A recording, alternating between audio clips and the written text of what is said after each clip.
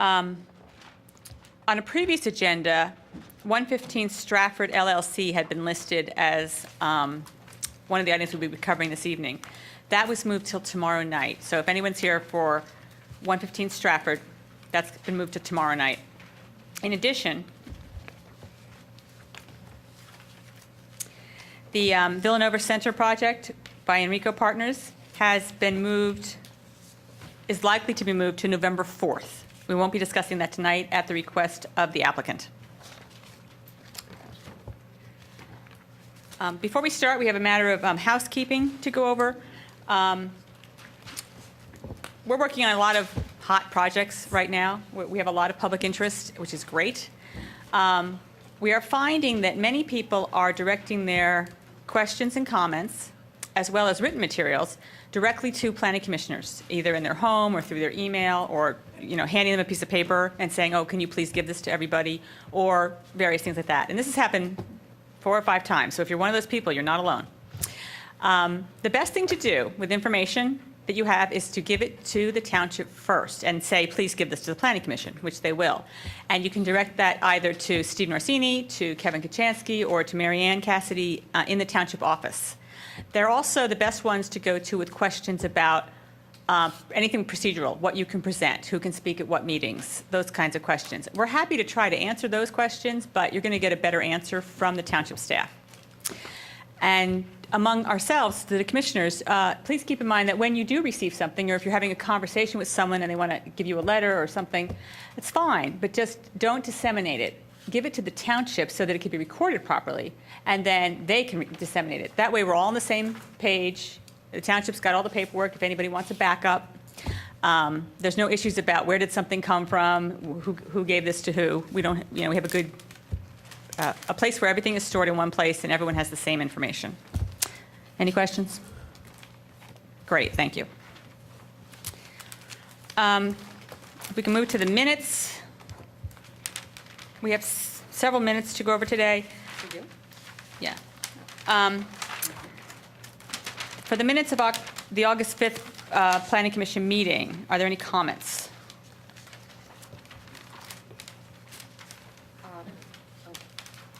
We approved them last month. I'm sorry. September. Yeah. Thank you. Any comments on the September 3rd minutes? Can I get a motion? I move we approve. All in favor? Aye. Thank you. Now we're going to take as a group the minutes of August 29, which was the site visit to Ardrossan, the minutes of September 12, which is the site visit to Villanova, and the minutes of September 18, which was the site visit to Biomed. Now, we didn't have group discussions at these sites. We were just visiting and looking at the property, so there's no discussion minutes. It's just basically a matter of what night we were there and who was present. Can I have a motion? I just want to make one comment about I'm sorry. Villanova. I don't think that we actually had the full visit because of the rain. That's true. We were cut mean- short because of the rain. For what it's worth, we. All right, we'll Okay. make a comment. Okay. Just, Mary Ann, could you just add a comment to the Villanova minutes that we ended the meeting very early because of weather? Motion? Second. All in favor? Aye. Thank you.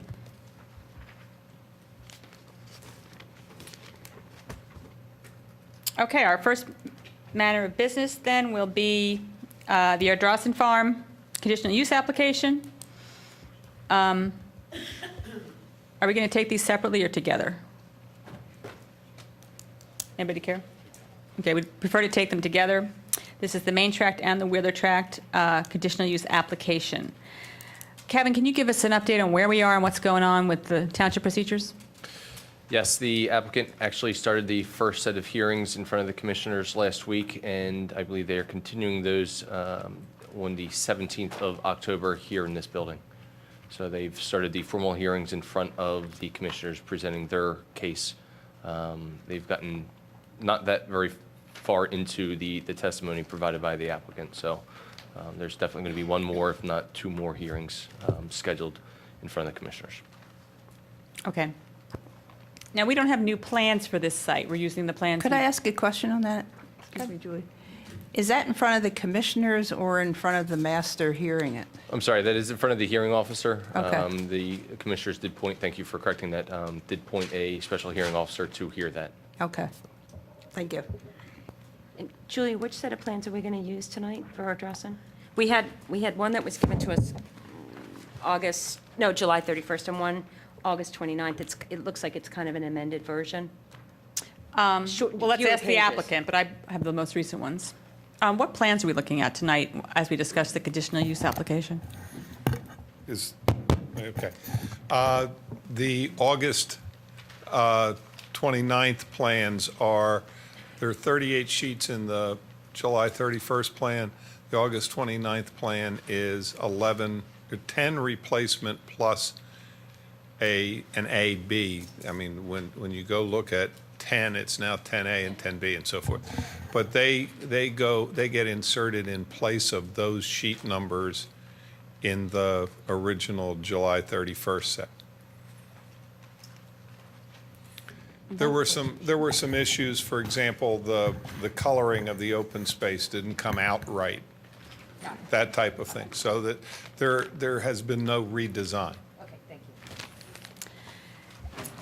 And this other thing we got? Okay, we also received, you should also have some sight lines from Garrett Fleming that Rogers people put together for us. So that's a new Okay, piece of paper, but that's internally generated. okay. Okay.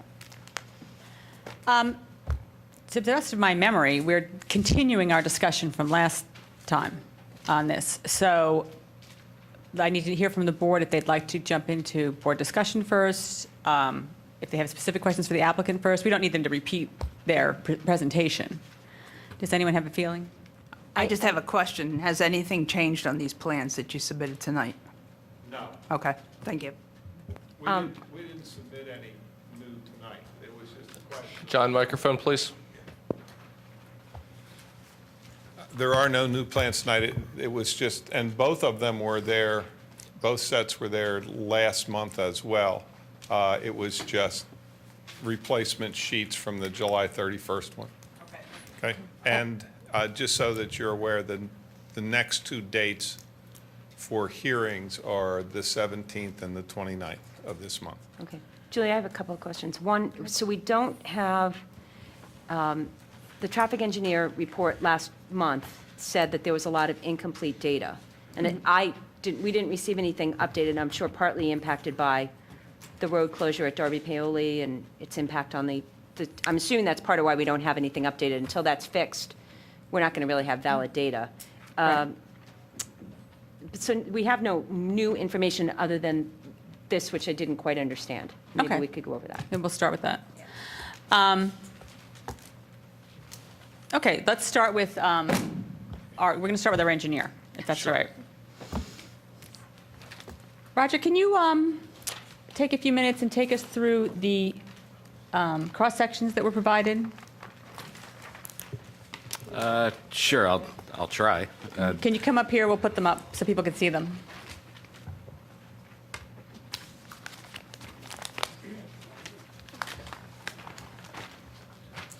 Thank you.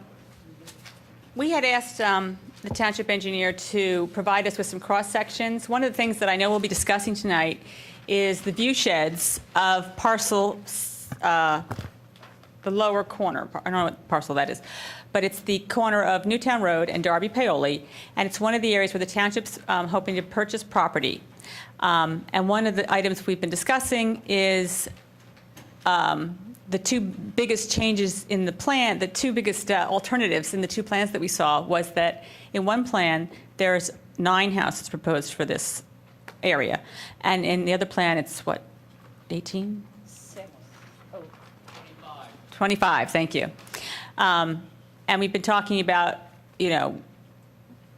what's going to be best for the township there. So we asked our engineer to bring us some drawings, some cross-sections to show us how those buildings will look to people standing on Newtown Road or driving on Newtown Road or Darby Paoli. So if you could just take people through and explain what this is. Sure, it's not real clear to see on this overhead here, but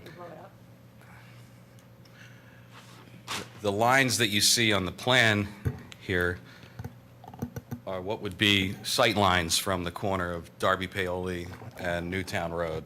And then the cross-sections that you see, or the profiles to the right of the plan, show what that sight line would look like looking at houses based on the plan that's shown here, where several houses on the other side of that cul-de-sac.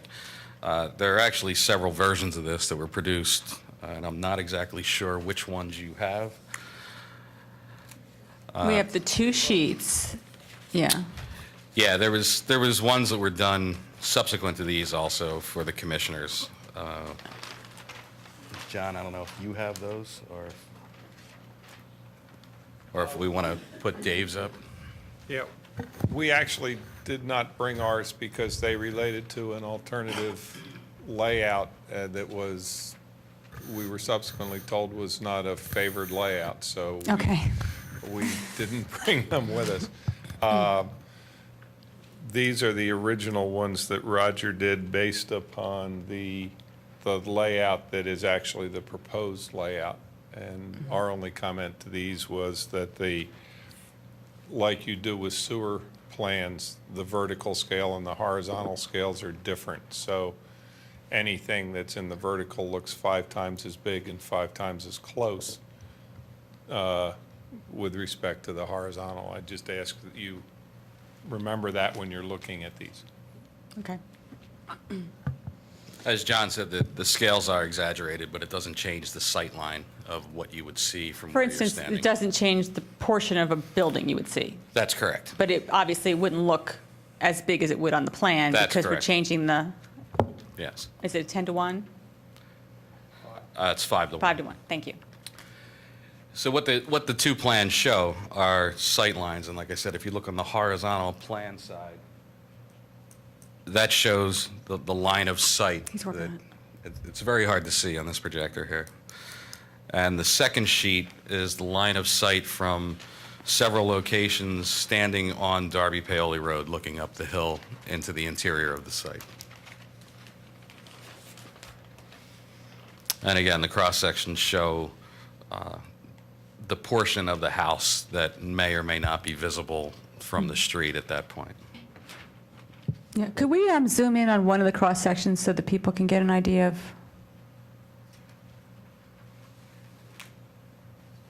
They're just hard to see. Thank you.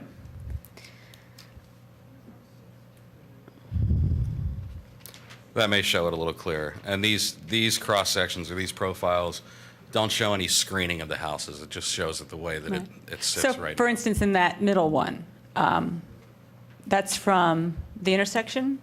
Is that correct? Near the intersection of the two roads? Yes, that's from the intersection. Looking up towards the center of where those houses would be.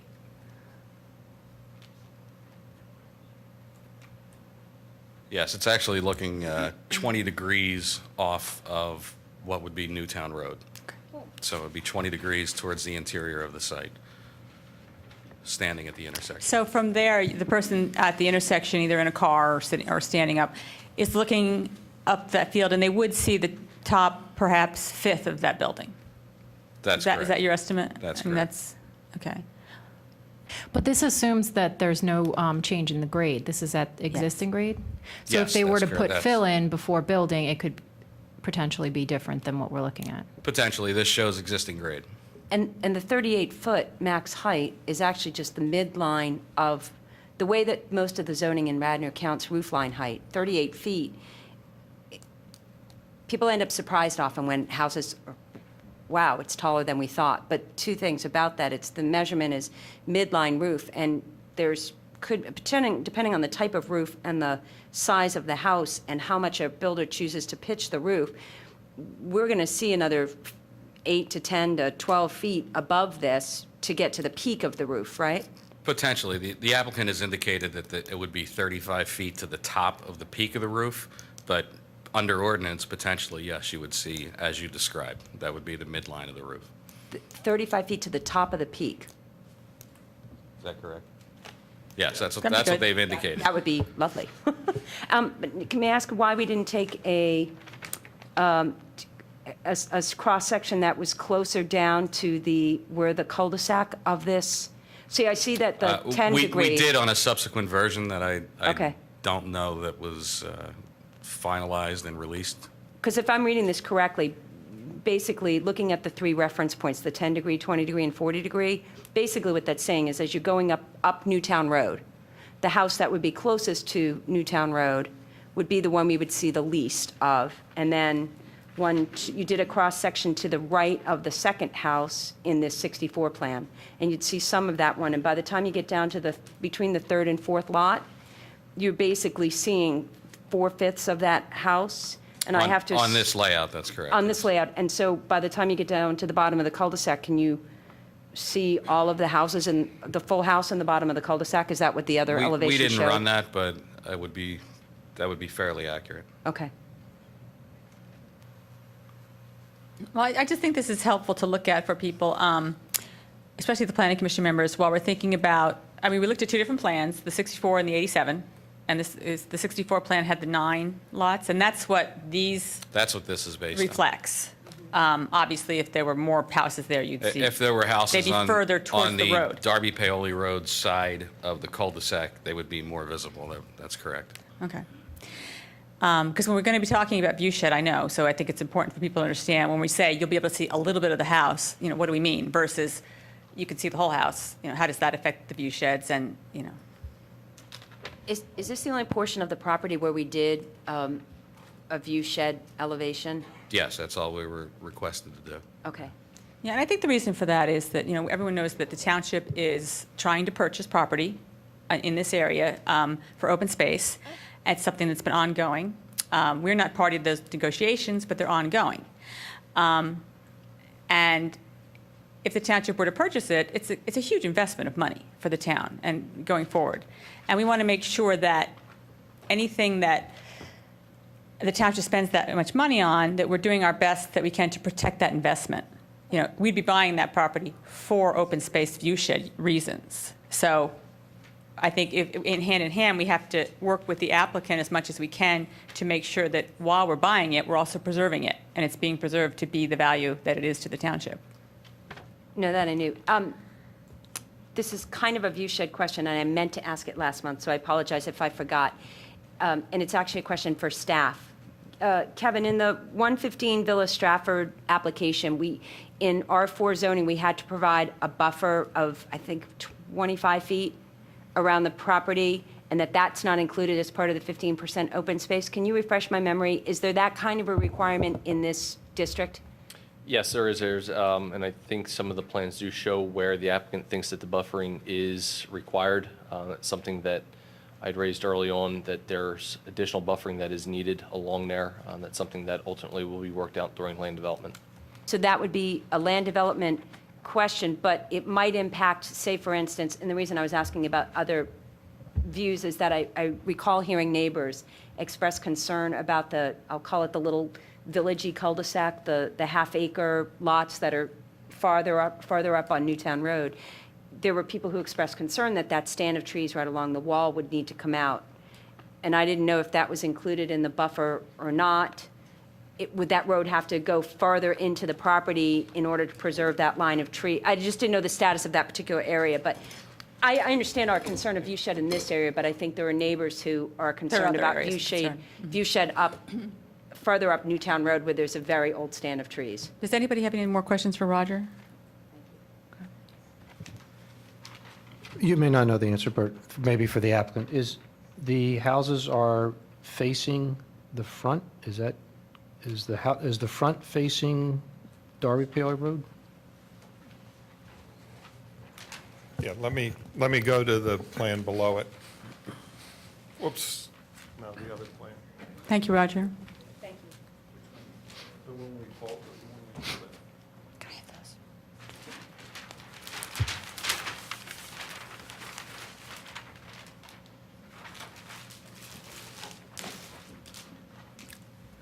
those? The houses are up in this area, all have the cul-de-sac road between them and the Darby Paoli Road, Newtown Road sides, so that the fronts of those houses face that way. The living areas are facing into the tract.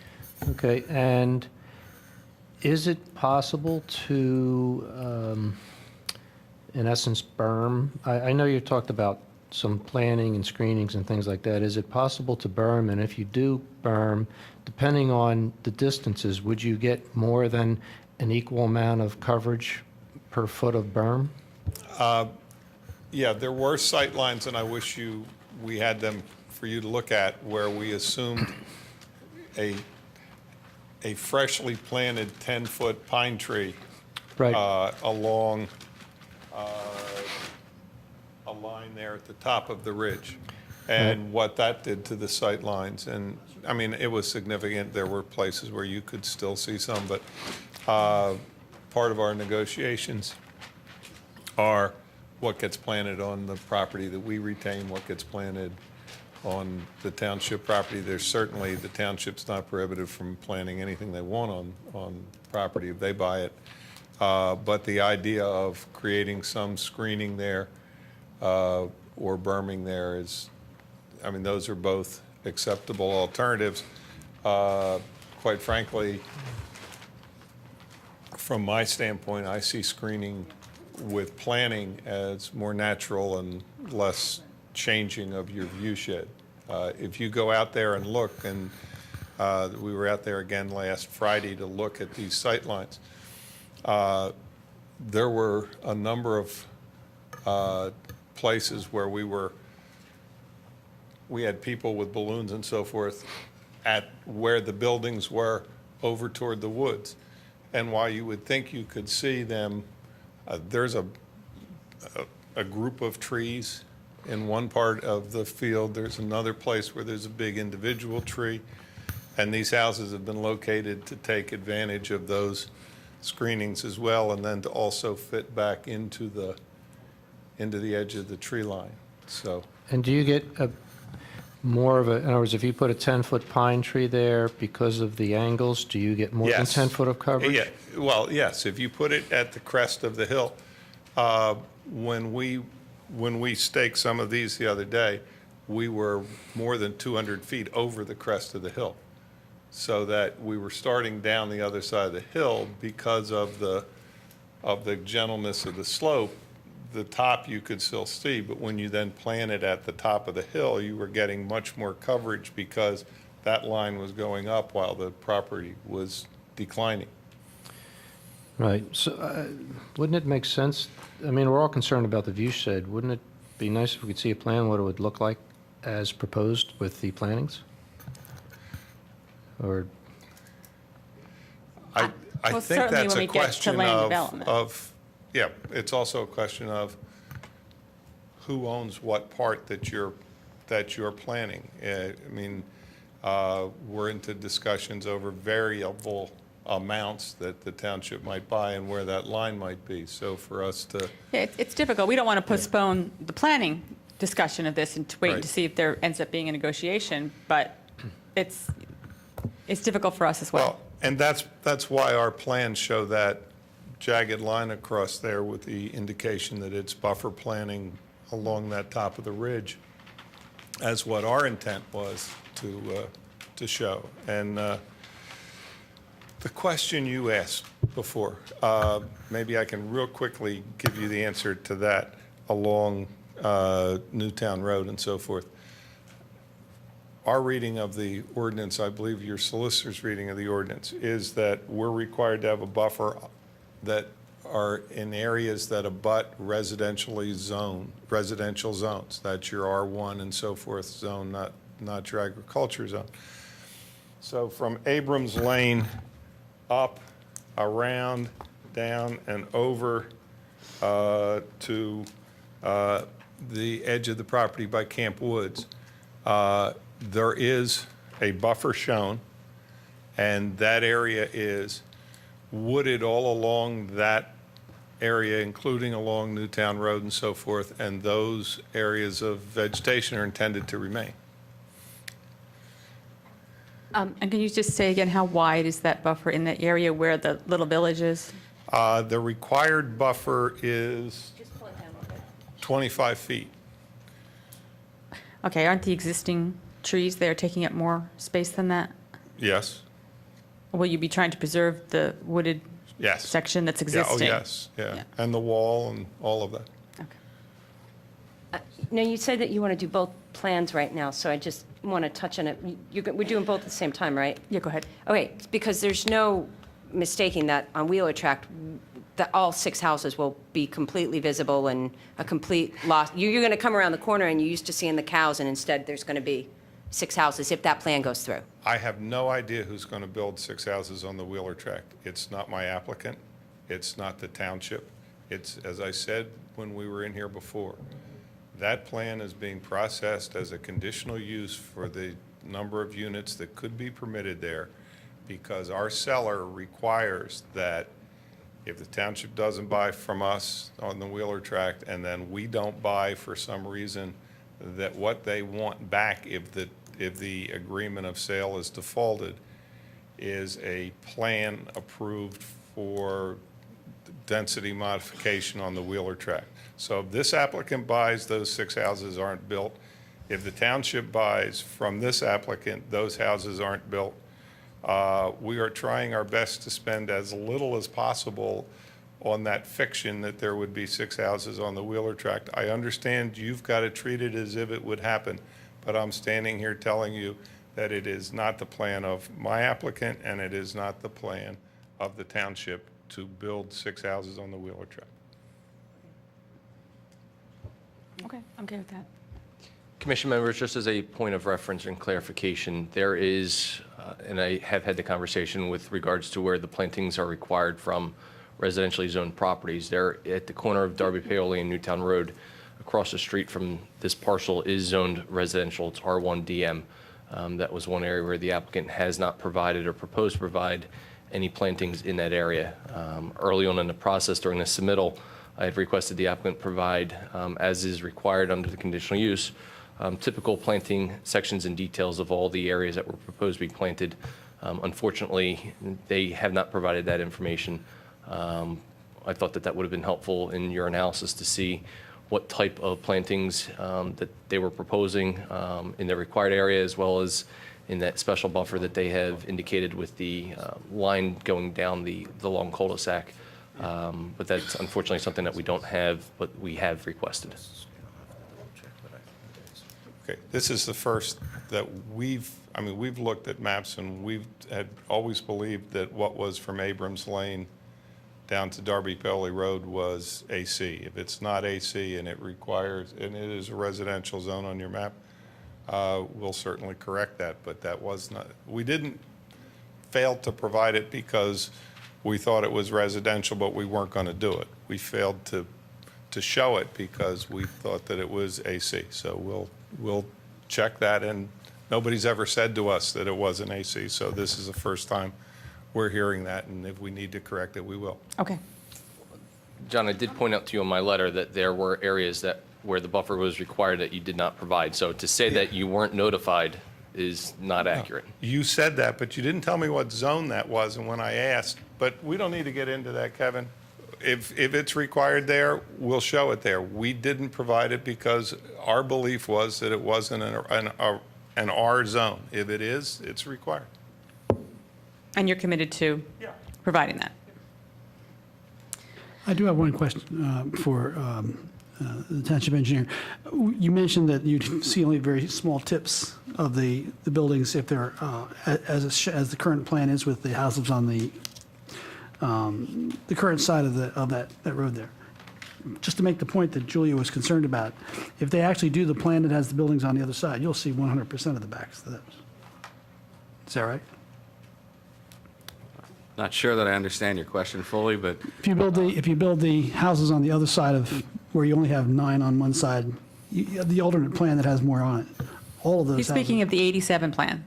If the 87 plan were yes, built, the houses, if you're speaking of the houses that are constructed on the Darby Paoli Road side of that cul-de-sac, yes, you would see them.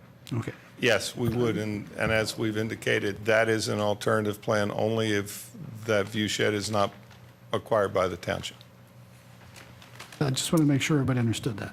okay, we have several, I know there were several other issues we were discussing last month on this topic. I don't know if the commissioners have specific things they want to go over, or if we should just start and I know that we talked about traffic, we talked about variances, we talked about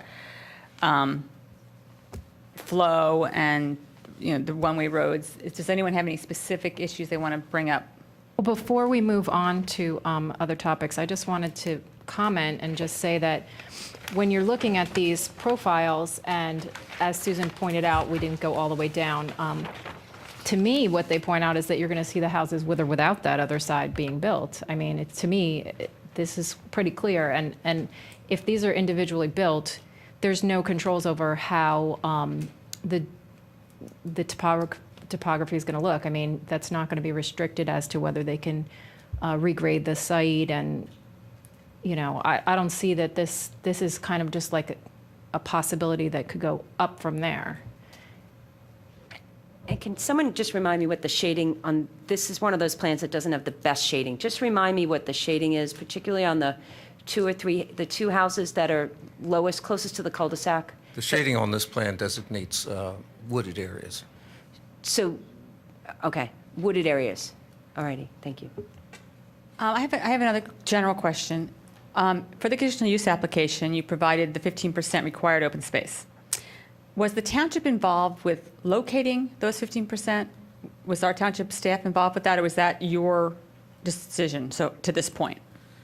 That was our decision. We located it consistent with the goals of the density modification zone. We put those areas through the stream valleys and the sensitive areas of the site like the ordinance suggests. Because I'm noticing that one of the areas that, the light green plan's not up right now, but there's one area that's preserved near an area with a small stream and farm fields, or fields, open fields. Up in here? There's that area, and then there's a couple other areas that seem to be basically field. That's not preserved. That's the 15%, Which one is the green plan. Oh, the green. Okay. Yeah. And my question is it possible for you to work with the township to relocate some of that 15% to areas that are the most important to us to see preserved? Like, I think the field in between, where you have your view shed houses, I mean, your whole plan is based on providing a view shed for those houses. So to say you're going to preserve that land, yes, it's good for the universe if that land is preserved, but it doesn't do anything for us. It's all for the people who live in those houses.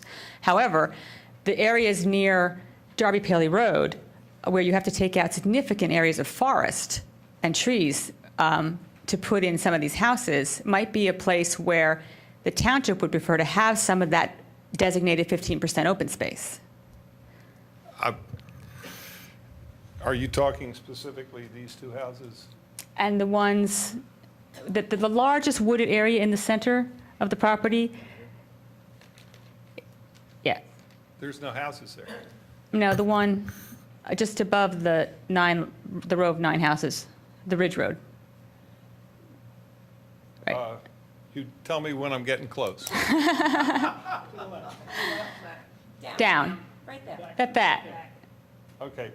That That seems to be the largest area of forested land, is that correct? That house isn't in the woods. That house isn't in the woods.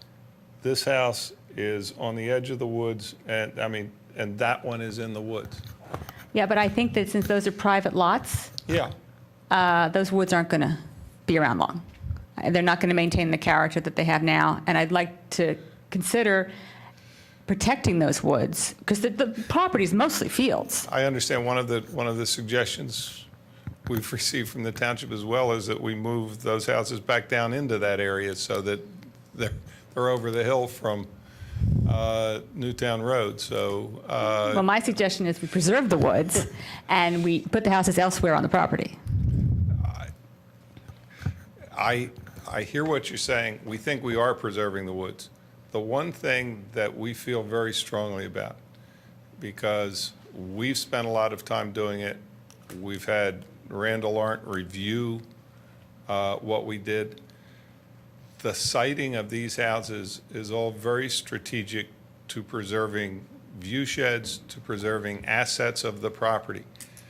And the one thing that I'll give you an example. The appraisal came down on some of the property the township was talking about, and the township said, we're stuck with the appraisal, why don't you build yourself another house or two to make up for it? Our answer was, we don't have another place on the property where we want to see a house. So we don't think that there are places that you would go and move that house to. That would be a better place to put that house. We think it would have more effect on the view sheds and the preservation of the property by moving it to someplace else. So that's the resistance you get from us, is really 100% nothing else related to where those other places would be and what it would do to the preservation goals in those places. I remember that Randall Arndt had for any of you who don't know, Randall Arndt is like a world-famous open space planner. I remember that he came out to the site, and I was able to walk the site with him. It was a very good experience. And one of the things that he talked about was that if those houses were sited so you only saw the tips of the roofs from the street, it would look like the Cotswolds in England. It would look like beautiful flowing open space and fields. He never once said, it's okay to see those houses, and that would be a good place to put them. He was very committed to the idea that everyone had of the view sheds in this whole area being very important. I feel like we're having a little tug of war between the view sheds for the people who are going to buy the property and the view sheds for the town. But since we're talking about a conditional use application, we're talking about the town. You know, what does the town value? What is important for us to push for? What is something that we've all said, you know, is a priority for our community? And those view sheds have been up there every time. And the other thing about, and believe me, this is out of respect for the message that we've clearly gotten, that the investment lots, which there's a bigger issue I want to get back to about that, but because the investment lots must remain developable, this is our opportunity to claim the open space that's most valuable to the wider community if we believe that there's a possibility, because of donative intent and because of all the things that you've been very clear about, the need to maintain the investment, the developable rights on those interior properties. If those end up getting developed, some of them, we've lost view sheds inside and view sheds outside. So everybody loses in that scenario. And this is an opportunity for us to maintain a view shed on the outside, which, you know, in some senses actually makes the interior view sheds even more valuable, which, again, helps your client with his intentions. In some ways, yes, and in some ways, no. I mean, when we put restrictions on those view sheds, if any part of that is part of, I mean, we've been told by the township we can't put any restricted open space on their property if they buy it. So we have had to put the open space away from those areas. If I could make a suggestion, knowing the price of what these houses are going to be here, I think the people who would build those houses would want to screen out the rest of the world as much as the township doesn't want to see those houses. And if you look at what has been built around, the screening is coming in. It takes a few years for the trees to grow. But they're going to put up berms and plantings and so forth to screen out that public open space from their side I'm not of sure the that that's the case, Kathy, because when you stand up on that hill, that's a gorgeous view. I know it is. And that's the front of their house. I mean, they might be living at the back, and that might be where they're oriented, but people don't say, oh, there's a beautiful view from our house, let's screen that. However, would you want a bunch of people traipsing up the hill to go look over and see, oh, look, there's the Joneses. They're out in the front yard playing, you know, ball or whatever. You know, they're going to want a certain Yeah. amount of privacy too Yes. on there. And I think you have to understand that there are going to be plantings along the top of that ridge, and we'll screen out a lot of it. That will help, yes. That's the zigzag thing there. Yeah, that will help. I have a question with traffic, if we can jump to Want that. to go back to traffic? Go ahead. Actually, it's not, sort of traffic. With the 62 plan, I have no problem with a cul-de-sac on that area that we're talking about now. If you go to the 87 plan, there's no way in the world that you should have one exit for that number of houses on there. I understand it. I think you need to look at maybe something out onto the lower road. Well, if that happens. the way in which it would occur if we did that is the other opening on Newtown Road is, especially because of terrain, you would bring in a parallel loop and bring it into a point where you then only had an 800-foot cul-de-sac. You couldn't take it out, not out on Newtown Road, but on the lower road? No. There's no view there to get out? And there's, the site distances and the terrain to get there are not good. Okay. Traffic is reminding me of safety. Go ahead. I happen to live next to the hydrant that fought the fire on the back part of Darby Paoli Road a week and a half ago.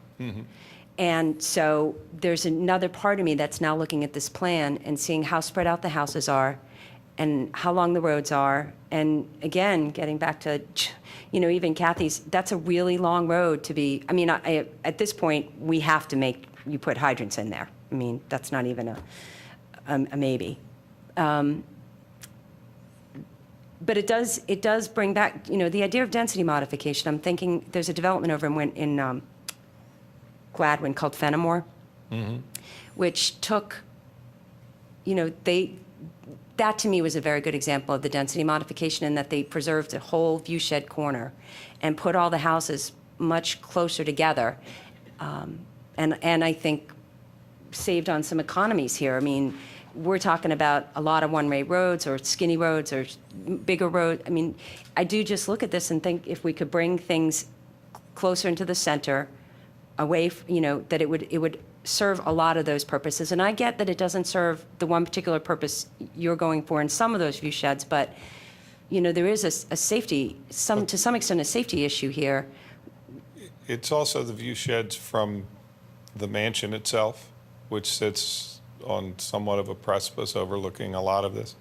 I mean, we were asked how much of the property is really being developed in the 64, I think it's a 64 lot plan, correct me if I'm wrong, Dave.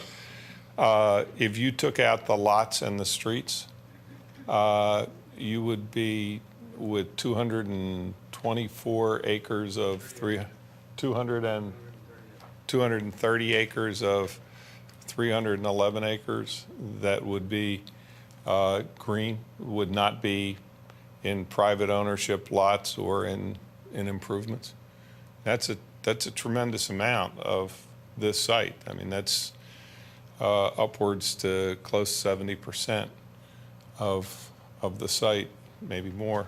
The 15% required open space is what the ordinance requires, even though we're going down in density instead of up in density.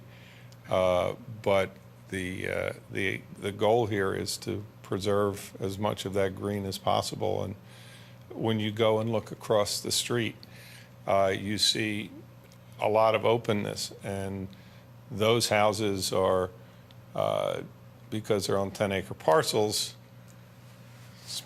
dotted all over the place instead of clustered together, but you get a better viewscape, you get a better vista that way. So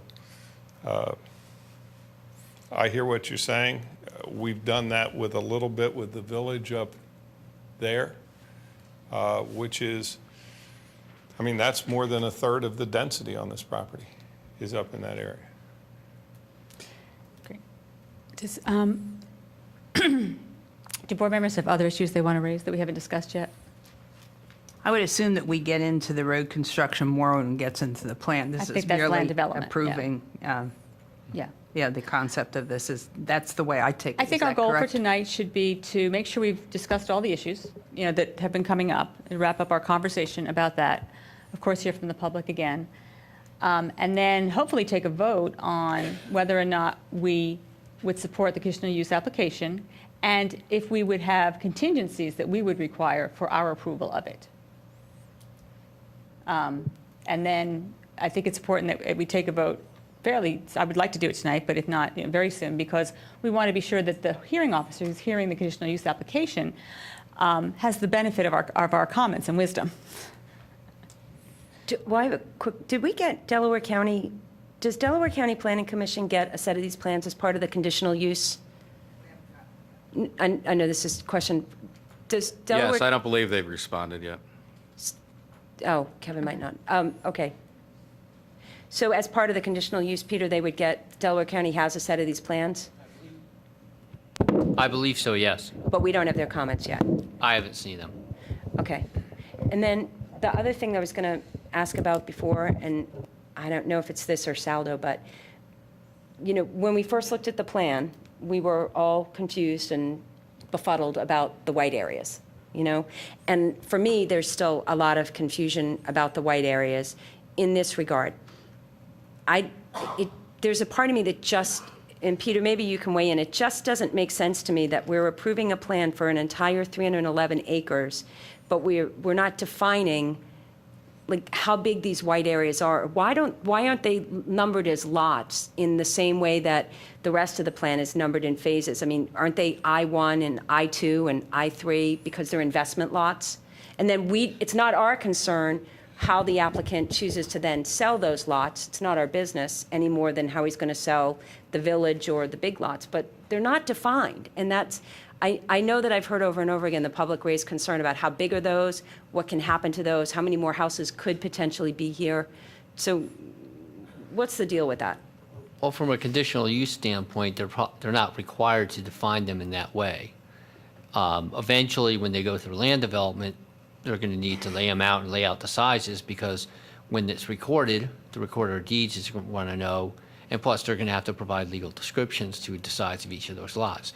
But at this stage, this early stage, there's no requirement. Now, we can certainly ask them to please do that, please name them so they can be referenced more easily, and please provide the size of each of them. But there's no requirement that they do so, and it's certainly not required in the zoning ordinance that they do so. At this stage, but at Saldo they would. Eventually, they're going to need to provide a record plan that, you know, shows the size of every lot being created. Because Yes, you remember also at this that was stage, our they're not intent. requesting to make these individual lots official. They're asking for the conditional use application so that they can then go. Yeah.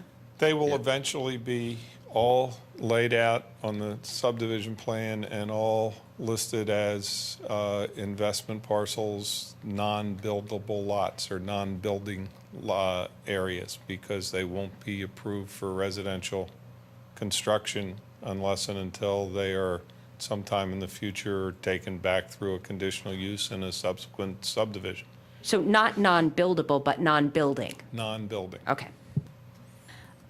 Why don't we go, you want to? Well, since Kevin's back in the room, we were just asking, double checking, has this gone to Delaware County? I don't believe the conditional use applications go to the county. The land development would. That would explain why we haven't seen their comments. Yes. Okay. I'd like to go to public comment early, and then, of course, we'll continue our discussion. Is that good? Okay, we are open for public comment. Please come forward and state your name and your address, please. Jeff Dorfman, 160 Brooklyn Road in Bryn Mawr. The two houses in the wooded area over here was what you were discussing earlier this evening. And my first question is, why do those two houses have to be there? Then you wouldn't have that discussion. You wouldn't have that problem, what to do with the wooded area. And on the paperwork, you have items 1 through 4 out of the 6 items listed I have concerns about. I would like to discuss them with you tonight. Which list are you referring to? I'm sorry? Which list are you referring to? Referring to on the ordinance, I'm sorry, not the ordinance. It was on their paperwork submitted. On the back of the first page, they have items 1 through 6, 1 being the density modification, the second was roadways as provided, do not meet the dimensions, so on and so forth. I'm concerned, as Yes. you mentioned before. Are you about referring to how the long- Gannett Fleming report? Okay, I think the gentleman, Jeff, is referring to this Gannett Fleming report. I am, Okay. What's the date on yours? August 28th. Okay, this is the report from our engineer. And what we're going to do is ask him to actually go through this with us, but we were going to get public comment first. But don't worry, this will be the next thing that we Okay, so that will be do. discussed. I just didn't Yes, it want it will. to, because the other item I had was, you were talking about in the first drawing here, these sections here, where the existing zoning ordinance has 38-foot maximum height. And am I correct or not correct that the builders want to build a higher level than the maximum zoning ordinance has? I'm not sure I understand this. The way it's defined in the zoning ordinance, the top of the building means the top of Midline to the midline of the roof, right? To the peak of the roof. So yes, it can, when you say the building is 35 feet tall, it can actually be something like 41 or 45, I think there's another number. So that is an odd way to describe it. It works for the engineers and the architects when they're doing their thing. But people do need to understand that those numbers are not to the tip of the roof. It has an architectural component to that. The applicant has said that they are going to maintain the tip of the roof at 35 feet. So but what I'm looking at in but a these higher drawings, building it would would be be permitted. revised to that limit of 35 feet. Well, I think it would have to be revised to perhaps an even the higher limit of where the building could technically be. Although the applicant may wish to keep it at 35 feet, we can't predict the future, and we'd have to show it would be interesting to see the 35 feet, but it would also be interesting to keep in mind that these buildings could actually be taller than what's shown And still be within, and still be within code. thank you. The planning commission needs to keep in mind that this is a conditional use, and you certainly can attach or propose conditions to attach to any approval of this use. One of those conditions could be that the builder put certain covenants on the property before it's sold to the purchasers, that any structure has to be 35 feet or shorter, and that is measured to the tip of the roof. Thank you. Hello, Jim Schneller.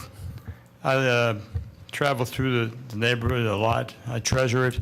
But I have to say, I'm wondering, is there any resolution or ordinance in existence that is giving so much authority regarding view sheds?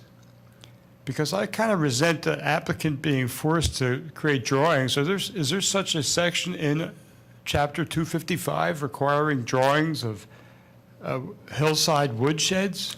The conditional use application code in our township code gives specific reasons why something could be granted a conditional use, and preservation of character of the land is one of those things. I may be using the wrong word, but and because that is a requirement that the conditional use has to meet these things. It can meet, habitat. It can meet storm, floodplain kind of situations.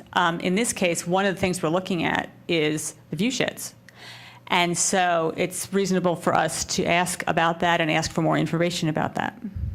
Also, as a fairly long-term Radnorite, I object to the fact that there would be so much inclusion in your comments about, quote, open space. I find it a principle that's wider and deeper than just a Radnor principle. In fact, it's under fire nationwide. But more so, we're blessed with a ton of it. And frankly, the Willows viewscape, to my knowledge, doesn't involve any of this land. We're talking about people driving past, in my opinion. Thank you, Jim.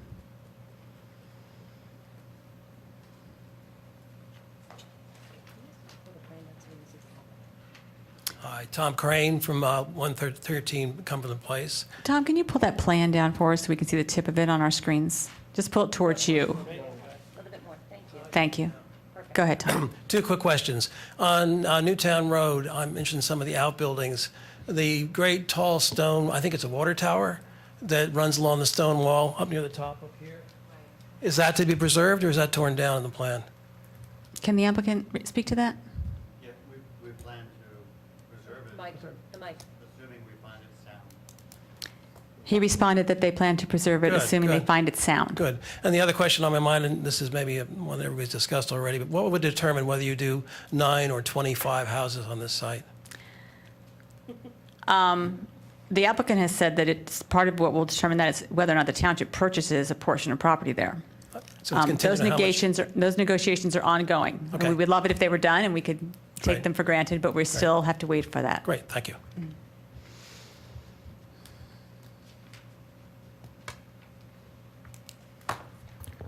Good evening. Leslie Morgan, 12 Farm Road. Actually, a few things, Julia. Is it the district judge? Kevin, what do you call the judge? The judge who's running the hearing officer meeting. There was no talk about the township de facto purchasing this corner, okay? So that's all we knew, or he knew. So if maybe that information could be given to him. He did not really bring that up. Some of the questions that we have that we haven't gotten answered is on the investment lots. So I'll start with those. The investment lots are on this plan hard to see because of the shading. So what I did was put my own map up. Let me see if this works. Give him a Okay. second to zoom in on that. You may have to Can you have to everybody straighten see it. this? Yeah. So, It's upside down. okay. There you go. Okay, so, as we know, the investment lots are going to be hopefully purchased, I quote in the last meeting, by like-minded people. There was no talk about the township. It was individuals that had great common desires for the open space. And the applicant suggested that there are many of these people. Some would live here, some might not live here. And some would, let's say, buy this piece and build a house, or maybe even more. They might go through Saldo again, through land use, and if there's 10 acres there, or they bought these two together, they might get 10 to 15 homes additionally, which is why we think it is so important, before you can judge the aesthetics of a density modification plan, which is all based on aesthetics and the natural elements of the ground, that the units must be portrayed. I'm not even sure. 20 years of commercial real estate experience and going through plans, and I'm going through a phasing plan right now myself. You cannot say, we don't know, else you can't get land use approval. So if the site is 311 acres, you can't leave these open. You have to show what they're going to be. It may be in phase 10, but you have to show the count. And I think that that is what is confusing so many people in the township, that these investment lots, which they have to restrict because the IRS says so, and that is causing problems with people understanding, because the IRS rulings on tax shelters or whatever the GPLP structure is, it's no part of land use at all. And I think that we need to ask for whatever the minimum or maximum amount of parcels that are going to be built on this, because you're going to vote on something and you can't visualize it. These are all being shown open. But look, I put a house here, and there is no view shed then. And so I put a house here, Julia, and a house here, and a house here. And so these people have no allocated open space at all. You see 1, 2, blocked. So the most dense part, of the, is this off? Okay. The most dense part of the development plan, which is the applicant's correct, would be blocked from any kind of allocated open space, which leads me to believe that maybe this application shouldn't be through density modification, but through phases of actual subdivisions, such as this is one subdivision like he did before back, is this what was divided before into a few lots?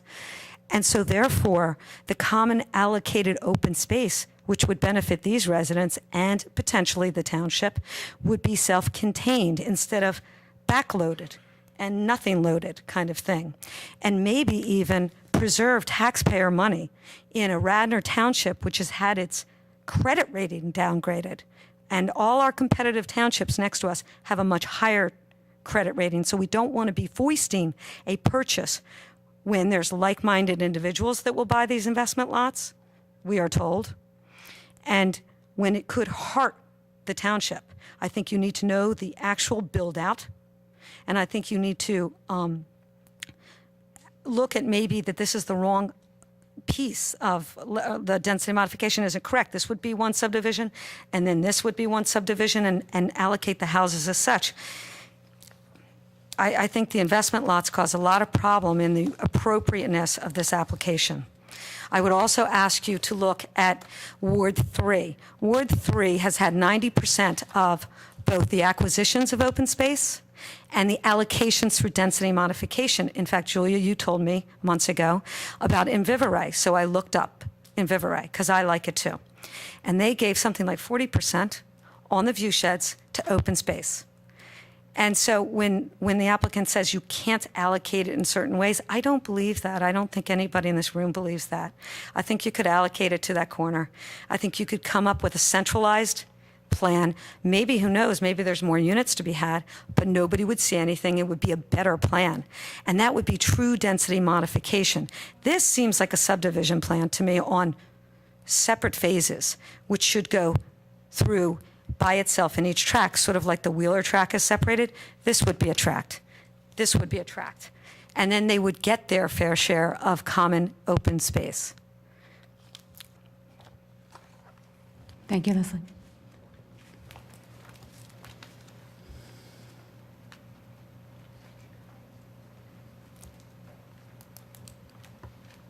Are you taking comments on the Wheeler tract now as well? We will take them, but please take to heart that no one plans to build any houses there. Okay. Okay. Although it's related. Although it's a possibility. Okay. I'm Lisa Goldstein. I live on Malin Road. And if I can see where the USB... They make it sound so easy.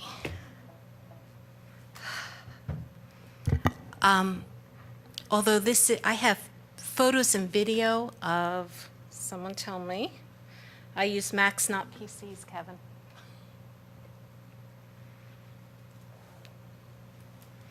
In June, it was. I didn't put that on there. Okay. Can I make There it a you go. slideshow?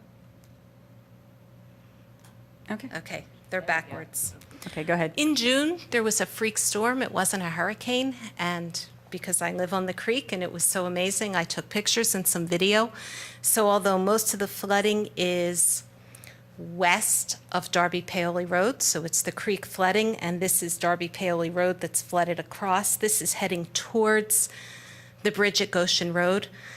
The pictures aren't solely about the Wheeler tract because all of the density, all of the housing that will be developing will be uphill of that, will be pervious, not impervious. And it was far more impressive flooding than I had ever seen in my almost 20 years in Radnor. So that... And this was in June?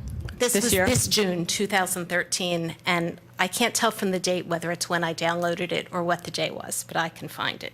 This is all Darby Creek. This part is near Goshen.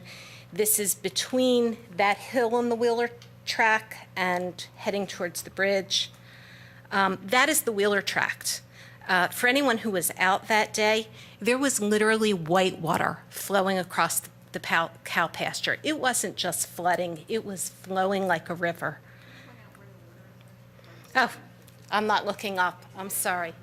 If I can make it brighter. So I wouldn't know how to point from here.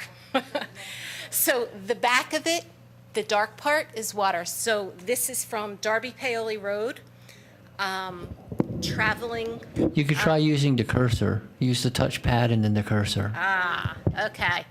I'm here on Darby Paoli Road. The bridge at Sawmill is here, and I'm heading east. I'll take your word for it. That's all water. You can see a little bit of white water there. And the bridge back here, I'll get to it. There are pictures. There's the bridge. I see it on my screen. I'm sorry, it doesn't show up very well in here. The bridge is back here. You can see that the water on the screen is almost at the arch of the bridge right there. Can you see that? And there's literally whitewater coming through the park here. The creek is usually in the park, and it's coming right through there. So we got really close to losing the bridge, and I'd never seen that before that high. That's a bad one. This is Sawmill Park. This is from Earl's Lane. I don't know who uses that park, but the water has come west all the way from the creek to the parking area on Earl's. That's the park. That's Sawmill Park. So as we talk about developing uphill from Sawmill Park and Darby Creek, the amount of water that flooded that area and the volume and how fast it was moving was really, so in here, the bridge on Sawmill is right here, and this is where I said there's whitewater coming across Sawmill Park, down the creek, and into the Wheeler Tract. That is the Wheeler Tract looking from the bridge. That's the water. The hill that they talk about, I do hope the houses, the 6 houses are fictional, but that hill is up here, and the water is rising up the hill there. And there's an area of woods in here that's a little wider around the creek, and that routinely floods, and that's completely underwater. That is, again, this is from Darby Paoli Road, that's Sawmill Park. There's the whitewater. Again, the water is the dark part in the Wheeler Tract. What? And that's the fence along Darby Paoli Road. So it's really the whole tract. And then those earlier pictures, the water comes across Darby Paoli Road. It was, I believe it was closed pretty much where the hill is. So that hill with the fictional houses is surrounded. There's, I think you saw them all. That's Sawmill Park. Oh, and this is from Mainland Road, so you're looking west to east. That fence is, of course, my backyard. And the creek is usually a creek. That's clearly not a creek anymore. And this, from what I was told, I did not live there during Hurricane Floyd, which I believe was the biggest flooding we had in recent memory. The water is now higher here than it was during Hurricane Floyd because the water did not reach that tree during Floyd. I know from where my property lines are. And this is not up here in the FEMA floodplain, and yet the floodplain goes that way, heads west. No, heads east. The floodplain heads east, and this is all underwater. And that is looking down the creek away from Sawmill Park. Again, not what a creek usually looks like. And there's Darby Paoli Road, closed for quite a distance back there, all the way towards Goshen. So I just wanted you all to have those pictures because it is not what you expect when you talk about flooding in that area, not what we'd seen before. And by the way, somehow I now get alerts on my cell phone from the township telling me when I should evacuate. I get them routinely, several times a year. I don't know how I get them. I don't know how to make them go away, but I know I'm routinely told to evacuate because of flooding. Thank you, Lisa. You're welcome. Hang on to those. If anybody ever wants to build non-fictional houses on the Wheeler Tract, we may need to see them again. Okay, non-fictional houses. And I would like to eject this. Eject. Hit the X, that's all I have to do. No? Good. Do you want them? I have them on my computer, so this is for whoever should keep them for the township. Well, give them to Yes. Kevin. He can pass them on to the Stormwater Committee. You're welcome. Thank you. Good evening, Maya Van Rossum. I live at 716 South Roberts Road, and I think those photos are terrific. And actually, those are photos of what a creek does look like and what a creek should look like when we have extreme rain events. And that's why it's so vitally important that all of our development decisions take into consideration protection of our creeks, because when we protect our creeks, we protect our communities. If we don't build too close to the creek, there's nobody there to flood. So So I think that those photographs were very important, and they do apply to this tract because the water drains from the Ardrossan farm, and where does it drain? Ultimately, it drains to the same creek. So we should be keeping that in mind. And it was actually kind of a good lead-in to just the comment I want to make. I understand the value of the view shed. I've lived in Radnor Township for 47 years. Maybe I moved away when I went to college and the like, but I came back every weekend to visit my mom, who I loved very much. So I understand and appreciate, and I grew up in Villanova, and I think I remember going to the Ardrossan farm for milk with my mother in big tin jugs. So I really do appreciate the value of the viewscape. But I don't think that we can protect the viewscape at the expense of protecting our natural resources, our forests, our creeks, and the floodplains which protect us when flood events do happen. And so I do want to comment on the remark about the 15%. To the extent that this project moves forward, and to the extent that there's going to be this 15% identified open space, I think it is very valuable and very appropriate to bring that open space towards the creek, to protect the floodplain lands, to protect the buffer areas around the creeks, because despite what people believe, it's not illegal to build in the floodplain. The rules just tell you how to build. They don't tell you that you can't build, and they might affect your rating in the National Flood Insurance Program, but it is not prohibited to build in the floodplain. And when we build in the floodplain, we do cause damages to those who live downstream. So I think that I heard the comment that with the citing of the 15% open space, well, we've got to be thinking about what the community is going to be getting out of this, not the universe. Well, when we protect our creeks, we do give something back to the universe, but we very much protect our communities. We protect the quality of our creeks, and we protect those who live downstream from flooding and flood damages. So as much as I have concerns about this project in a wide variety of ways, I think that piece of it, about where the open space gets cited, appropriately gets brought back to our waterways. I do think, though, also to protect the waterways, it's vitally important to protect the forest that's part of the viewshed. And I would suggest that perhaps there's a way Ardrossan can do both. Perhaps on those forested parcels where you're developing in the woods, for those parcels, you can have some sort of limitation in the title you pass to the purchaser that prohibits them from cutting down the forest. You can keep that bundle of the ownership sticks back and have some sort of limitation. Or for those forested areas, you can sell the parcel, but with an easement that's given, for example, to the Radnor Conservancy to protect the forest. So we can protect that viewshed in other ways. We can protect that forest in other ways, and it's really up to the folks at Ardrossan to take that step. But they can take that step if they choose to do it, I would suggest. I would like to know if the buffer requirement in Township Ordinance is included in the calculation of the 15% open space. It's not, so that's the 15% is over and above that. That's really appropriate, and I thank you for that. I would also like to ask if when you said that 70% of the parcel is not going to be developed, did that include the investment please address lots? your comments to the board. Oh, I'm sorry. That's fine. We'll try to get you all the right answers. That's great. So the 70% not developed figure that was given earlier, does that include the investment lots?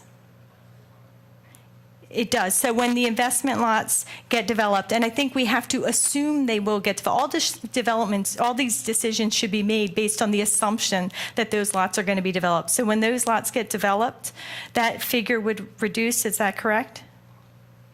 You say that figure would reduce. We wouldn't have 70% open space on the parcel. We would have Yes, it would something reduce. lesser than that. It could reduce with further development. Okay. I just want to make sure that that's understood for people, because I think that 70% figure is very stunning, but we have to recognize that may not be our reality in the future. And then the other thing, I just would like to really echo what Ms. Leslie Morgan said about the investment lots. I think she made some very, very important points. And I think that we really do have to get more information about what's going to actually happen with those lots to the greatest extent you can under the law, because I think that should affect every decision you made. The 70% figure is just one good example. Thank you. Thank you, Maya.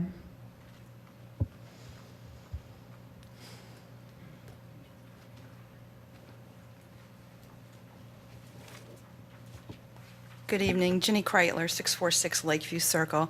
I'm here tonight representing the Radnor Conservancy, and I'm going to ask if we could bring back the display so that people can look at the maps on the table here, because I want to make reference to some of the lots on the plan here. The Conservancy is a nonprofit based in Radnor Township that was formed 10 years ago with a mission concerned with protecting the historic and natural resource assets in the township.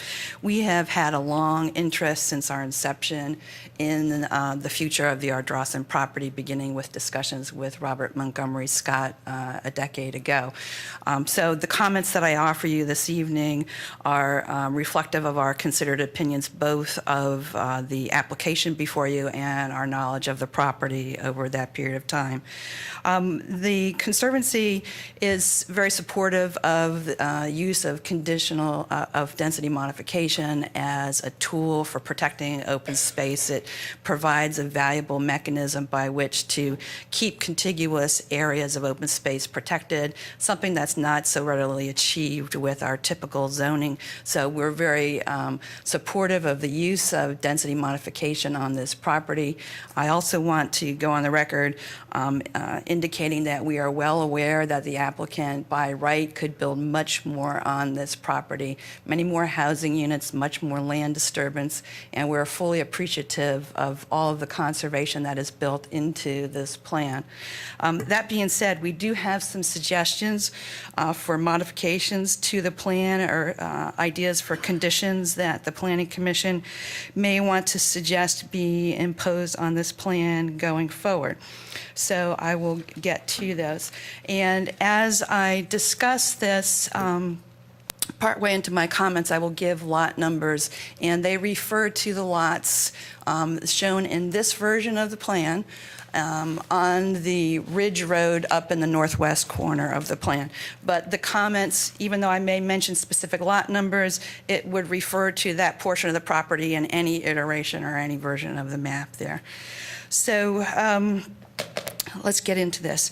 We are most concerned with the viewshed attributes of this plan and the protection of the viewshed that has been recognized for decades by our open space planners, our folks who have been involved with the comprehensive land use planning in the township, and for many years, the scenic and special attributes of the corner of the property that you can see from Darby, Paoli, and Newtown Road have been a priority for the township. Given that history, given the fact that we are aware that there may be a purchase of some of this property by the township, and given that we ourselves feel that that's an important feature of the property, I'm going to address my comments tonight to the protection of the public viewshed that is visible from Darby, Paoli, and Newtown roads there. We think that the Planning Commission might consider protection of that viewshed by imposing conditions on the application. And bear with me for one moment here while I look through my notes. Specifically, we're going to be suggesting that a number of conditions might be applied to this, which have to do with the location of the open space required under the density modification ordinance, the location of specific housing lots that we have a concern about, placement of homes on the lots, the allowed height and massing of the home structures, and vegetative screening of those new homes. So I want to go back to a concept that was brought up earlier this evening by the planning commissioners, and that has to do with where the 15% required open space gets distributed on the property. We fully share the thought that the township might have a greater interest in designated open space on this property in certain locations, and we would advocate for allocation of some of that 15% to the viewshed in the portion of the plan near the cul-de-sac. I don't know if I can reach and be heard at the same time, so I will reach first. There should be a pointer there, or I could give you a microphone.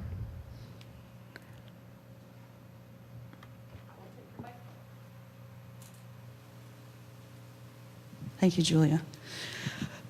So the lots that I'm going to be speaking to are the ones on the cul-de-sac down toward the end of the street there.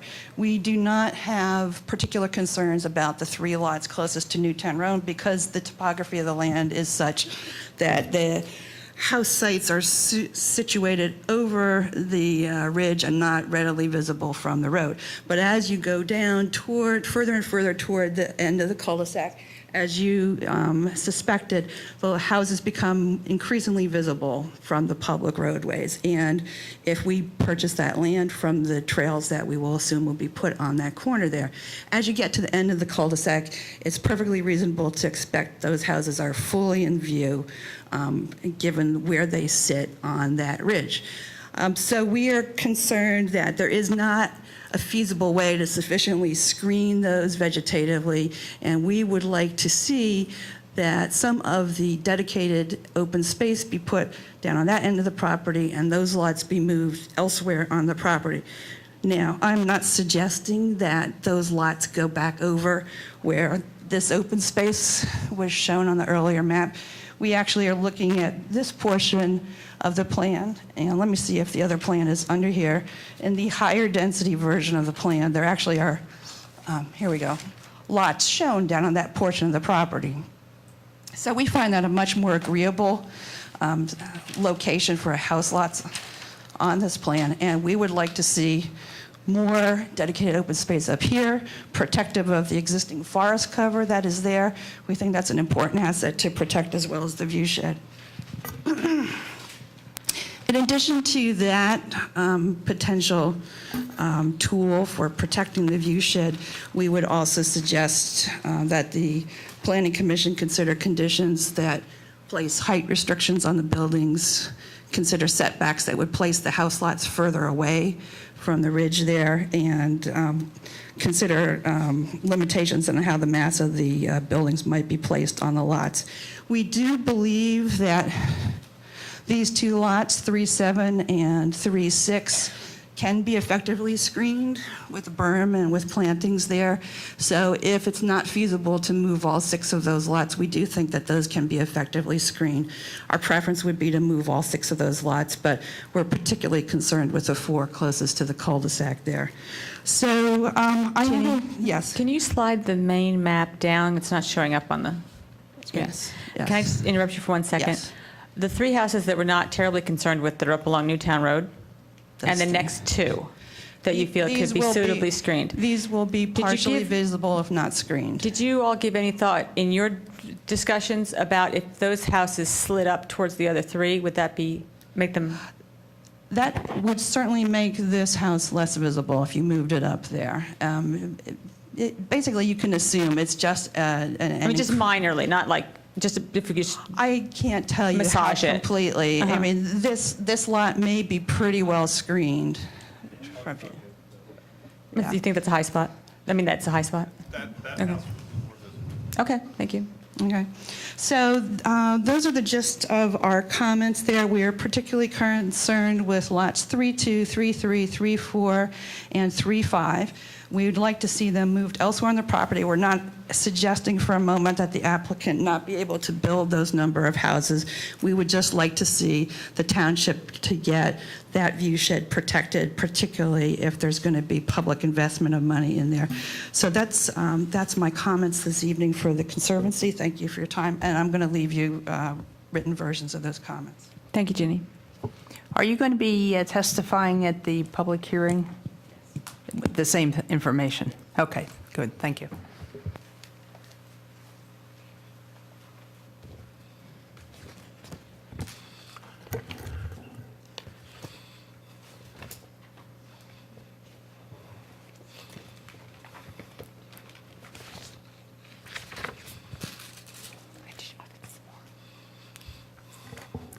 Good evening. I'm Chet Harrington, and I represent a group of Radnor Taxpayer Association, and we have a lot of questions, and I think it's been clear to this committee that we have asked for an extension, and we haven't, of course, heard back from you about that request for an extension. And another question we have is, why did the conditional use hearing begin before the Planning Commission, comments were provided to the Township Commissioners. Well, we knew there'd be several hearing dates. It's all part of one big hearing. And then we knew they had to get a lot of basic information in at the first meeting, so we felt it was appropriate for us to get our comments to them at the second or even the third if necessary. Well, we think it's important, of course, and we want to know whether anyone asked for the applicants if they would extend their time in giving this information so that lots of us who have questions would have an opportunity to look into several of the ancillary things that are going on. In fact, we think there's even liabilities with that water control that we just saw earlier, is that the township would be purchasing a piece of ground that would also have some liabilities for the township. And there are lots of open questions. So we hope that the extension that we requested will still be considered. And we have, of course, legal representation now, and we have been having meetings, and we have some questions that we would like to give you at a proper time. But right now, we'd just like to make sure that we're on record as having asked for the extension. And when you say we, and you say you're part of It's a group. We have a group probably of Do you have a 20 basic people who have started this Radnor Taxpayers. What do you group. call yourselves? Radnor Taxpayers Association. Okay. And we've registered that name. Thank you. Thank you.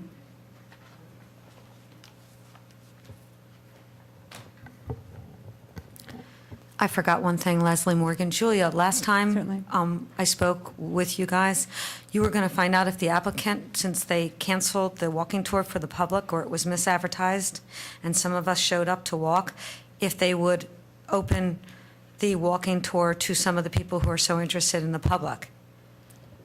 Kevin, did we follow through on that? That would be up to the applicant if he's going to have an. You were going to ask them to do that.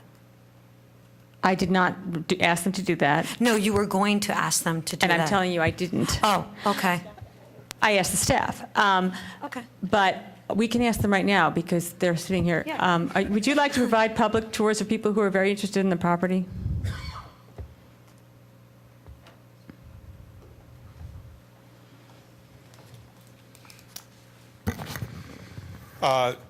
That is an issue that we're going to have to take up with our sellers because we don't control the property. We don't own the property.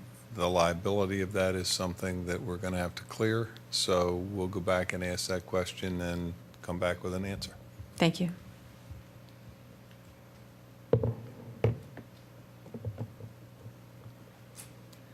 Phil Graham. I live on Newtown Road. Last time I brought up the subject of the increase in traffic.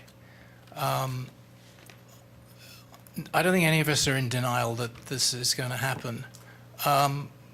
But we heard Mr. Snyder earlier say that there is really only one possibility of traffic entering and exiting, and that is on Newtown Road. These plans show 4 entrances, exits, whatever you want to call them, but there are 4 places currently where the traffic enters and exits. I don't understand why suddenly it's not possible for traffic with this new development to enter or exit on Darby Paoli Road or Godfrey Road. I know that the Godfrey Road properties were sold, but there still is a road right from Abrams Lane, right the way across a little stream. It winds a bit in the middle, but it goes all the way down to Godfrey Road, and is a lot of it is through open land. A little bit of it is wooded, a lot of it is through open land. That has not been investigated, to my knowledge. Also, the road that runs down here past those 4 houses shown currently joins Darby Paoli Road, and why it's going to be dangerous in the future and not now, I don't know, because there's farm traffic going in and out all day, every day. There are tractors and heavy machinery, which is very slow. So why is it suddenly impossible for the traffic from the new houses that are going to be put there to enter and exit on this road? Granted that that entrance can be made safer, There can be restrictions on speed or whatever put on the road, but I think it has to be investigated. You can't just write it off and say it's not possible. There are all sorts of possibilities. I just don't think it's fair to lump all of that traffic onto Newtown Road. Thank you. I want to talk about the traffic before we continue for 1 second. Traffic issues have come up, especially the loading on Newtown Road, what the entrances would look like, and we do need to address that. So I have a question for staff. I know that since the Darby Paoli Bridge is out, we can't get counts, and we're going to have to wait, and that could be quite a while. Is this something that can be addressed at the land development stage? Will these issues be addressed then, or is this something we need to grapple with now? What would you recommend, knowing that we can't do the traffic counts we wanted to do because of the bridge being out? What do we do? Yes, I had spoken with their traffic engineer. We had discussed that issue, and my understanding a few weeks ago was that the bridge may have been historical, and I don't know if that's been determined or not. I heard that it was found to be historical. It was found to be historical, so that will be problematic because it could take some time for it to be fully functional. So I would recommend deferring on the traffic counts until we get into the land development. However, there were other items within the TIS that could be addressed at this point, and then we could reassess the traffic counts at a later date. Okay, so let's get back to that after the public comment concludes. Okay, thank you. Hi, Dawn Shork. I live at Atterbury Road, 529.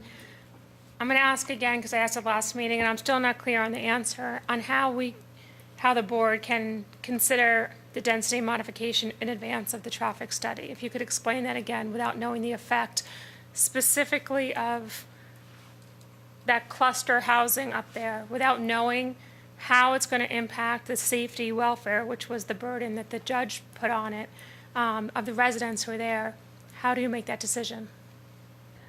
Well, I think that we can make that decision because we know that this is going to come back to us in land development, and we'll have a lot more information. We would ask for actually a recommendation from our staff if we need to put things on hold because we can't finish the traffic study with the bridge being out. We certainly don't want to guess, what those numbers would be. The other thing is that I believe that this property can be developed in a traditional way. I don't think there'd be a traffic study saying they couldn't develop this whole property using the traditional zoning code. Staff, stop me if I'm wrong, but I don't think we can prevent the development of this property because of what is going to come out of that traffic study. What we might be able to do is shift some of the loading. Exactly. So, but the conditional use plan can go through, because what we're granting them is the permission to use conditional use zoning. Right, We're not but the saying traffic study does affect that cluster housing up there. It definitely will. So if the conditional use allows them to rezone it to smaller acre lots that are currently permissible in that area, it has a direct impact on that cluster housing up there. I think that the bridge being out at Sawmill, of course, clearly affects the traffic study, but at the same time reinforces the safety issue. Because if you have all of your exits and entrances on Newtown Road and something like the Sawmill goes out, there's very few ways around there. I live there. Everybody is going down Abrams Road now. It is extremely dangerous. It was never dangerous on Abrams Road. It is, and you live on Abrams Road, I think. There's somebody here. Well, I'm nearby, and we all have to use that road to get to the schools That's right, now. and it was never an issue. Now, especially with Episcopal there, and they're putting a Toll Brothers complex and all those things, it shows us the vital import of Sawmill Road and Newtown and that square there. So, especially in light of that, I think we have to look at the safety implications of having all of your exits on the same road. So that said, I think that, again, it's premature to make a decision without really considering what's going to happen, especially, I understand they're going to develop the land, but specifically with that cluster housing, I think the density modification cannot justly be approved at this point or voted on at this point because we don't have all the information that's required. On the second point, you made a comment to the effect of, for the price that these homes will sell for, we can assume that the people will put berms up and privacy in front of their homes? Someone made that comment, yes. Okay, somebody Okay. up here, I'm sorry. It's fine. You made that comment. I know that you don't make decisions based on assumptions, but At the meeting in front of the judge, the applicant was asked to place a value on those homes and what the selling price would be, and they were told they didn't have that information for us. So if you have that information, I would very much like you to share that with us. Kathy, put your mic on. I don't have that specifically. I just know what the houses in the area go for. Okay, well then we can't make the assumption of what those people would do, because especially with the density modification allowing homes on smaller lots than are currently permissible, logically, there are going to be homes there that are less expensive than are currently available because the lots are smaller, it's cluster housing. There's a lot of variables there that are not as attractive as the homes. I mean, when we bought our house, it was specifically marketed as in the Ardrossan estate area with open space, and that's going to change. So I think we need to be really careful about making assumptions on what those homes are going to sell for, because for some people, that's going to lower the value of their home if we allow this density modification. I also wanted to know whether it was on record what the potential real estate tax implication revenue will be for the township and the transfer tax once this is all developed. I don't know. Does staff know? The applicant did submit a We got a fiscal. plan. Sorry.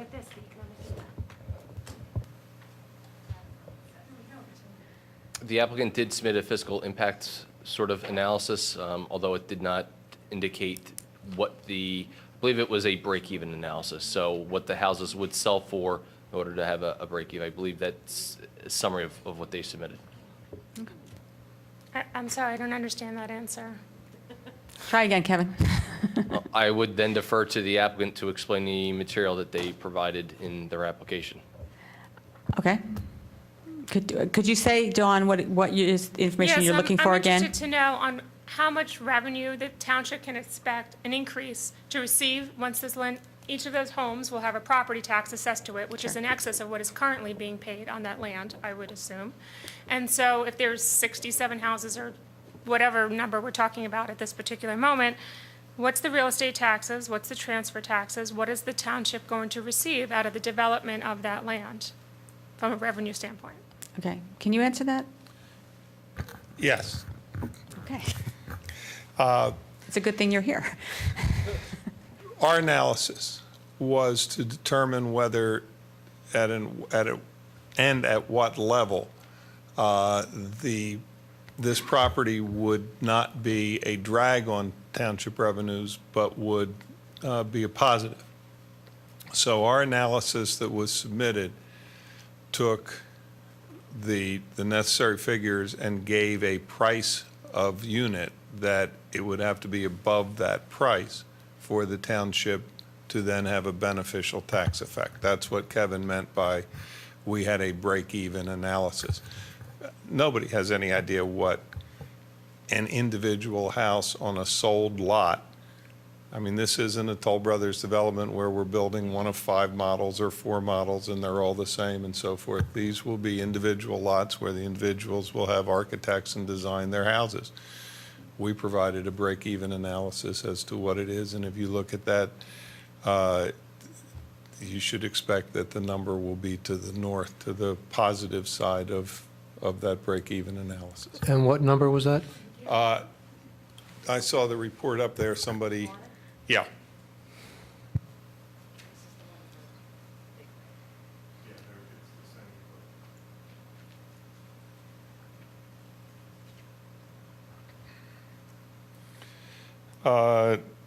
The required number to break even for the township, it's a little less to break even for the school district, would be $1,247,669.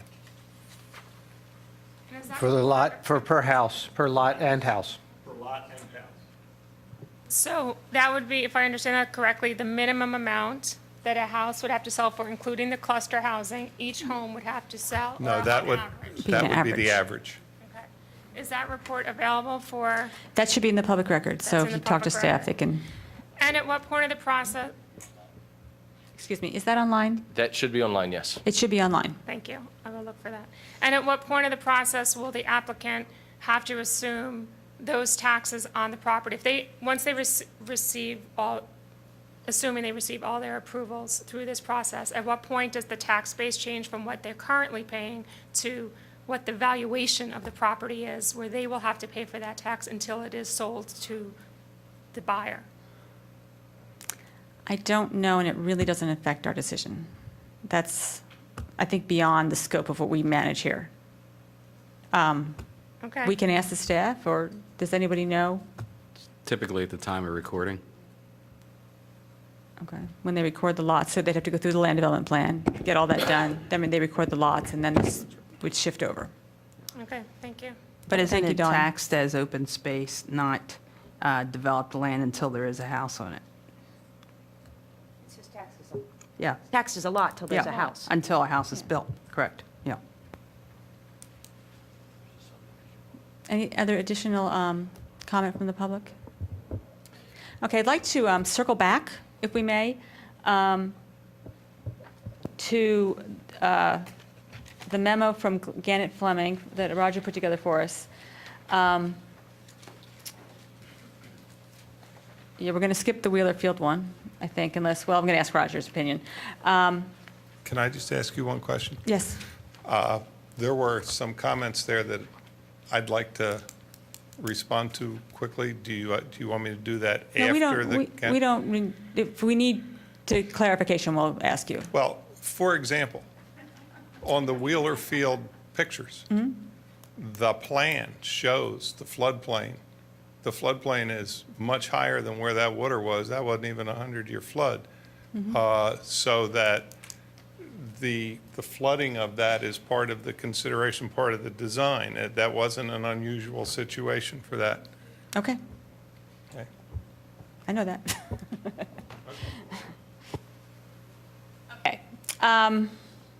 Roger, we have your memo. There's two different ones. Maybe you could just cover the points that you think are going to be most important.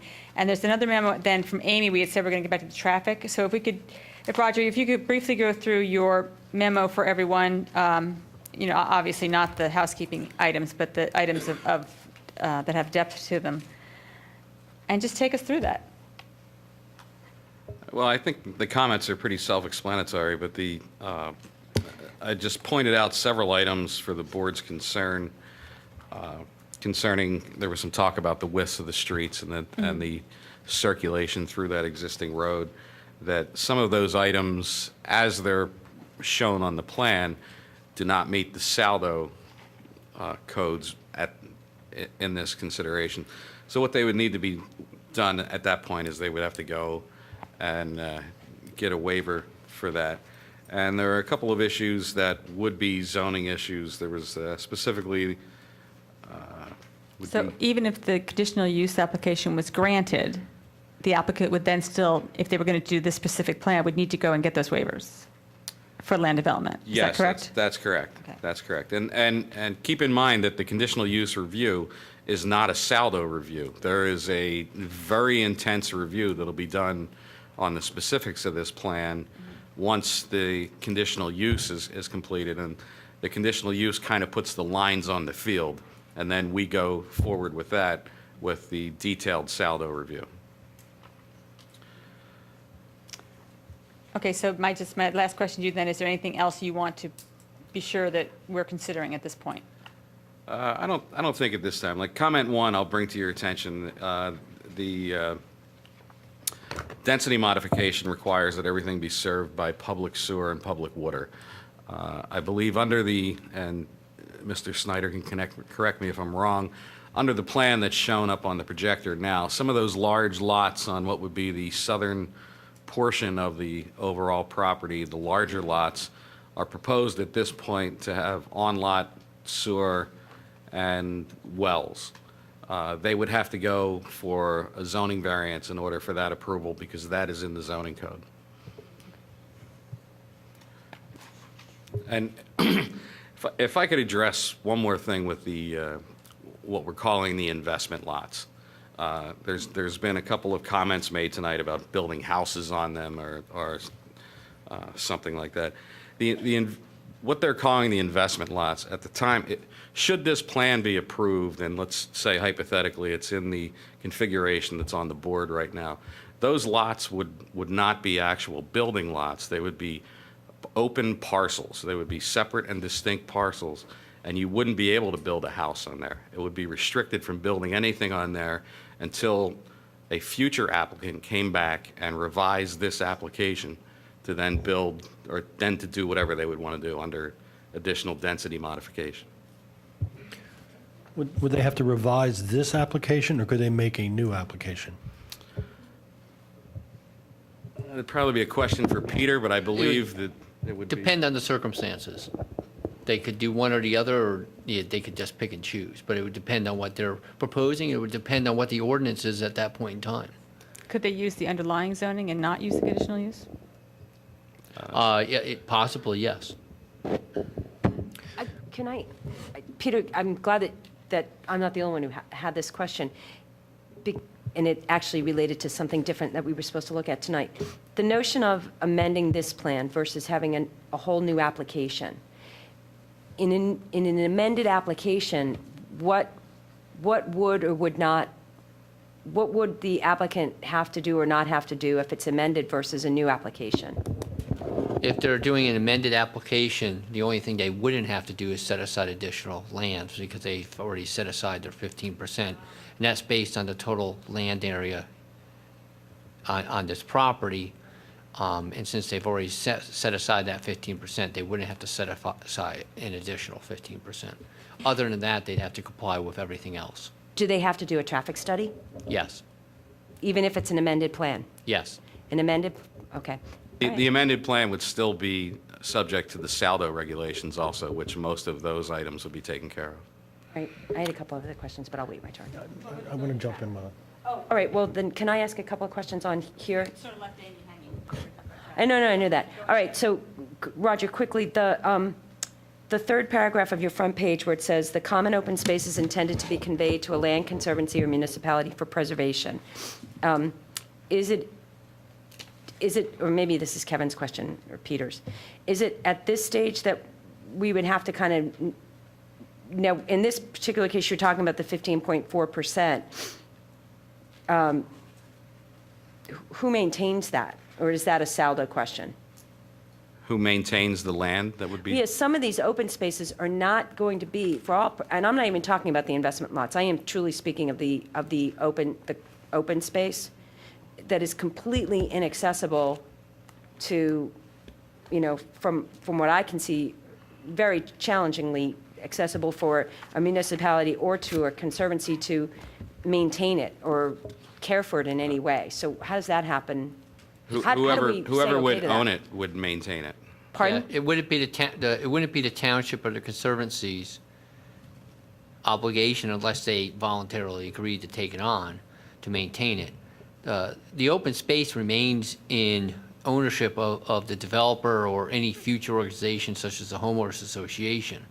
Under the density modification language, the open space needs to be open to the public.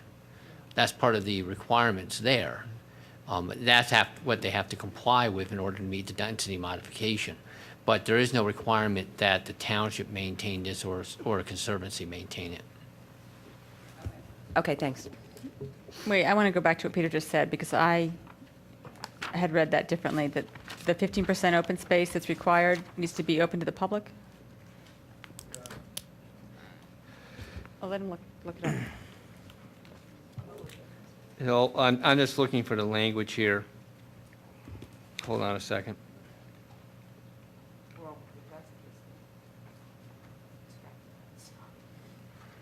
I don't think the common open space has to be open to the public. I think we figured that one out in an application we had last month.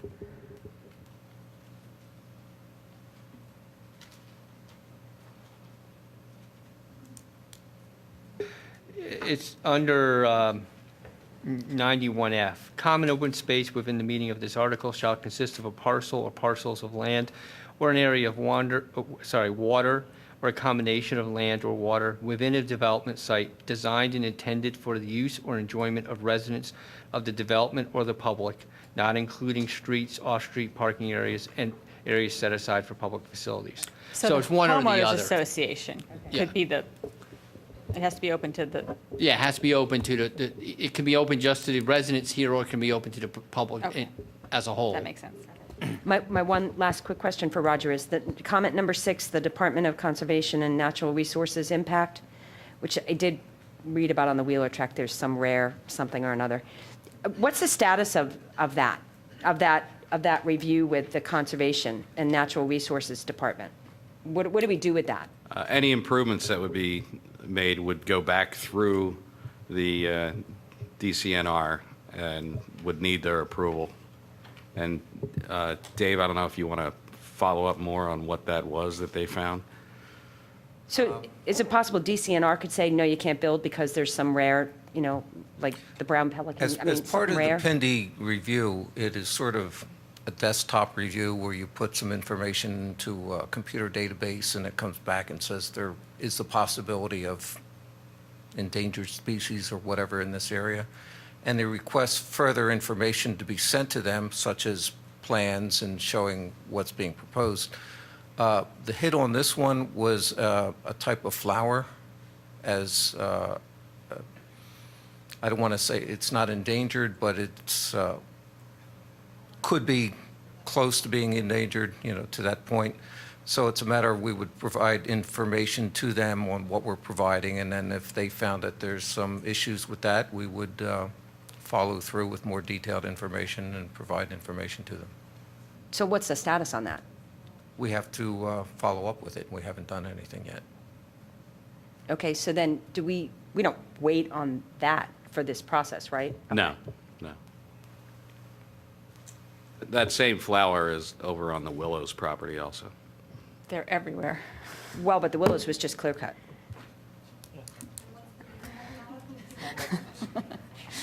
Okay, let's go back to traffic. I have a question for Amy on traffic. Why don't you start? Okay.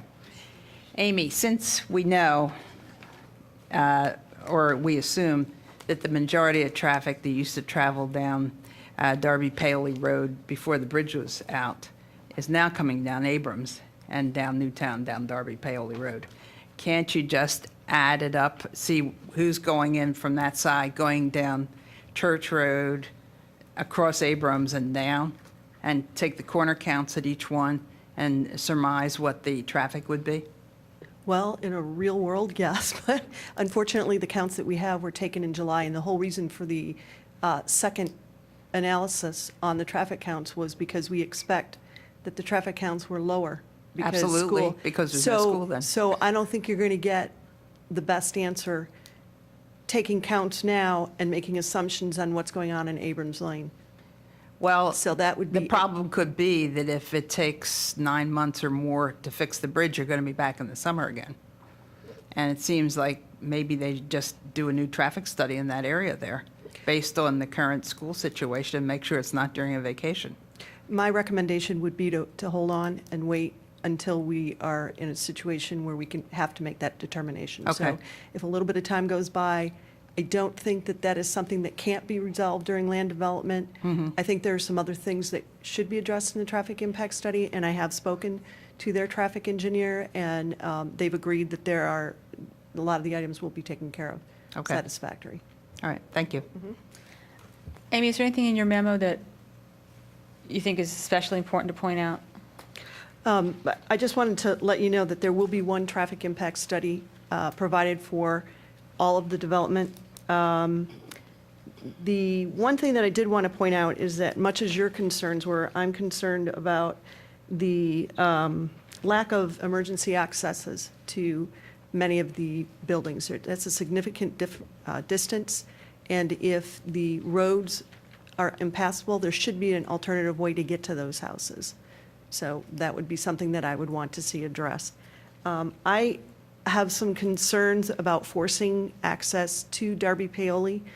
There was a question about the access that exists on Darby Paoli. That access has probably been there for many years and would continue to be so. Doesn't mean that it's a good location to put a driveway and allow additional traffic to come to that location.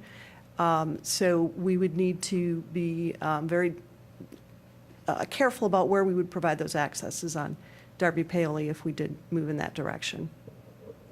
And then I think my other question for you is, things like the emergency vehicle access, and even some of the driveway access points, is that something that we can adequately address at the land development stage? Is that something we have to figure out now?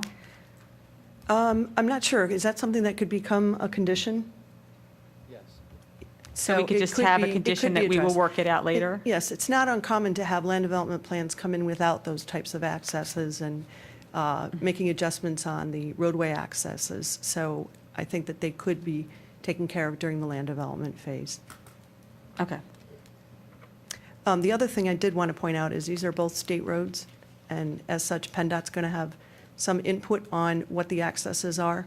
They will be taking into consideration our comments and concerns, so there will be a third stab at this. You have something? Yeah, I'm just curious if you had, I forget the name of the lady who came up, Shork. The little village exit onto Newtown Road, the cul-de-sac up there, the very dense one in the northeast corner. Kind of three things about that because it's not really shown on the plan. One is its proximity to that private Newtown Road that's, I can't really tell the scale of how many feet, but we're going to have, roughly 25 cars maybe coming out every day.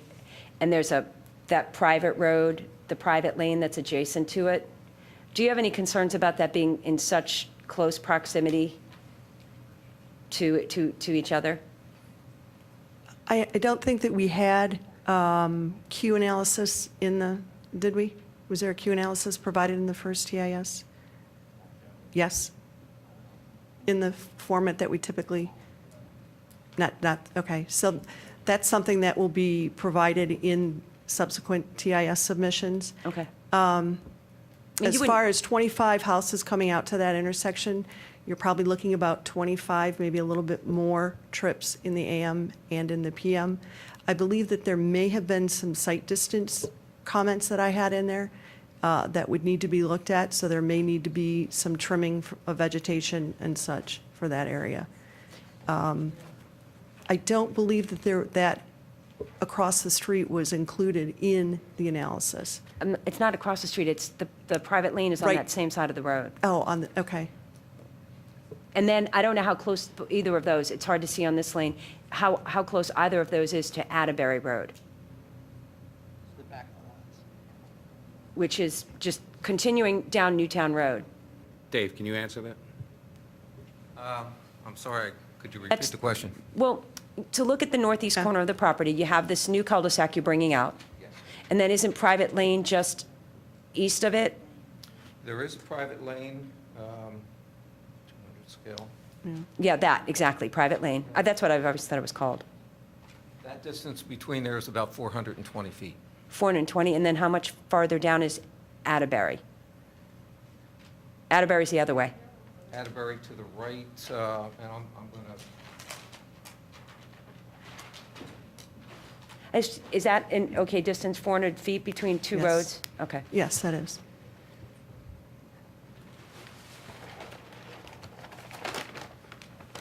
I don't know if you can. that's approximately 350. See, that's right there. Yeah, no, I know that. I didn't know the distance. That's approximately another 400 feet beyond the private driveway. So that one, those distances are okay in your mind? Those distances are fine. Any other traffic issues? No. Other issues that we have not raised yet today that anyone wants to bring up? Well, how much of the decision about, traffic was kind of outside the property, how much of the decision or the conversation about, the applicant's vision is that the main entrance is going to be this one-lane, one-way road. And maybe we need guidance from Peter on this, but how much can this plan potentially change in saldo, you know, all these things we say we're going to address in Saldo, we say we're going to address in Saldo. What if some of this stuff can't be addressed and it changes the plan and then they have to come back and start conditional use over again? And I don't really have clarity on, I've heard us say, well, if it doesn't change that much and if it changes this much, but that's hard to quantify. I mean, I can't give you a flat, this is the black line. If they cross over it, they have to come back. But, you know, more generally speaking, if it's minor tweaks that occur during land development, they're not going to come back. But if it's a substantial change, they're changing the location of roads, location of houses, number of houses, those sorts of things, that's a substantial change to the plan, and most likely they would have to get an amended approval for, you know, conditional use approval on the new plan. But I mean, but that also depends on how the hearing officer writes his decision if he does approve it. If the hearing officer can write a decision where you have to build absolutely positively exactly as shown on the plan, you know, clearly if that's the case, almost any change in this in the land development review process is going to cause them to come back. If the officer uses much looser language, then, you know, there's more flexibility. But, you know, in some ways that's a risk that the applicant, you know, that's the applicant's risk, and that's what he has to take. So. Let me ask you this. If the main road in now, that I made the comment on from the very beginning, should be 2 lanes, and it's currently 1, if that were to change to 2 lane, would that be substantial enough to force it back? Like I said, it but it would still enter the same somewhat depends on how it's written. the approval is written. Most likely, no, because Okay. it's not going to change the location of the roads. It's not going to change the number of houses, where the houses are located, anything like that. So probably not. All right. That one change, I doubt it. All right, thank you. So do I understand from your prior response you just gave that the hearing officer will also address traffic issues such as the one that's raised in the report that we're looking at? Well, what the hearing officer is going to address is whatever is presented to him. It's the applicant's burden to present evidence to him showing that they meet all of the applicable requirements under the zoning ordinance for the proposed use. Now, I believe under the density modification, what it says is you need to present a traffic study showing the impact, you know, the surrounding impact. That's all it says. It's just you have to present it. It doesn't have to prove anything. It doesn't have to meet any standards. And so there'll be a question on whether, you know, how much they present at the hearing, and whether or not the hearing officer feels that it's enough to meet that particular requirement. And I'm not, you know, I can't think off the top of my head if there's anything else in the zoning ordinance which would require additional traffic studies or additional information about traffic that they would also have to meet on top of that particular requirement. I had a question about if a change is required in the traffic pattern, road entry, driveways, et cetera, because of PennDOT intervening. Is that the sort of thing that would require a new application? It would depend on what the change is. I mean, if they're changing the location and then they're shifting houses because the access drive to those house, yeah, that could, yes. If it's just changing, I don't know, you know, site triangles or something, you know, probably not. And then I had one broader question. I guess I was going to say half an hour ago, a few minutes ago, but I guess maybe it's 45 minutes ago, you said that in approving a conditional use application like this, we can impose or suggest or whatever different requirements.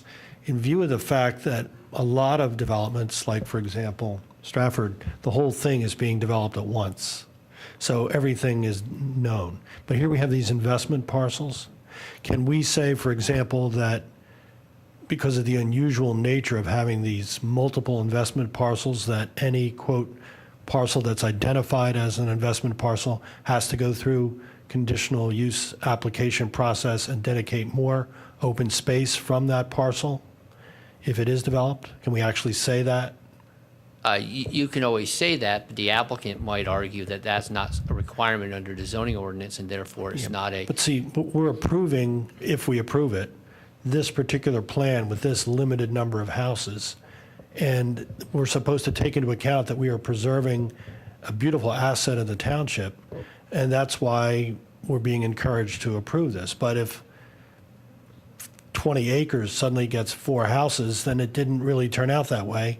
And can we require that that buyer of the 20 acres or seller has to go through this process again, perhaps to make up for what we, quote, thought we might be getting now? I mean, you can require that they go back through the conditional use process for any additional density modification, subdivision of any subparcel of this entire parcel in the future. But unless the zoning ordinance is changed, strictly speaking, you can't require them to put aside an additional 15%. You can ask that, you can attach that as a condition. The question is if that condition is challenged in court, whether or not it would be upheld. In my opinion, it would be very likely that such a condition would not be upheld because they're meeting that particular aspect of the zoning ordinance at this time. But now to follow up, because, and I think I figured out a simpler way to ask my question. We can look at this plan and look at the big parcels and the way it's currently zoned, say it's 20 acres, make an educated guess that there could be a future application with 10 homes. But that's assuming that the underlying zoning does not change. So we can put in a condition that if the underlying zoning ever changes, X, Y, and Z, because we really don't know that in the future, now that this is, once this gets developed, that an applicant couldn't come in and ask for an underlying zoning change and then do a development on that new zoning. Well, that's what any applicant, any landowner anywhere in the township could do that. Right, so now this is our opportunity to say that if the underlying zoning changes, then additional open space has to be given. I mean, No, if the underlying zoning changes, that's where you get all that stuff. If the If they have to underlying, come in and change the zoning, we can only approve what we want if it's a zoning change. oh, okay. I just feel like we're kind of spending a lot of time talking about something that the applicant has not applied for, which is the open space or the investment lots. And I know everybody's concerned about it, but that's not part of the application right now. And It Steve, is it's a part of the huge part. application, it's 15% of it. It's way more no, than the 15%. 15% cannot be developed. Right, right. So that's not part of it, No. right? So it's the open, it's the investment lot that has everybody upset and concerned. It's the other 55%. The applicant is saying that 70% of this property is going to be open space, has the potential to be open space because, I mean, that was the number that was thrown out, 70%. Agreed. Of that, 15% is the dedicated open space that they're required to give. So Right. we're talking about 55% of this property has the potential to be further developed. I mean, for me, that's very significant. I agree, but they have a right to develop it in the future if they want. They have not applied for that right now. So we're actually spending a lot of time, in my opinion, talking about an application that is not in front of us. So I think we need to move on. I think we've vetted that one enough. I'd like to respond to that, if I may. Yes, they're not talking about developing that. Well, what they are talking about is asking us to approve a conditional conditional use for the township based upon the fact that it is their intention, whether or not it ever is executed, it is their intention to allow those to be buildable lots, but to never build on them. Okay, and it is that intent on their part, or the prerogative of the people who buy those lots and then gift, if you will, that portion of that to the township. That is the thing which is making this as desirable a kind of development as it is compared to, what do they say, 160 some, if they just, 165 houses, that's a far less desirable from my perspective. You know? No, I agree with you, but in my view, I think that's all wonderful, and there's probably a 80% chance that that's going to happen. But when I'm approving this thing, I'm doing it based on the fact that the knowledge that they could come back and want to develop that in the future. It's not in my mind that that's open space forever. I would love it to be that way, but there's no guarantee of that, so I don't view it that way. And I view this as it's part of our township code. They're allowed to do it. What they've presented thus far seems to, there's little tweaks here we like, but, abides by our code, seems to be a reasonable plan. If in the future somebody comes and they want to develop all those lots and they want to change the zoning to multifamily, then it's a prerogative to ask, and it's our temperature as a township and a board and the Board of Supervisors at that time to respond to that based on the way the world is at that time. But to try and do it now when they're not even applying for it, first off, I think we're just wasting a lot of time. Thank you, Steve. No, please do not. We are moving along. Are there any other issues? On what you're saying. Legally, you're dead wrong on what you're saying, and I would think you would want to know why you're wrong. Okay. This is an application for 311 acres. All 311 acres are under your density modification. I couldn't come in with a plan tomorrow after this is approved for 2 acres someplace and ask to subdivide a 2-acre complying part out of it, because it's been submitted and put under a conditional use of density modification. So therefore, the only way any part of that property that is not shown as required open space or residential lot could be used is under the density modification ordinance, unless it's taken out of that, which would require the consent of all of the people who were under that plan. So this isn't something that gets easily changed. No, he's saying that houses could later be built there. We understand that's not your goal. We understand that, but we have to look at the possibilities. So don't say that because it's in the conditional use thing, that's not saying there can never be a house there. No, I'm not saying that there could never be a house there. I'm saying that somebody couldn't come in and say, let me change the ordinance on this piece of investment parcel that I've bought because I now want it multiple family, or something like that, or I want to file my own plan under it. The whole 311 acres is under this conditional use approval. And so it's only by modification of that plan that any piece of it could be used. Right. Okay, that's different than what's been said. Okay? We all understand that. And on the other side, someone else down the road can come in with a zoning request for a change. And that happens all the time. We're hoping that if that does happen, you deal with it when it happens. When you approved the 10-acre parcels in Ardrossan 1, each one of those could have been subdivided into multiple 2-acre lots. They weren't restricted. What you ended up out of there, because people followed through, was with 8 acres of conserved property out of each of those 10-acre parcels. 9. Okay. Are there any other issues we haven't touched on yet that anyone thinks is worth discussing? I have one. Okay, I want to talk just for a minute about sideways. Listen to me, sidewalks. I believe that it's going to be very important to have access along Newtown Road in the future. I know that it's hard to picture it right now because the road is tight. There are places where it would be very hard right now to get a sidewalk through there. But I believe that in connecting what possibly could be an even greater open space than it is now, if these negotiations go through in the town just by portions of this property, to the rest of the town, especially up along the area up Newtown Road, is going to be extremely important. Now, this board dealt with this when the other application came in for Atterbury. Thank you. I couldn't think of Atterbury. And what we asked for there was a trail or sidewalk easement or area through there to be designated. And, it doesn't connect to really into anything right now, but this is what planning is about, planning for the future. Right now, it would be very hard to connect a sidewalk all along that road. But, someday that road may have to be moved. It may have to have major construction. We don't know. And it could be very possible to get a sidewalk in there.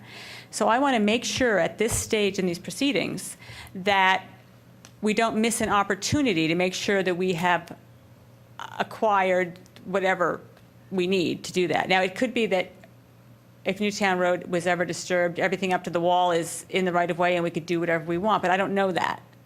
So my question is for staff, what do we need to ensure that, if it were ever physically possible, we could have a sidewalk or a side trail going up the entire length of Newtown Road to access in the area of this property? When you say, what do you need, meaning what sort do of... we already have the right to do that if let's say we had to move Newtown Road for some reason, or we had to do work on it so we could move it over a couple You feet? could build something like that within the existing right-of-way. I don't know off the top of my head what the township's right-of-way or PennDOT's right-of-way along Newtown Road is. Mm-hmm. If you want to ensure that you have that without doing that sort of review, once again, you can attach as a condition or recommend as a condition of approval that they provide a 10-foot or 15-foot easement. I think that's what we did with Atterbury. We asked them to provide, and they agreed to provide an easement, next to the right-of-way that then in the future could be used to construct some sort of trail or sidewalk. And then in Atterbury, we actually required them to construct that. Right. But yeah, that's what you would need is just an easement. Without doing the research to see whether or not what is the right-of-way of Newtown Road in front of this property. But what we would ask for is a 15-foot easement for a sidewalk/trail, but it would have to be right Correct. along the road. Yes. But beginning where? Like- Well, you only could obviously get that from this property, from this applicant. So Right. it would depend on where you would want it on this property, whether you wanted the entire frontage or part of the frontage or only up to the part that the township is No, I purchasing. mean, where's the 15 feet measured from? I would say from the current right-of-way inward. Okay. Thank you. Julia, that's something that can be addressed during saldo also, and the township has the right to request sidewalks on any of the streets during a subdivision and land development. Yeah, but if it's not a practical thing to build the sidewalk at this time, do we then forfeit the future? Like if no No, one you could acquire the right-of-way, like Peter was saying. Yeah, you can get the right-of-way. That can all be part of that can be the also part of saldo. saldo? Yes, And that's a normal place for that to happen? yes. Thank you. How does that work with the buffer, though, that they're required to give around the perimeter of the property? I mean, that's the, No, you'd have the sidewalk and then you'd have the buffer. I mean, this buffer isn't the first 10 feet off the road. kind of is. When I picture the buffer in my head, it's on the inside of the wall. That's what I want to know. Do we know whether or not the right-of-way is on the street side of the wall or the property line or the home side? Well, my thought is, You I'm can see sure it on that here, the but you can't applicant see. has no intention of having a trail or a sidewalk within the private areas. I mean, they've stated that, and that's understandable. But I wonder if we should, because of one of the comments that I believe you might have made in the Gannett Fleming thing is that we're exceeding the speeds on that road and the safety of having a sidewalk along that we're exceeding the 85th percentile, I guess is that what you wrote? I believe so. Yeah, you did write it. That we're exceeding the speeds and it'd be very, I mean, I know I wouldn't walk along the side of the road because one person texting, looking down is going to be up on the sidewalk. So maybe we could request something that, because that was one of my comments that I made in the last meeting, was that if the township does purchase No, you the said property something that's in the corner there at the intersection of the two roads, and we need to get access to that, you're going to need some type of biking, walking access potentially in the future, if we're looking at the future. It's dangerous to be, I know I wouldn't allow my children to go on a sidewalk right next to that road, so maybe we can request something inside the wall, so I that mean, for safety? The reason why you asked for like a 15-foot easement, you're not going to have a 15-foot bikeway or sidewalk. No. It's so you could, and this is what we did in Atterbury, you weave it between the trees. It allows you to place in a sidewalk, bike path without just greatly disturbing an existing buffer yard or existing trees or that sort of thing. And between the existing right-of-way and the 15-foot, you should have a large area in which to wind that path well off the road without disturbing major vegetation, without disturbing an existing buffer. It's, I mean, Again, these are all items that are taken Yeah, care of saldo. during saldo. But this is a pretty big item because there's a wall that runs all the way up along there, and and there's a huge steep embankment off of the wall down Yeah. to Newtown Road. oh yeah, there's a lot of issues there. Right. I mean, this literally might have to be a path that would wind in and outside of the fence, you know. Or to the wall. other, at some point, it might have to cross the other side of the road. Right, yeah. Well, there isn't now. But if we had to rebuild part of the road, you know. You're not Julia- being realistic. Julie, I have a I question am, for because you. I'm not looking I don't at something think that's so. going to happen this year or next year. I'm looking at planning for the future and knowing that all those areas are going to be under construction and being up for sale They're at various developed. times. Newtown Road is developed down to Ardrossan. There's houses on both sides of the road. But that doesn't mean you can't put in a sidewalk. You argue the point. I am not for the sidewalk at this point as part of the density modification. Okay. Well, we have a right to address it in saldo, right? So,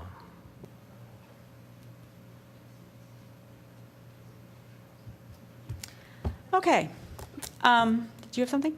One last thing that we didn't talk about. Can we, is it allowed that we can require stormwater management in excess of what our code says, like some factor? You know, 1.2, whatever our required stormwater is?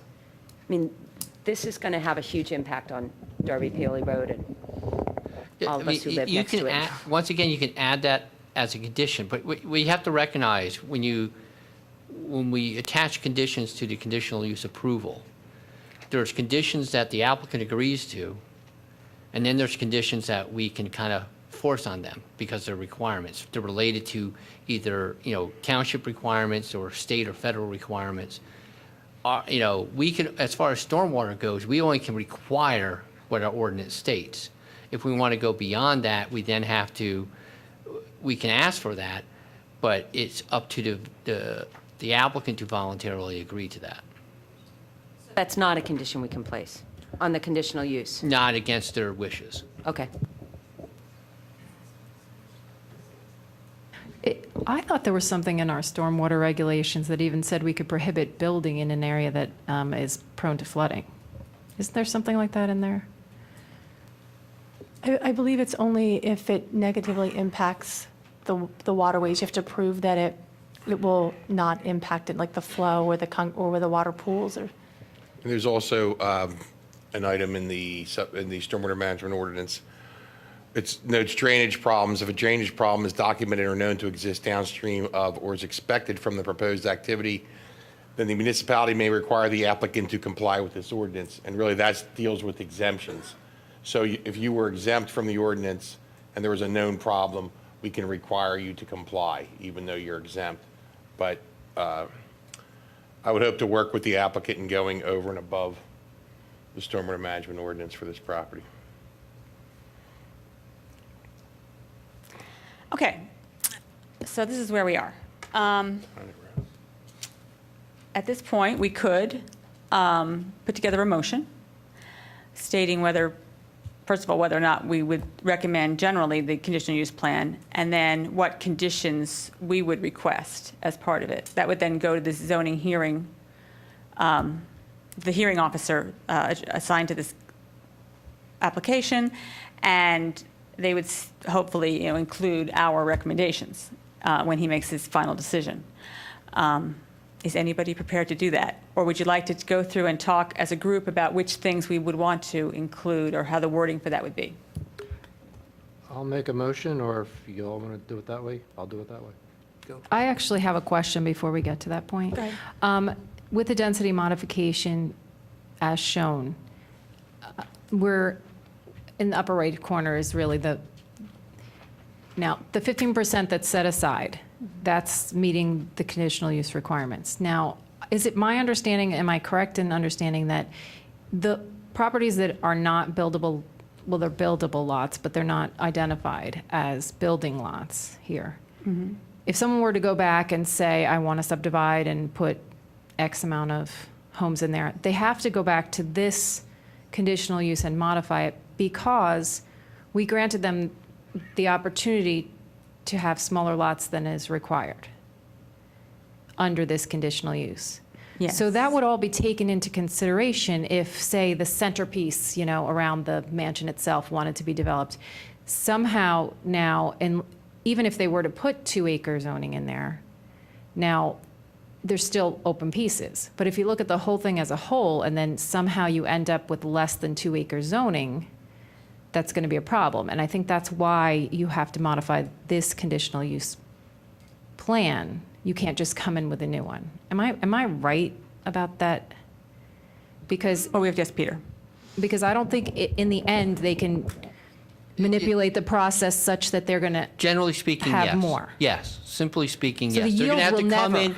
They're going to have to come in and if they want to build on any of these white areas, the investment lots, they're going to have to come in, reapply with a new conditional use application that will modify this particular plan or whatever plan is approved and built, and go through this whole process again to build out any of these white areas. So there's no way that the process can be manipulated to increase the yield on this site? No. I mean, and that's, I think, that's what you have to recognize, and that's what I think, what some of the public have mentioned to you. You need to kind of look at this as if these white areas aren't going to be developed in the future. We hope that they're not, but you should probably look at this plan and just say, okay, they can be developed in the future, because they can. I mean, they could develop them right now if they wanted to. There's nothing stopping them. They're voluntarily saying, we're going to try to keep these open, and we hope that they'll never get built on in the future. That's what they're saying. But if they wanted to, they could come in tomorrow and show, 50, 60 more houses on all those white areas, and they still probably be in compliance with the zoning ordinance as far as the density modification goes. It's certainly from a density standpoint, number of houses. I just want to make sure that I'm correct in my assumption that our worst-case scenario is no more than the zoning that's currently there. We don't need to imagine more small clusters everywhere. At this point in time, yes, if they come in with an additional houses and are seeking an amendment of this plan, it's going to have to comply with the zoning. What you have to recognize is zoning changes. If someone comes in 20 years from now, the zoning on this property may be different. From a township standpoint, that might allow them to do different things with that property. But however, there's a whole other aspect, which is all these people bought all these lots and based on this particular plan, and that they might have private rights against any future developer doing something different than what was contemplating when this plan was approved. But the zoning could change. It could be amended. It could be, whether it's done by a property owner asking for it to be changed, or whether a township did it on its own. It could be changed. So. And my other question then is, if we are going to attach conditions, most likely we would want conditions that are mutually agreeable, that the applicant is already, such as the height of the homes. Maybe a condition that would be mutually agreeable that the height of the homes would not exceed 35 from existing topography, something like that. Or even just the homes along Darby Paoli, or things that you could see along Darby Paoli. So I guess before no. we put out there our conditions, we have to know whether or not those No, we things don't. are enforceable. No, we don't. There's no point in putting a condition that's going to. We're recommending that if we recommend for approval, we would be recommending for approval with the following conditions considered by the zoning hearing officer. The applicant may not like all of those, and I'm sure that they probably wouldn't. And the zoning hearing officer may not hold them to that, but he could, depending on what he values as the township's interest versus the applicant's interest. Am I saying this correctly? Because we have our own interests. There's things that we're striving for. The applicant has an amazing property. There are things that they're striving for. That's why there's a zoning hearing officer who's independent.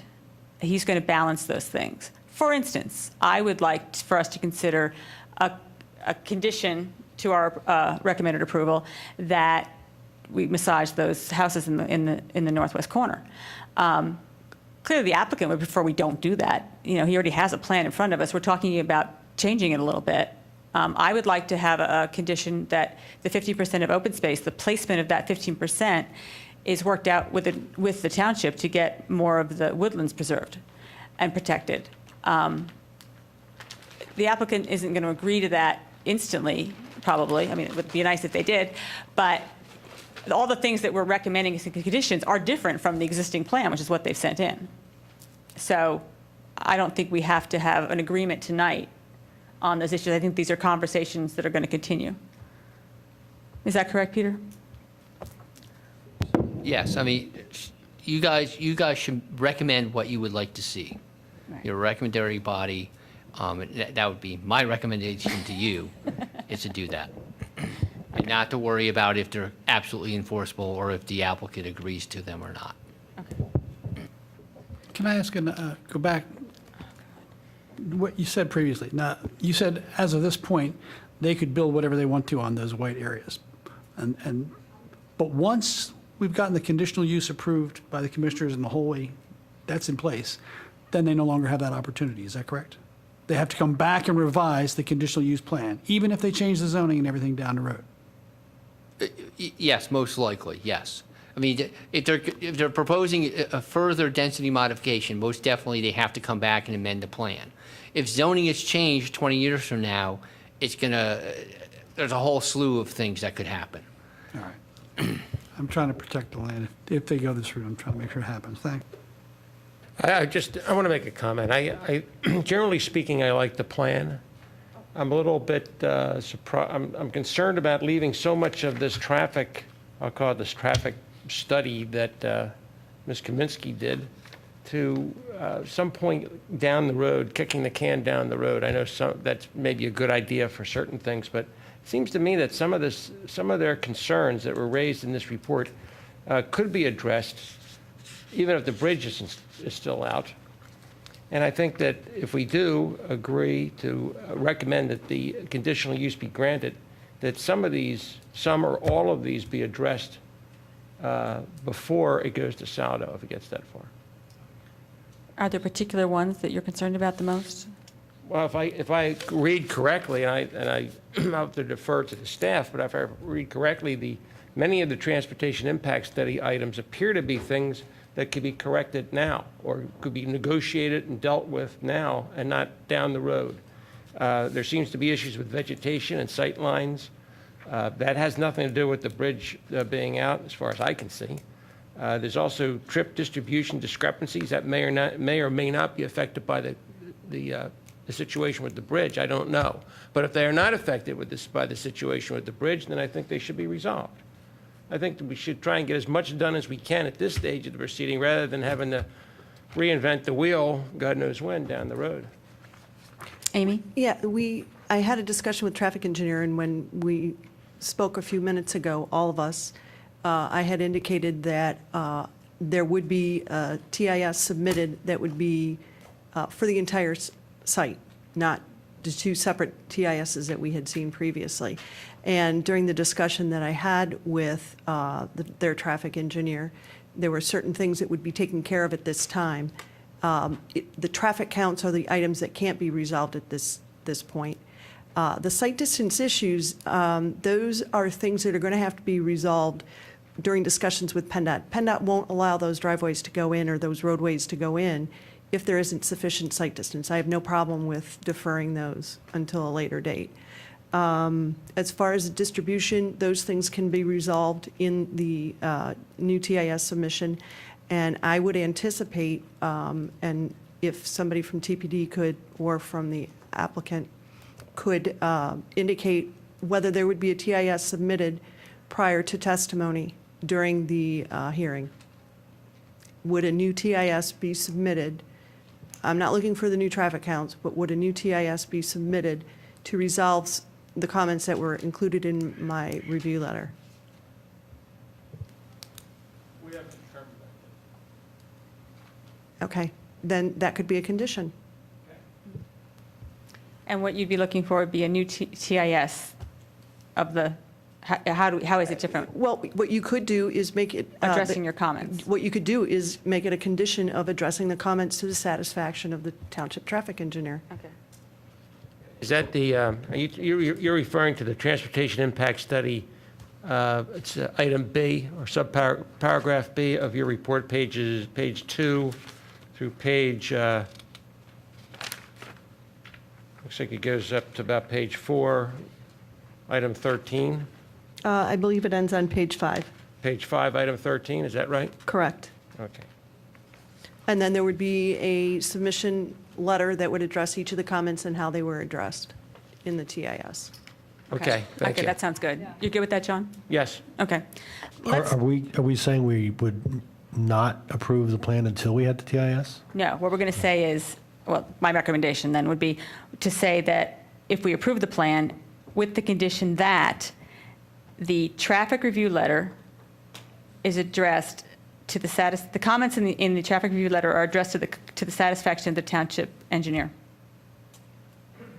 And that would be one of the things, right? Because I think we're That would be talking, one, we're going to talk about several things. Okay. Okay, so. We're going to be talking about the transportation impact study. That's one thing that they want to address, but some of these things apparently can't be addressed presently. Exactly. Okay. Yeah, and that's fine.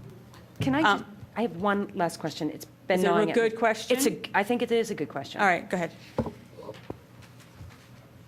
Under density modification, when we're looking at the houses that are now all going to be on lots that are smaller than 2 acres, what's the underlying zoning that's used?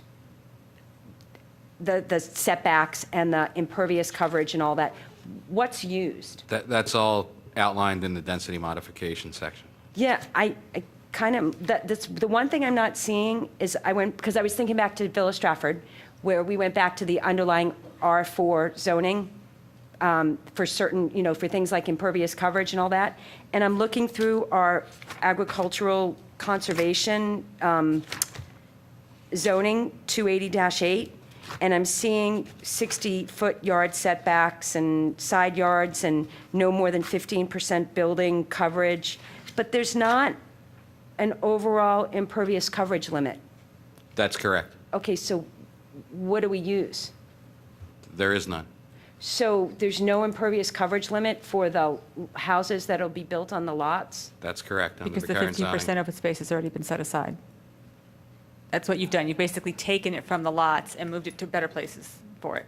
So that's why, because I've been looking at this plan for the last 20 minutes going, boy, these houses seem to take up a lot of space on the lots. Because we took their Okay. impervious surface and put it in the 15%. Got it, thank you. Can I make a motion? I wish you would hold off, because I think it's going to be complicated, because we have these things, and I think we should just take a informal vote about each of the conditions and see where we are, so that when we get ready to pass a motion, it's going to pass. Okay. Let's start with the traffic one. We're going to call that condition 1, which I think would read, the traffic review letter, the comments in the traffic review letter of, what's the date? August 28th. Of August 28, will be addressed to the satisfaction of the township traffic engineer. Show of hands, does anybody object to that? Okay. Number 2. Who wants to go with number 2? I got it.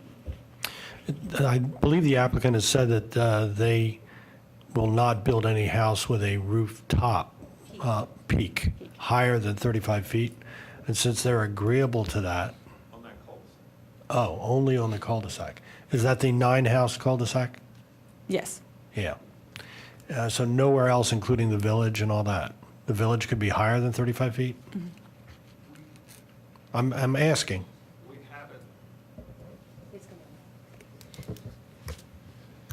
These are houses that are going to be designed and built by the owners of the individual lots. We're not designing this.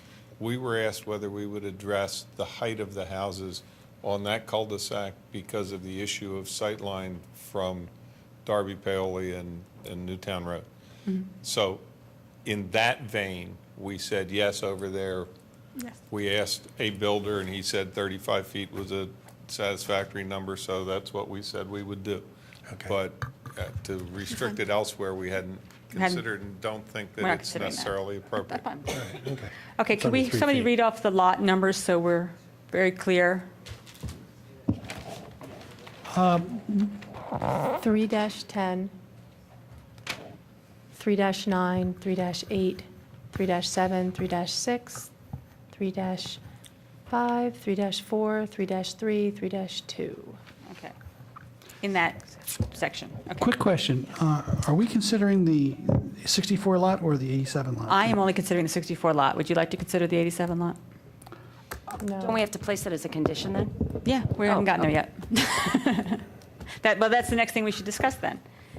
That's what you wanted, just that one area with the peak roofs, right? Well, I've got to tell you that that discussion was with respect to an alternate plan on smaller lots. So we're going to have to, Okay. you can propose it as a condition. But you may be coming back with We an may be alternative. coming back and saying that we can't do that. Okay. We're going to have to. Okay. I would also like to, okay, so that's number 2. The third item I think we should address. Do you think we should say that? Okay. Regina's adding 35 feet from the existing grade. So they can't do a lot of fill and then build the house. Yeah, okay. Is anyone opposed to that? Okay. Number 3 is, I think that we should put in as our next condition that we are recommending approval for the conditional use plan, the conditional use application based on the plan showing 64 units, not the other plan. Does anyone object to that? I'm sorry, run that past. No, there's 2 plans. There's a 64 plan and there's a double-loaded road with the 87 houses. Well, what happens if the township does not buy the corner? Then things are going to change. But I'm confident that they will. We'll be back here again. We'll be back. Well, all right. I thought that they came in with the actual, Plans. they have There's 2 two plans. plans here. No, they have an application for 87. That's right. That's what the application says. And then they gave us the alternate of 64, but the And application. the 87 was if the township didn't buy that corner property. Okay, so whether or not the township buys that corner property, I would like to recommend that we give conditional use approval based on the plan they showed us, which has 64 units. But they've shown us 2 plans. Yes, but I want to use the plan with the 64 units. The one that's up right We now. haven't discussed the other plan at length, so All right. I don't want to get into that right now. I mean, or if they want us to consider that plan, then we have to come back, have another meeting and discuss that plan at length. Okay, does anyone object to that?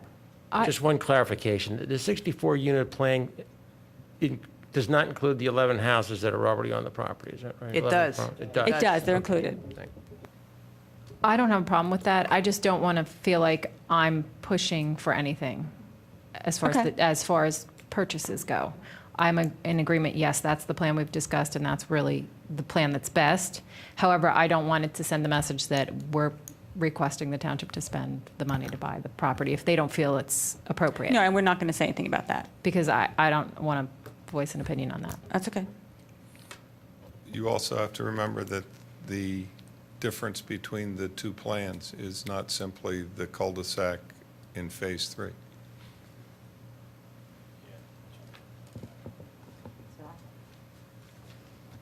Okay, any objection to that? And, well, it's not that I'm opposed to that, it's that if we don't even take a look at the 87 plan, just even flip it over and take a look at it and refresh our memory, there might be other things on that plan that we would place as a condition, because we don't know what the hearing officer is going to say in terms of the recommendation to do the 64 plan. We don't know. That's true. So, which is why I was saying maybe we should just look at it. But there were other issues with it. There were other saldo issues. Well, we could still request that we stick with the 64 plan, but we'll look at the Absolutely. 87. Yeah. Okay, we'll do that later. Okay. What's next? Back to the 64 for 1 second. You had talked about, and maybe this relates to what's next, placement of the houses on the cul-de-sac. Yes, but why don't we talk about that now? Okay. Okay. Then go ahead. You- Well, Yes. Number 4 would be basically Ginny's comments about what we need to do to preserve the view shed.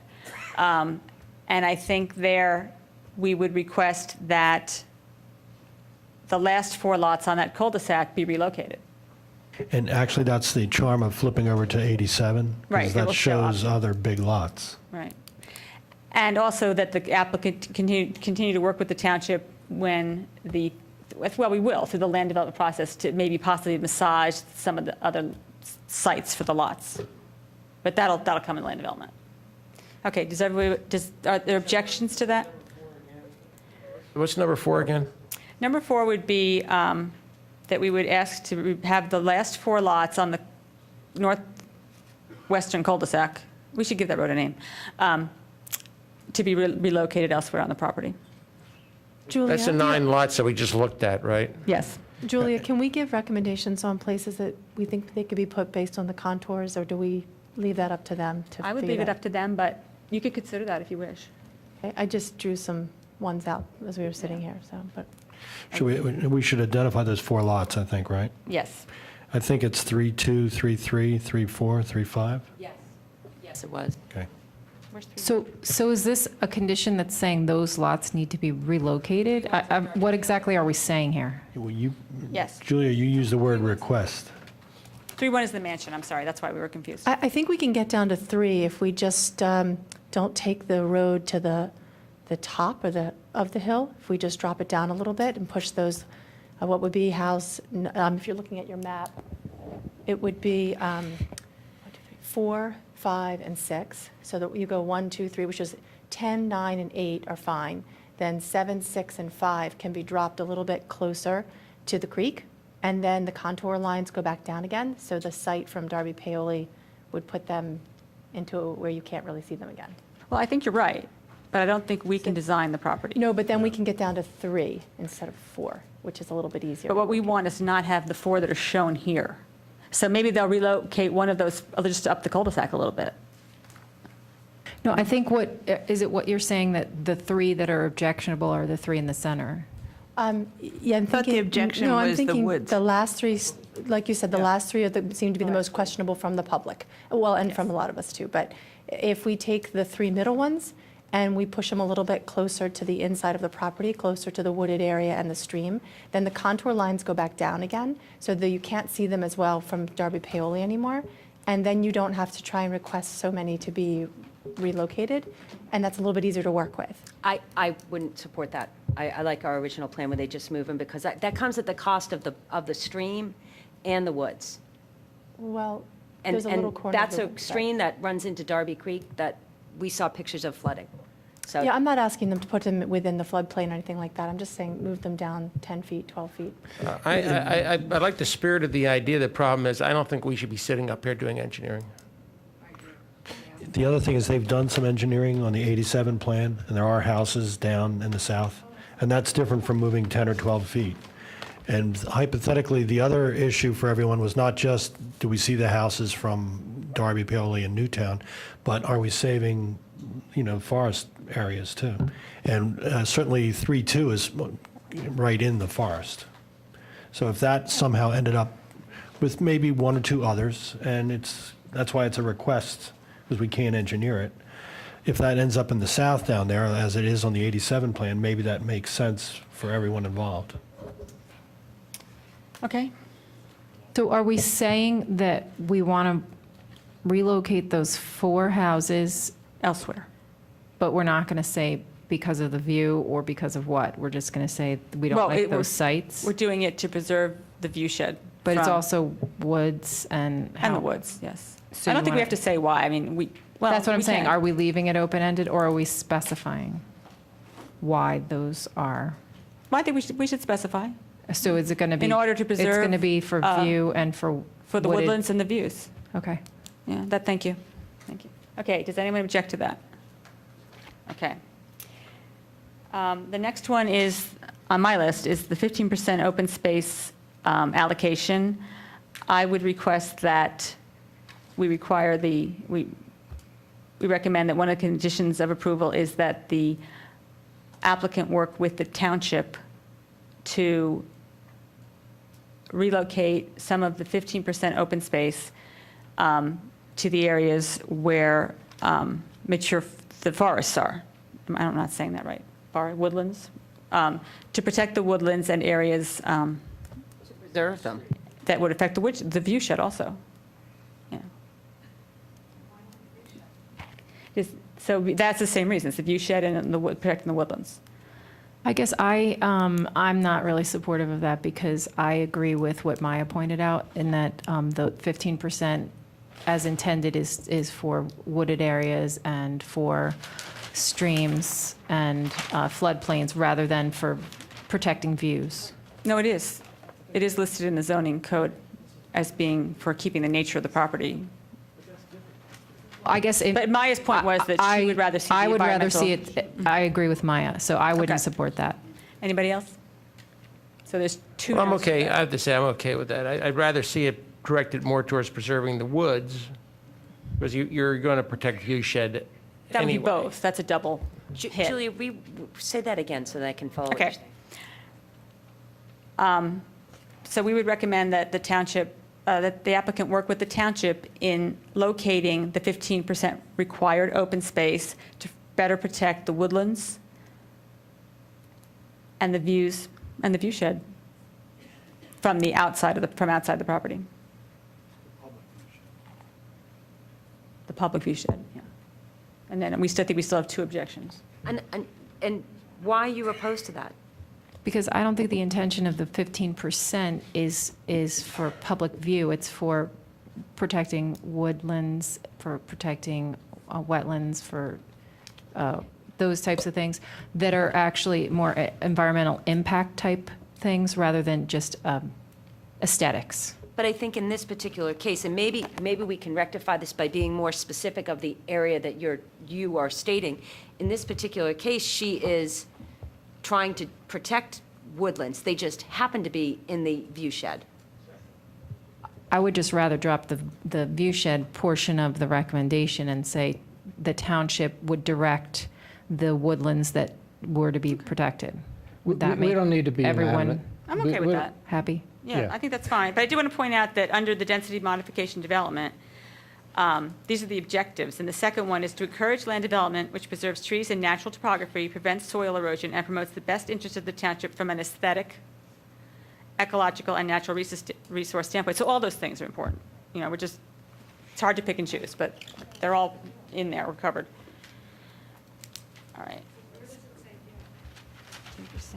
Okay, what did I leave out? You want to put in sidewalk easement. There was strong objection to that, so I'm okay with dealing with that in the land development. Okay. All right. Okay, so did, Someone mentioned stormwater management. We're going to leave that to land I think we're development. going to leave that. Okay. Is that all right? Okay. Yeah. Did I miss anything else? While I realize that what you were saying about a zoning change, that at a later point in time, we could place whatever conditions we want, or the Board of Commissioners could, if there's ever a zoning point at a later stage in time. Thinking ahead, what I'm concerned about is that it could happen in a two-staged process. Somebody comes in and simply asks for a zoning change without a development, and then gets it, because who can predict who the board would be in the future? And then and then after the zoning change is in place, then come back and do a conditional use modification to the plan. Right. And I think that a very simple, and I actually think it's fair in that anybody who's going to potentially buy any of these pieces of property will just know it from the get-go. It's not even onerous. They will just know that if there's ever an underlying zoning change to the land, additional open space must be provided. That's all. Because at this point, they don't have to, and I don't even actually understand how you don't provide additional open space. Peter, I'm gonna ask if you to you're doing weigh in on density that. modifications, but On what issue? On the condition she's proposing, or why? Say you it don't- again, the way you said it clearly. that, the way I understood this from Peter, and then practically speaking, I'm not even sure I understand how this could happen, so maybe somebody could explain it to me. But the way I understand this from Peter, all of the open space that ever has to be provided before any portion of this 311 acres is being provided at this time? Because the ordinance specifically says that they're required to provide 15% of the acreage of the site that's being proposed for the a density modification subdivision. I got that. So all I'm saying is that is a condition is, And since they're now in the future going to be amending this same application, they've already fulfilled that particular proposal, that particular requirement. got that. Now, practically speaking, I don't understand how you could do a future density modification and not have there be default open space, because if you cluster a bunch of homes together, there's going to be default open space. But you're saying they don't have to provide it. They don't have to set it aside and preserve it as it's set forth in the ordinance. They've already done that. Right, so all I'm saying is that a condition that, and again, I'm just using a hypothetical, the big piece right at the top there is 30 acres. So in a future amended plan, an additional 15 homes could be put there under density modification. 30 acres, 2-acre lot, that's the calculation for density modification, right? Well, these lots are smaller than 2 acres. Because they're being developed under density modification, but the calculation is based on the on- underlying zoning, which is a minimum of 2-acre lots. I'm with you. If the zoning changes in the future to this property, and it becomes R1, then the 30-acre parcel could be developed into 30 acres, 30 homes, under a future density modification plan, not 15. Yeah, but I really think you have to deal with No, that no, at the but point that somebody shows up and says, Okay. I want to change your zoning to R1. And Susan, the other thing, you have to remember that the original proposal, the original application is this application, and the original maximum density under this application is set. So that and then the other issue, the issue with your proposal that they'd have to set aside an additional 15%, I mean, you can make that proposal, but I think from a legal standpoint, that's much more questionable than some of the other conditions you're trying to attach here tonight. So you think that it's questionable? All right, I'm going to just, one of the reasons I'm thinking about this, there was a proposal, there's a development along Darby Paoli Road that was, the guy promised to give open space. And he went back to the Board of Commissioners at a later point in time and said, oh, I need to develop that. Can you change it back from being undevelopable to being developable?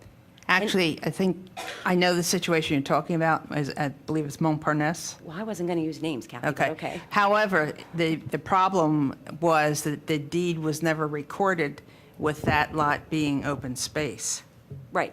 So And that's a different situation. It's a different situation that could be easily rectified now by us simply saying, if the underlying zoning ever changes on this property, additional open space has to be provided. To me, that doesn't seem... But then you're opening people up to the fact that the underlying zoning should be, could be changed. Why don't we take a vote on That's fine. Susan's proposal and move forward? All right. Before we take a vote on that, am I correct in my understanding that the maximum density on this property will not change regardless of a change in zoning? Is that correct? I can't guarantee any absolutes, but right now, there's a maximum density that could be built on this property under the current zoning, and that will be locked in when there's a conditional use approval. If in the future, the board decides something different, if the zoning is changed, it's not forever. Unless isn't our forever. regulations change, that's the Yes. way it will be. Okay. Yes. So they could write their own new undoing of it, but. That can happen, yeah. Who supports Susan's motion? Raise your hand. Let me hear the motion again. If the underlying zoning changes, additional open space must be provided.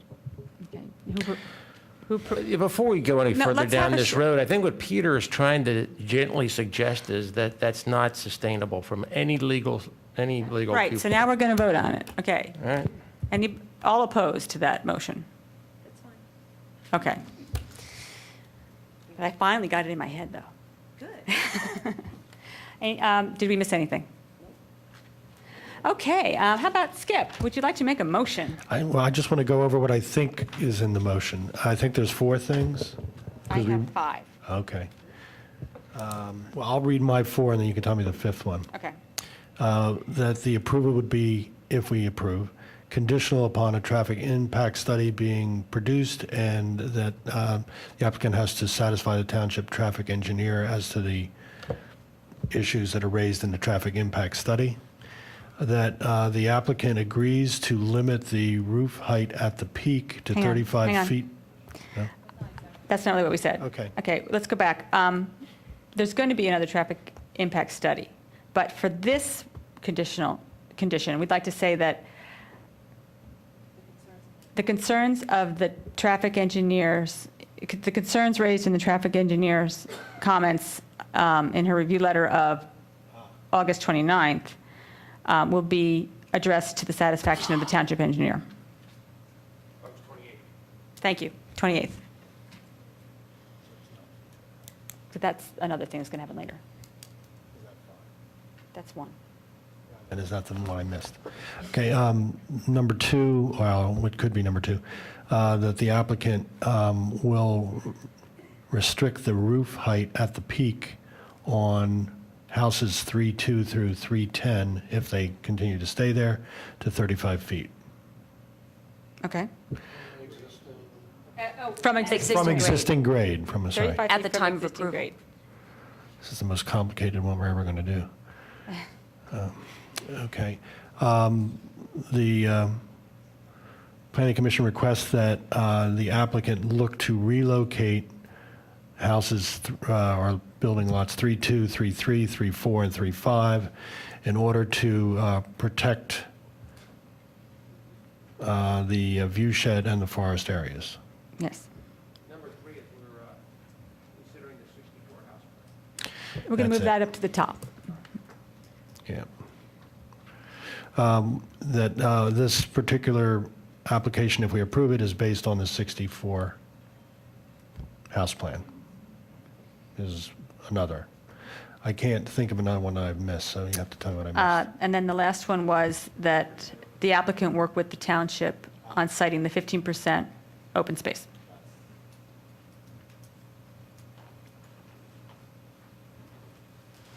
So at the beginning of that would be, of the motion, would read something like, we recommend approval of the conditional use application based on the applicant's plan showing 64 lots. And with the following I don't have to say it. If conditions. you've said it just right, we'll go with what you just said on that Okay. particular start. Okay. Okay? And do you want to, does that constitute enough for staff to put that together, or do we need to repeat these? You got everything? Great, Oh, thank good, you. great. Now, before we vote, do we want to look at the 87 plan?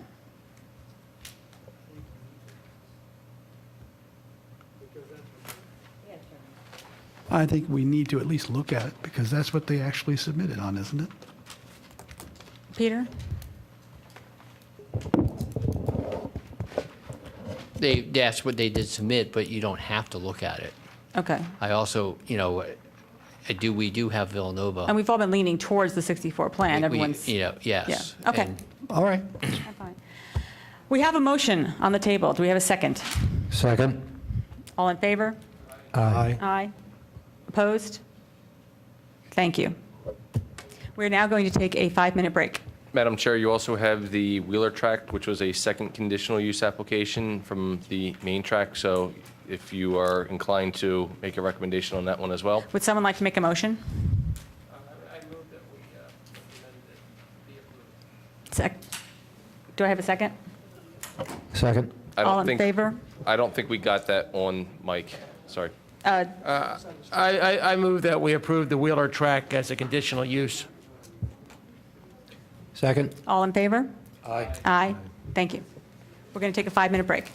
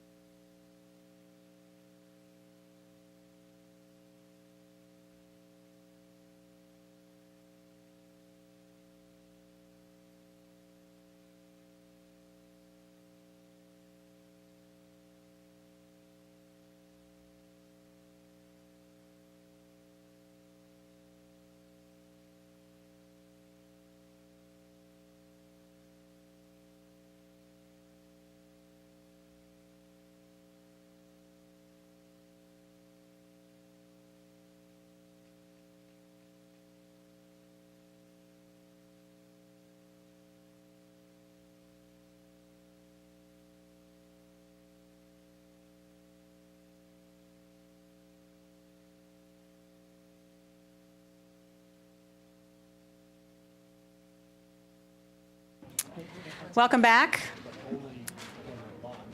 We made a mistake before we went to break. We didn't properly take the vote for the Wheeler Tract conditional use application. So we're going to do that again. Do we have everybody?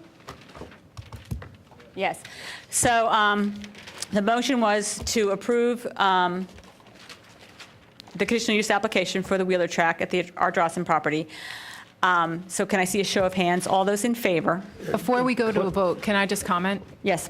I don't think we need to approve or disapprove unless we feel strongly either way.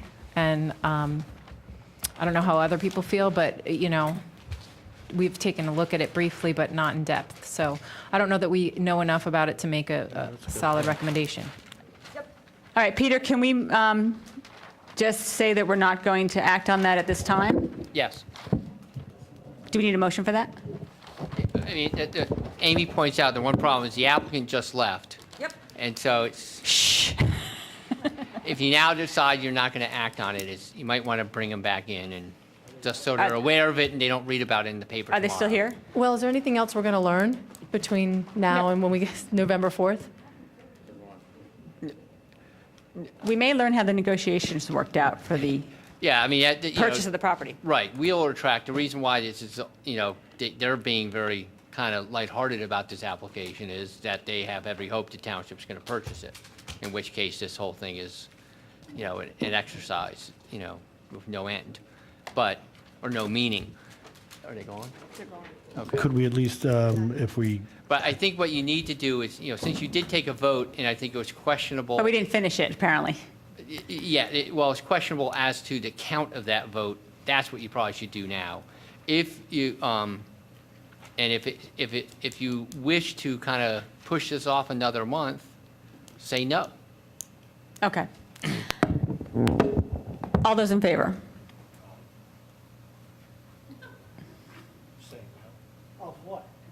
Well, the motion on the table was, it was moved to approve the conditional use, the recommended approval of the conditional use plan for the Wheeler Tract. All those in favor? Opposed?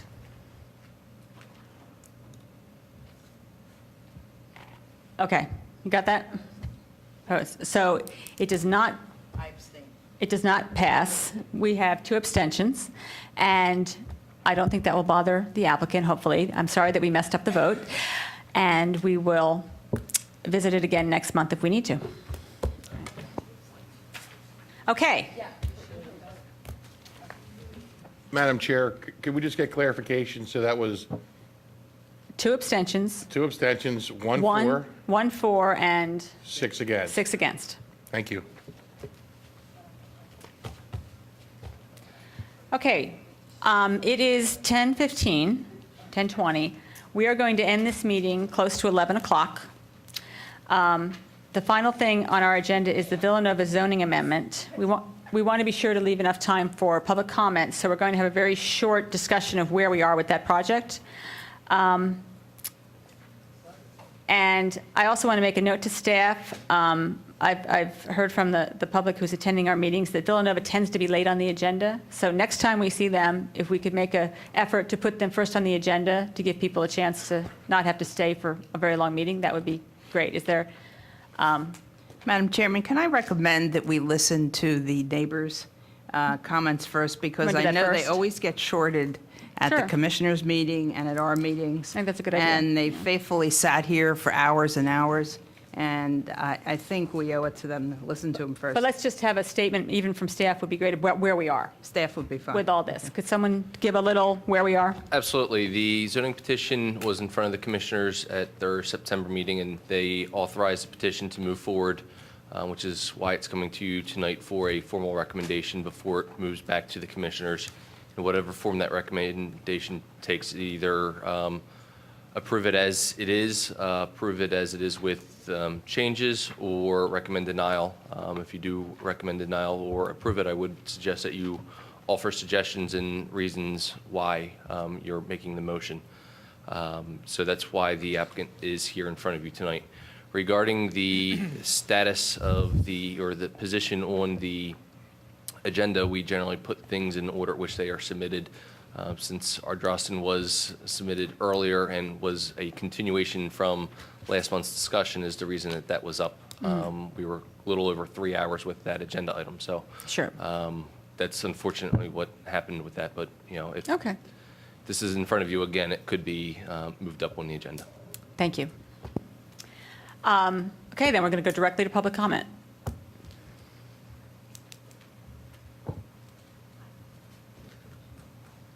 Hi, I'm Kate Long, and I live at 35 Aldwin Lane, and I'm here tonight as a member of the Friends to Preserve Radnor. Our counselor and our land planner could not be here this evening due to scheduling conflicts. Friends to Preserve Radnor is a grassroots organization committed to preserving the integrity of our suburban township. It's comprised of residents from across the township. I want to emphasize that. It's not just from local neighbors around the university. And we're here to preserve our suburban township, our quality of life, while ensuring smart, sustainable planning for now and for future generations. I'm here tonight to formally present our memo as prepared by our counselor and our land planner. I believe all of you received a copy of it. Am I right about that? Did you guys receive a copy of the memo? Okay. No. Sure.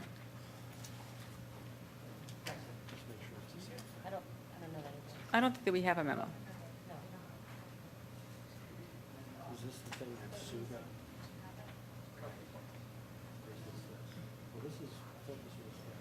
Let me take a look at it.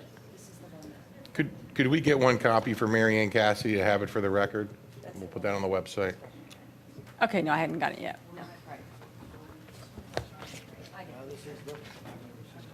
Okay, I'll get this to you, Mary Ann.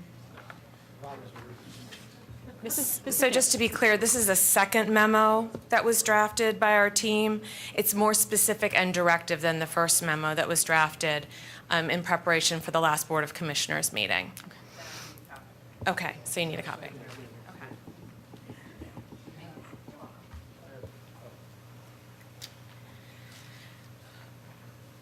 So as I said, it's more specific and directive than the first memo, which is what I believe you have.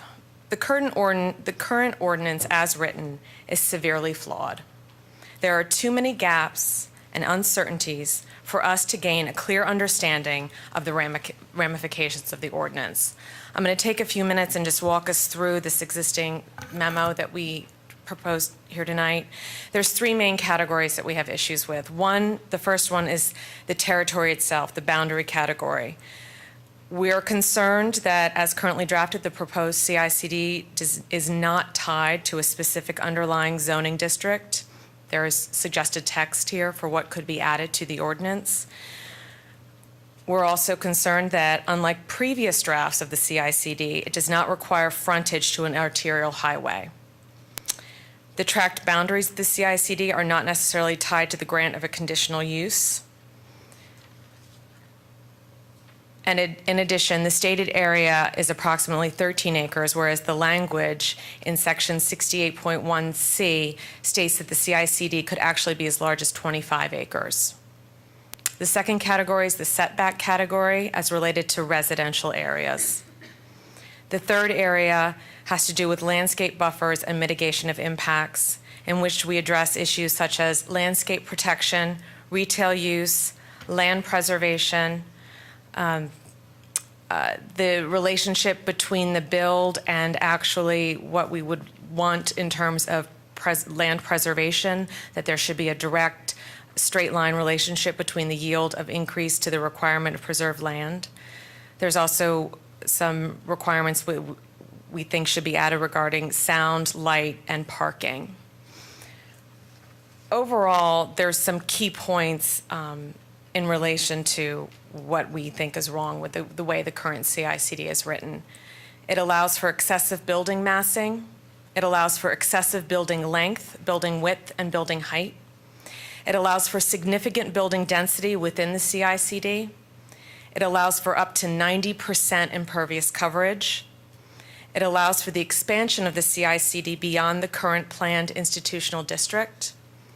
It allows for significant retail and commercial use within the CICD.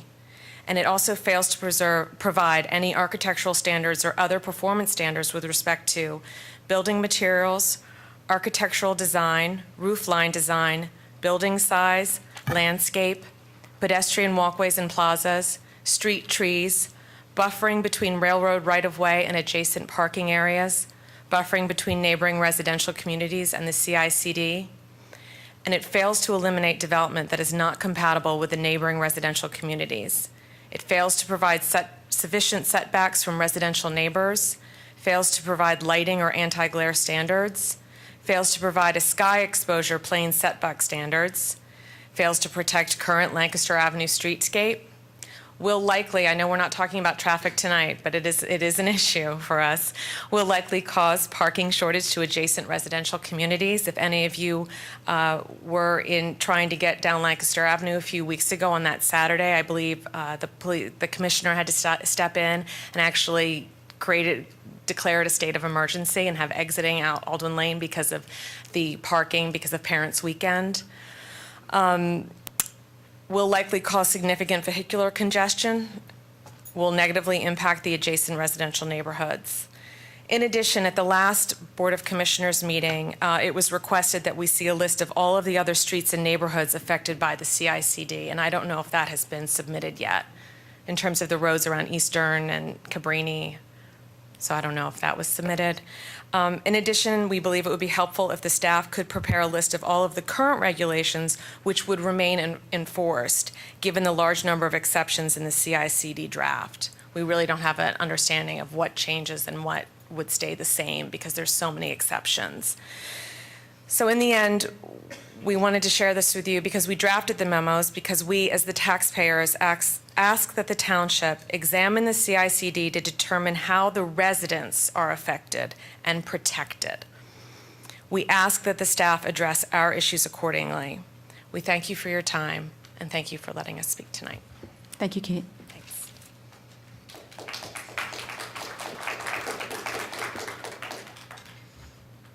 Come on up. Again, my name is Jeff Dorfman, 160 Brookley Road. This is Villanova University versus Radnor Township, when it should be Villanova University and Radnor Township. This is a no-brainer, common sense, and we need to keep it simple, not get mixed up in all this high-tech stuff. Past Radnor Township Planning Commission, with all their wisdom, spent many months and years evaluating all the wheres and whys to set the current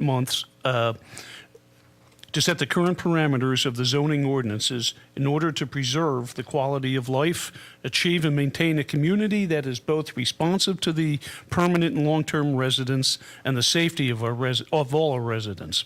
The existing zoning ordinances are the result of years of exhaustive research to protect Radnor Township from improper and overzealous changes to these ordinances. Now our residents are counting on you to conscientiously determine why the Villanova administration wants to change these protective ordinances. Is it because it's financially beneficial for them to build so much that it impinges on these ordinances? My question to you is, what is so important that they can't build within the current well-thought-out zoning ordinances? I would love to see Villanova University build and improve their campus. My daughter graduated, my son-in-law graduated from Villanova. I have a vested interest to see the university succeed in just about everything it wants to do. But they must accomplish this within the current guidelines set forth by the zoning ordinances. There is no reason that Villanova University can't accomplish everything they want within the existing ordinances. Villanova University, though, does not have Radnor Township at heart. Instead of coming to us, the citizens of Radnor Township, and say, we want to make our university more attractive to students and grow within the community, we want your help to design a plan. Instead, the university came in with bulldozers, fancy plans to dazzle us, and said, this is what we want, and we'll fight you tooth and nail, hook or crook, to get it. And lastly, I want to add these residents and the ones that were before me in the previous meetings are well-informed, educated people and will remember who was watching their backs or who was playing politics at the next election. Listen to what the residents most affected by the variances and waivers to the zoning ordinance that Villanova University wants to achieve are saying to you. It's up to you to put Radnor Township and its residents above yourselves if that is the case.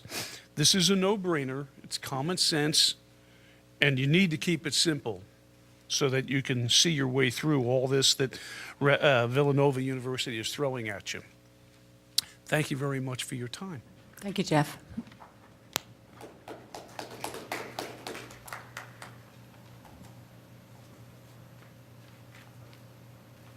Hello, Jim Schneller. I did have the pleasure of addressing the Board of Commissioners last week, and I know that you've gotten a lot of input on this, but I wanted to reinforce the fact that there's been very little change. So Villanova's stance, unfortunately, appears to be, don't budge.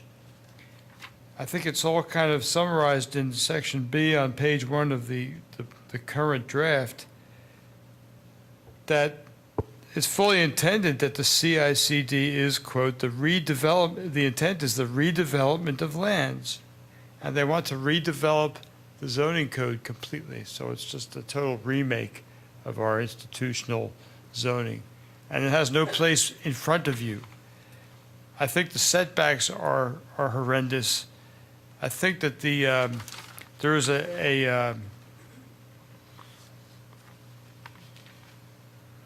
some very fine tuning in the language that's allowing impervious, indeed, as was mentioned, to be about 90% in some cases. I'd like to ask where's the spirit, where is the effort to appease the residents' gripes, and where does a fly loft come into Radnor, especially on what is a ridge turnpike? This is the turnpike built along the ridge, the spine, the backbone of the main line. It's all very high ground. I don't know if anyone's realized it, but when you're walking down Lancaster Pike these days, you've got one of the last good views around here of a sunset. I can't imagine the township even considering something with a fly loft, 35-foot setbacks.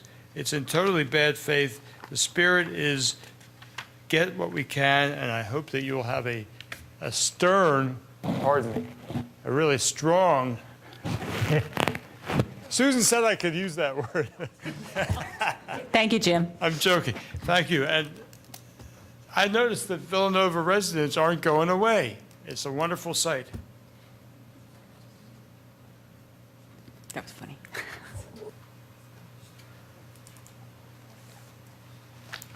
Good evening. My name's Maya Ardrossan, and on this issue, I'm speaking in my capacity as the Delaware Riverkeeper and head of an organization called the Delaware Riverkeeper Network, which has members throughout the watershed, including many here in Radnor Township, and who have asked me to come and speak on behalf of the creeks that really make Radnor a special place.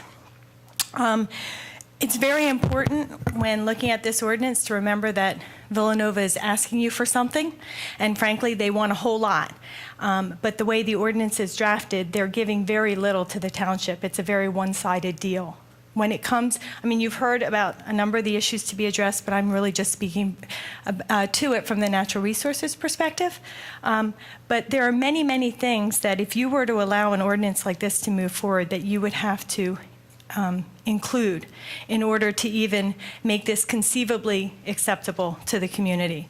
First off, we really have to remember this is not about the two parking lots at the corner of South Ithan and Lancaster Pike. Right. This is about properties at Villanova. It's about properties at Easton, about Valley Forge Military Academy, at Cabrini, and exactly what parcels on those properties could be impacted by this proposed ordinance, frankly, is very unclear.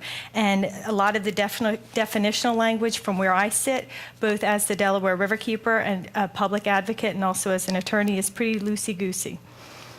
So, for example, it could apply to any lands that are being used for institutional purposes. I've heard the university say that this ordinance is very limited, only to places or portions of the site that are already developed and certainly already well developed. Well, and they've alluded to this definition of areas already being used for institutional purposes as somehow limiting them.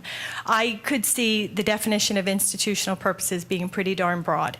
There are lots of uses of land that are not already highly developed that could be characterized as being for institutional purposes, particularly on university grounds. So that's just one example of where I think the language is too broad and limiting, and that we really are talking about vast areas that we don't even really know what they look like. So you need to address those definitional issues. But some of the other issues that the township would need to get back in order for this ordinance to be even considered is buffers along streams. Right now in the ordinance, they talk about complying with the existing buffers ordinance in Radnor Township. The existing buffers ordinance in Radnor Township is very, very weak from a stream perspective, from a water quality perspective, from a prevention and reduction of erosion perspective, from a flood damage, peak flow, floodplain protection perspective. The buffers ordinance in Radnor Township is very deficient and frankly needs to be dramatically reformed. Well, you could start to reform it here with this ordinance. Rather than allowing Villanova or any other of the users of this ordinance to get away with just simply complying with the bare minimum that already exists in Radnor Township, how about having this ordinance require minimum 100-foot buffers on any waterway that goes through their properties? The science is very clear. A minimum 100-foot buffer is really what's needed to protect water quality along a waterway. If the stream is what's called water quality limited, if it's been identified officially by the state of Pennsylvania as impaired, then we should be talking about a 150-foot buffer requirement in an ordinance like this. Again, remember, Villanova is getting a lot. What are they going to give back to the community? How about we give back to the community 150-foot buffers for any waterways that have already been identified as impaired? And if we're lucky enough that our waterways rise to the level of getting high quality or exceptional value status in the state of Pennsylvania, then they should be entitled to a 300-foot buffer under this ordinance. And that's what the science requires. And in fact, that's what's required in the state of New Jersey on their best quality waters. Other states, and including the Army Corps of Engineers, have gone far broader. Sometimes they're talking about 600 feet, 1,000 feet. So frankly, 100 feet, 150 feet, 300 feet is pretty minimal to protect water quality in Radnor Township. The impervious surface level that they have here, 45% or plus, that is far too high. The science is very clear. When you get to 20% imperviousness on a site, your streams are already impacted. 10% they're good, 20% they're impacted, 30% they're degraded. So if you're going to give these universities all of this leeway in this new ordinance or this new ability to develop, then we should be getting something back. We should be getting reduced impervious cover in order to protect the quality of our streams and reduce the volume of runoff. So we should be saying to them that the maximum impervious cover for any parcel subject to this ordinance, we should be talking about 10%, 20%, certainly not 30% or 45%. In terms of stormwater runoff, they should be required to exceed the minimal requirements in Radnor Township in terms of how they address stormwater runoff. They should be entitled to only use best management practices. And when I say best management practices, I'm talking about practices that avoid an increased volume of runoff. So practices that will capture and infiltrate rainfall rather than capture it in a detention basin, put it in a pipe, which dumps it in the creek and dumps it on the downstream neighbor, along with all of the pollution that's in it. They should be committing to stormwater practices that reduce the volume of runoff from the existing site. They should be committing to practices that do not change the natural stream hydrograph that existed or that we would anticipate to have existed pre-development. They should be committing to approaches that do not alter the stream's flow path, and in fact take whatever steps necessary to reestablish a natural flow path if past development has done damage to the flow path of the stream. And they should always be required to use natural channel design principles in combination with any of their construction practices. And that's about keeping a stream a natural stream, because the science also demonstrates that a stream is most effective at reducing pollution and reducing or avoiding flood peaks when it's got that naturalized flow path. Nature knows how to do it much, much better than people do, and that's demonstrated time and time again. If this ordinance were to move forward, it should be very, very clear that only native plant species should be allowed to be used on a parcel of land. Non-natives should be wholly unacceptable. They become invasive, they don't provide the food and the wildlife habitat that we really need for our region. That's a pretty simple commitment that we could be asking for. And I think that I'll just leave it at that. Just suffice it to say that on all of these things, I could happily provide more specific language. But I think it's very, very clear that Villanova is asking for a lot. All of the institutions that could avail themselves of this ordinance would be getting quite a lot. And if we're going to give them that much, then Radnor Township should be getting a whole lot better, or should be getting a whole lot back for the natural resources that really give a lot to us every day. Thank you. Thank you, Maya.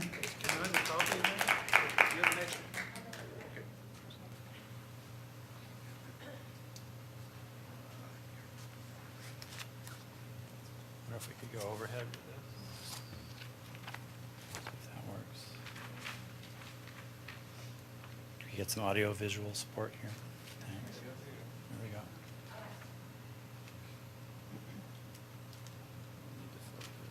There we go. Rick Leonardi, 30 Aldwyn Lane. Good evening. VU's plans, I'll just jump right into it. VU's plans calls for retrofitting and expanding the two existing garages, Bartley and SAC, which are here and here, increasing their parking capacity and as well paving all this area back of their existing office buildings along West Lancaster Avenue. This is intended to supplement the new Pike garage, which they're going to build here. The purple box. It will be eventually. The reason this is all intended to as a kind of a concession to the neighbors in removing one deck's worth of parking from the parking garage. Insofar as that's the case, any ordinance going forward should therefore mandate that Villanova University commission and produce engineering studies demonstrating that Bartley and SAT can, in fact, support new floors and ramp system as VU intends. I mean, I'm not convinced that that's the case. Anybody who's seen Bartley knows it's a surface lot with a carport over it. Whether it can support another floor, I think, is highly dubious. Further, language should be included mandating that all four of these parking facilities be completed and open for business before ground is broken in main lot for the dorms. This is only logical, as the cars parked in what will be the construction zone must first be removed and accommodated elsewhere for the 3 or 4 years of the construction project. I base my next remarks on this map from VU's own design concept submission from May 6th of this year. If you remove the setback indications, the various rights-of-way from this map, clean it up, and you get this, which is the physical layout of the projected buildings and the roadways. This also includes the, this is the same image highlighting what indications remain from the original slide as regards original traffic movements. They're very small, but you can see them. Here's a detail of Ithan Avenue, which is the next sort of bone of contention. The two Ithan Avenue intersections will each require significant study and input from PennDOT. The intention for Ithan Lancaster is that a right turn lane from Lancaster eastbound will be built, which I think you can see. I've added it. While there is some guesswork as to the geometry of this new corner, there's no doubt, and the traffic survey submitted by FDA actually admits this, that the distance across the intersection confronting pedestrians will be greater, particularly along the long diagonal between the northwest corner and the gym. It's probably, back of the envelope calculations, is going to be approaching about 100 feet.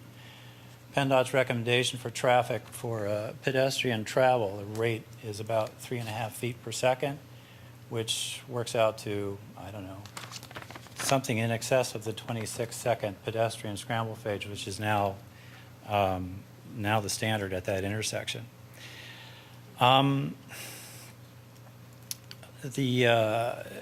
in other words, this pedestrian diagonal is going to get longer. VU's plans, however, call for the shortening and not lengthening the time allotted to the so-called pedestrian scramble phase and awarding the seconds gained to vehicular green lights in the hopes of keeping the cycle times reasonable for drivers. So they're going to steal time from pedestrians and give it to drivers. This is, I suppose, it's supposed to mollify. Yes. We need to get sort of your big picture comments, Okay, because sure. we need to talk about the ordinance. I know the two can't be separated, Okay, but very well. I'll just get to I'll get Thank to you. what this says. You can look at the other turning movements that are intended here, but the proposed ordinance, if you write it, which I think is what the Board of Commissioners is intending you to do, you should therefore mandate that PennDOT be consulted as regards the changes to this intersection, particularly as to the wisdom of shortening the walk time for pedestrians, and that a turn arrow be installed to accommodate the Q lane, which is now on, you can see on Ithan Avenue. A left turn lane is considered for traffic heading west on Lancaster. There is no accommodation at present, and there is none in the plan for people making that left turn out of that garage. So at a minimum, you're going to be looking at an arrow there. The new Ithan Park Garage intersection, which is the other yellow circle, will be completely new intersection. Doesn't exist now. It'll feature two-way traffic on all four of its legs, with right and left turn lanes on three of them. A crosswalk is also included in this same intersection. This is to allow dormitory residents access to their Rick, cars do you in have the any garage. comments about the ordinance? The proposed ordinance should mandate, therefore, that PennDOT be consulted both as to the safety of this intersection, since VU intends to manage all this traffic just with stop signs. This doesn't seem, in my driving experience, I can't remember an intersection that complicated handled only with stop signs and involving pedestrians. Insofar as that will probably be revealed in the fullness of time as dangerous, PennDOT should be therefore consulted as well as to the feasibility of including traffic lights. My understanding of PennDOT regulations is that that intersection will be too close to the intersection at Ithan and Lancaster to accommodate or to warrant traffic lights, in which case other adjustments will have to be made. And the next adjustments have specifically to do with the driveway and back of the dorms. You can see that from the original plan that for fully 30% of the distance in back of the dorms, the parking area, this roadway and its attended parking area is in contact with the SEPTA right-of-way. For 30% of it, therefore, for 30% of that exposure, there is no possibility of a buffer at all. Can I please jump in for a second? Sure. I know you want to say all this, and this is undoubtedly not the last meeting, and we have to address the ordinance in some way, because I believe, as I understand it, the commissioners want us to address the ordinance. And it's very much what's in the ordinance, not things that they should do when they do the land development. Well, I think what I'm hearing the board say to you is that they would like you essentially to write the ordinance. If that's the case, I think they've already sort of more or less approved it, and they want our input. well, here's some input.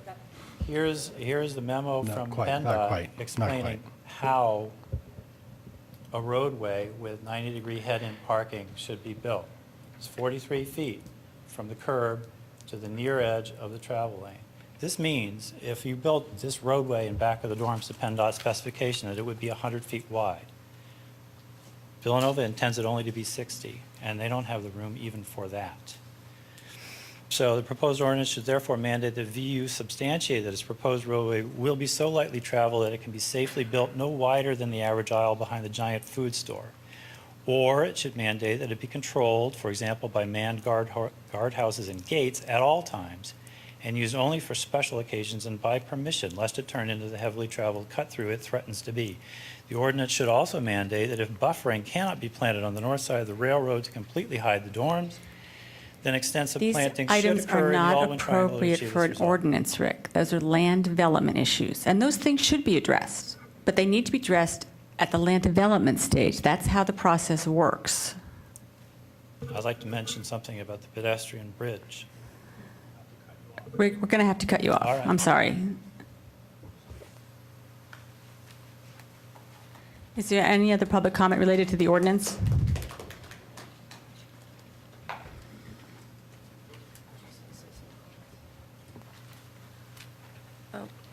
Hi, Patty Barker, 920 Lewis Lane, Rosemont, Chair of the Garrett Hill Coalition.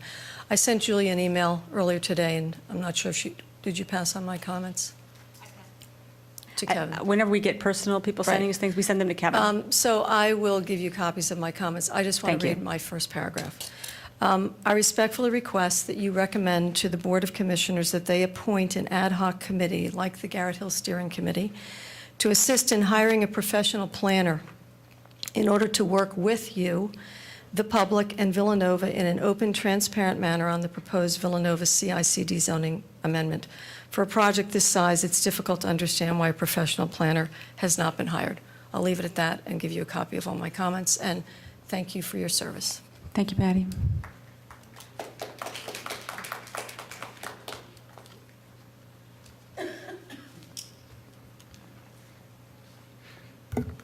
Hi, Jim Yiannopoulos, 15 Braxton Road. I recognize that the pictures that Mr. Leonardi brought up are really not part of the ordinance. It was somewhat interesting to see that those pictures almost exactly match and meet the limits of what this ordinance would allow, especially since supposedly this is not spot zoning. So it was interesting just to note how closely they match.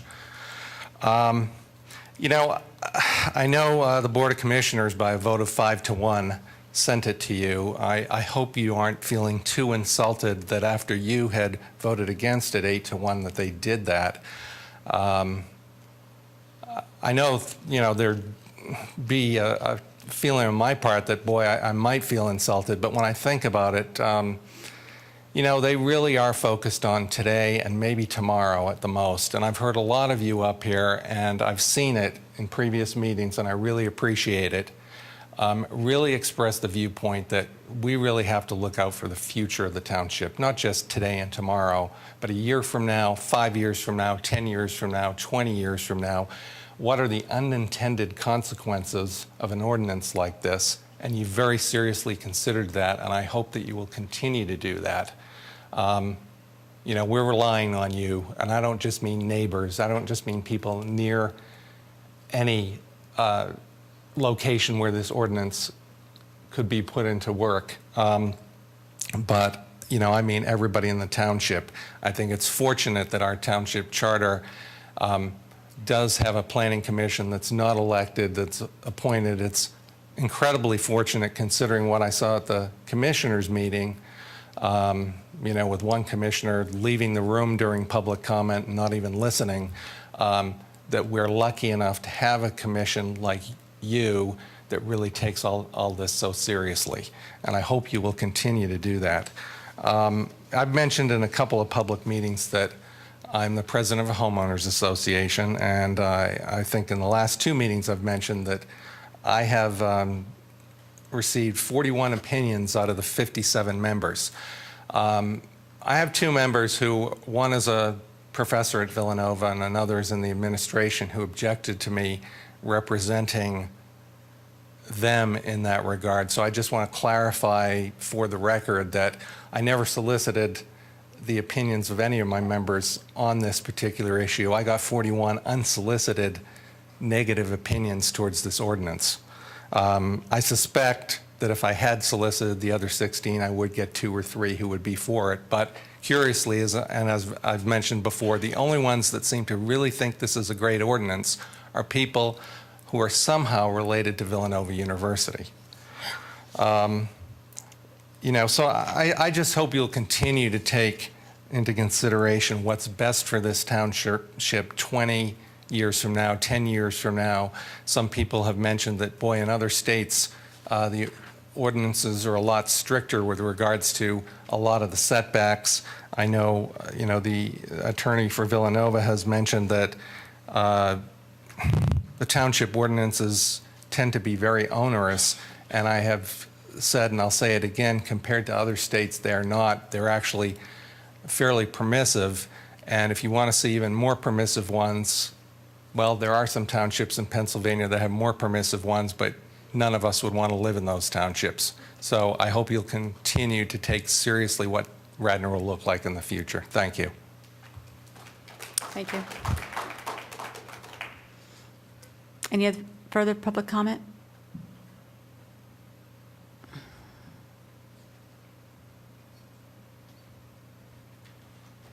Good evening. My name is Bob Escrow, 46 Aldwin Lane, and I just want to reiterate one point, and the rest will be new, and that is that we do want to work together. And I think that a lot of us want the right plan, and it's a matter of really sitting down both sides and working through this. I didn't hear anything tonight about the Delaware County Planning Commission, and I really would like you to look at this ordinance versus those comments. Lastly is the Board of Commissioners meeting. There was a lot of talk about hiring a planner, and I really think that that would be a good idea here. Okay, thank you. Thank you, Bob.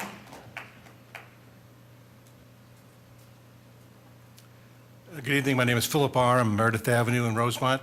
I just want to make 3 quick points as you look at this and consider it once again. The first is that you'll hear that they've made some changes, but in essence, I want you to consider that these really have not been much changed since you last saw it several months ago. And that seems to be a shame because there was a lot of back and forth about it and a lot of listening about what the neighbors had to say and what other people had to say about it. But that as you look at it, if there are any changes, it's really against straw arguments. Went from 0 setbacks to 35, and that's not much of a change. So those are the natures of the changes. Essentially, you're looking at the same thing you saw the last time when you couldn't exactly find out and figure out what the impact might be for the future of the township. The second thing is that I'll encourage you to look seriously at the memos that the Friends to Preserve Radnor, their land planner, and the lawyer has presented to you. Their specific challenges that talk about how this has a lot of serious holes in it that leave it very ambiguous in a lot of areas that make it a very dangerous conditions for certain portions of this ordinance. Secondly, lastly, I'd like to also second the call for a land planner to look at this.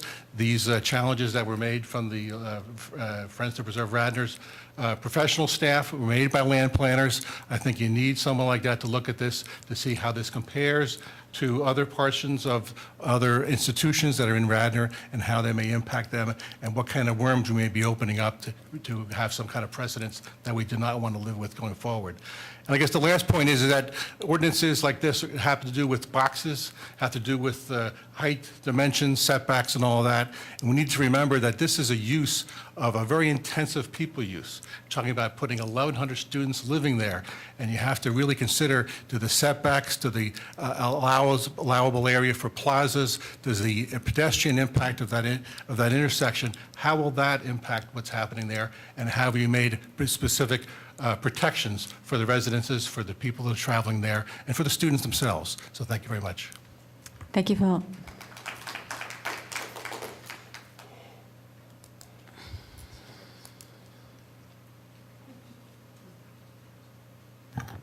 Hi, David Wood, 716 South Roberts Road in Bryn Mawr. I just wanted to comment a little bit on the process that's taking place here. It seems like we're pushing, especially at the commissioner's level who sent it back to you, but it seems like we're pushing for something we shouldn't be pushing that hard for right now. You need to sit back and consider what you're being asked to do and know what the long-term impact of this is going to be, because that's what you're here to do. And I would just ask that all of you do that as you look at this and see what, I don't think we really know what the long-term impact can be right now sitting here, and I would just ask that you would do that as we go forward. I think that there are a lot of smart people that have said a lot of smart things, and without looking at them, just obviously there are people here listening at 11 o'clock at night, which is kind of amazing, and taking notes and doing things like that, and go back and look at it and say, do we need to rush this? Do we need to get a decision tonight? And you really don't. And you can sit here and consider what you need to think about as we go forward and how this plan will look in the future. Thank you. Thank you, David. Okay. There we go. Who would like to be chairman now? It is getting there. All right. Let's hang in there for a few more minutes and at least figure out where we are. I wanted to check to make sure that the ordinance that I have is the most recent one. Are we now looking at the ordinance that says, the dates at the top are 8/29/13? NJC changes. Yeah, that's it. Okay, I just had to ask that question. Julia, if I can make a suggestion, and you can just tell me Please to shut do. up if you'd like. I was going to ask Nick to go through just the changes from the last time. I don't think there's a lot of them. Okay, that's fine. My point is, we are getting a lot jammed down our throat today and tomorrow on some things that are going to majorly affect this township going forward. I don't feel that we can make a good decision. We could make a decision, but I don't think we could make a good decision on any of them under this much pressure. Well, we don't need to vote on this tonight, but I'd like to make sure that we do something to move it forward. Okay, Like to that's talk about fine. what we want. Okay. Because I looked through this and, the zoning ordinances are not my expertise, but it didn't seem significantly different from the last one we saw. That's right. I didn't have a red line. But I wanted to ask Nick to step up or whoever would like to do that and just point out what the differences are. And if we can, I can get the screen up from the computer. Jim in the back. Madam Chair, as Nick is getting his presentation ready, I would ask for a recommendation tonight. My intent is to put this with your recommendation and then a staff recommendation back in front of the commissioners at their October 28th meeting, which is the second meeting of the month. So any changes that you would have, any changes, I do appreciate the memos that have been passed out. We're going to incorporate that as part of a staff recommendation to the board. If the board accepts any of those, it would be coming back in front of you at your November Planning Commission meeting, but your input tonight would be very helpful in helping to shape what comments are going in front of the commissioners at the October 28th meeting. Kevin, I just want to make one comment. We had a brief conversation earlier tonight. We have had the benefit of your guidance, or thoughts on the biomed matter that's tomorrow. We don't have that on this. Yes, unfortunately, there was some comments, and staff had a lot of input as we were developing this from the last time that you had seen it. New information has been provided to us as recently as tonight.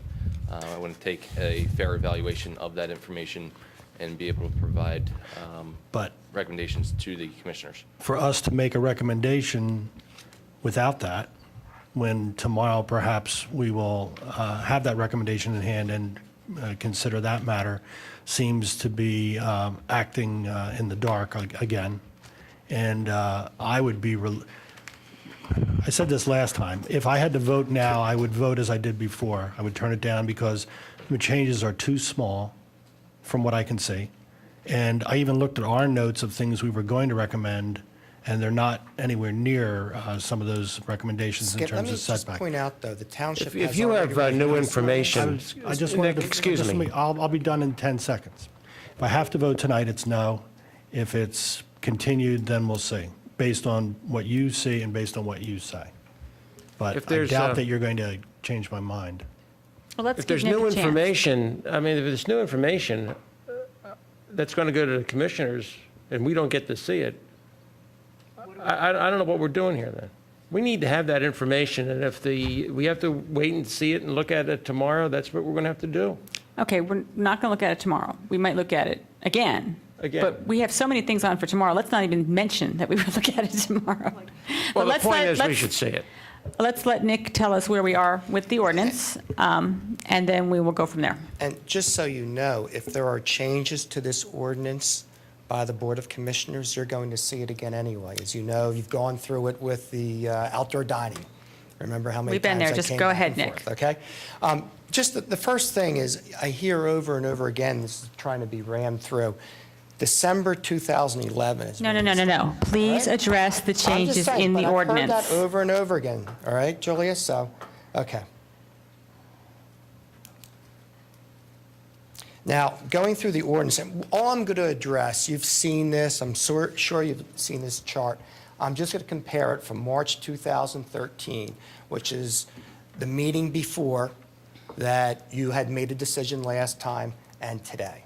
All right, so what you see there, and what I would like to draw your attention to is March 2013 to today, because that's the differences in the ordinance from really the last time that you saw it until today. You may recall there was arguments about, are you measuring from curb line, right-of-way line, or whatever, but it's got to be apples to apples, and so it's right-of-way line here.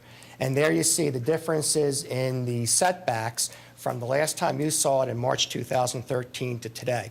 In particular, notice that the academic buildings were 10 feet from the arterial. They're now 35 feet. The housing from local and minor collectors was 15 feet, is now 30 feet. The academic buildings went from 20 to 30. Parking structures from 5 to 20. Notice also a maximum height. We've gone from 55 feet for housing to 45 feet, from the academic buildings from 60 feet to 50 feet. The fly loft, you see the definition, just covers the area of the theater, went from actually 80 feet to 65 feet. The parking structure, you may recall, was reduced a while ago and went down to 38 feet. That has remained consistent. On building coverage and impervious coverage, I want to make a point here. Currently, there are requirements in the code. You consider the campus as a whole. For building coverage, the requirement is 30%. For impervious coverage, it is 45%. The ordinance has not changed those numbers. Those numbers are still applicable to the campus. In fact, any college could put 100% coverage on any particular site or any particular area as long as they comply with the 45% impervious and the 30% building area. In this instance, actually, we're reducing what you can put on a particular site. So this is actually reducing what you can put on a site, because otherwise you can make this 100% and still comply with ordinance provisions regarding the campus as a whole. We've talked about building length before. You'll notice that for buildings, that was reduced from 350 feet to 180 feet. Certainly a significant reduction. On the residence buildings, the last time you saw this, there was only a parking requirement for theaters.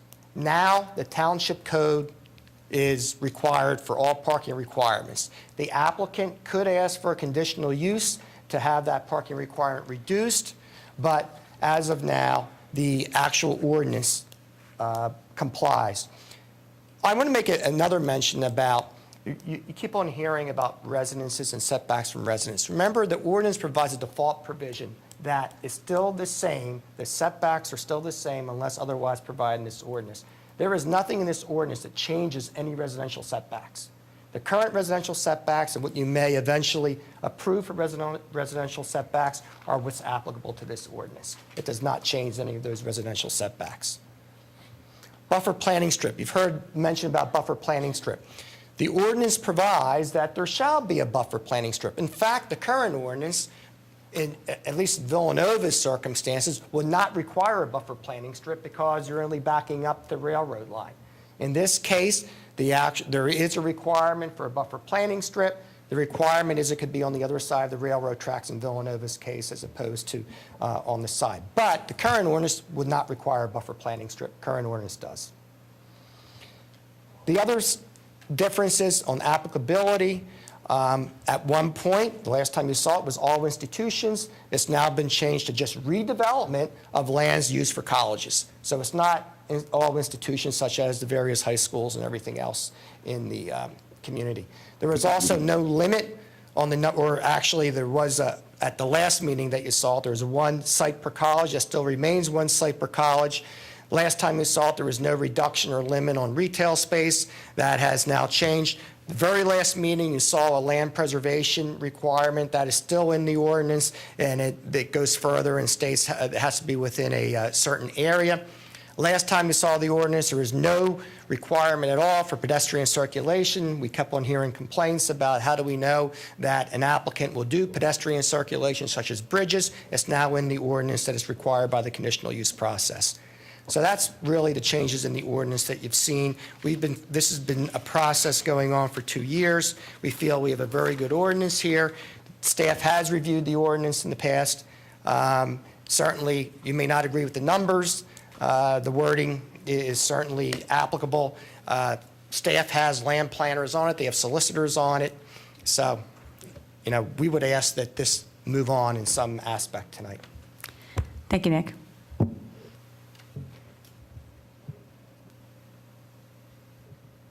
Okay. I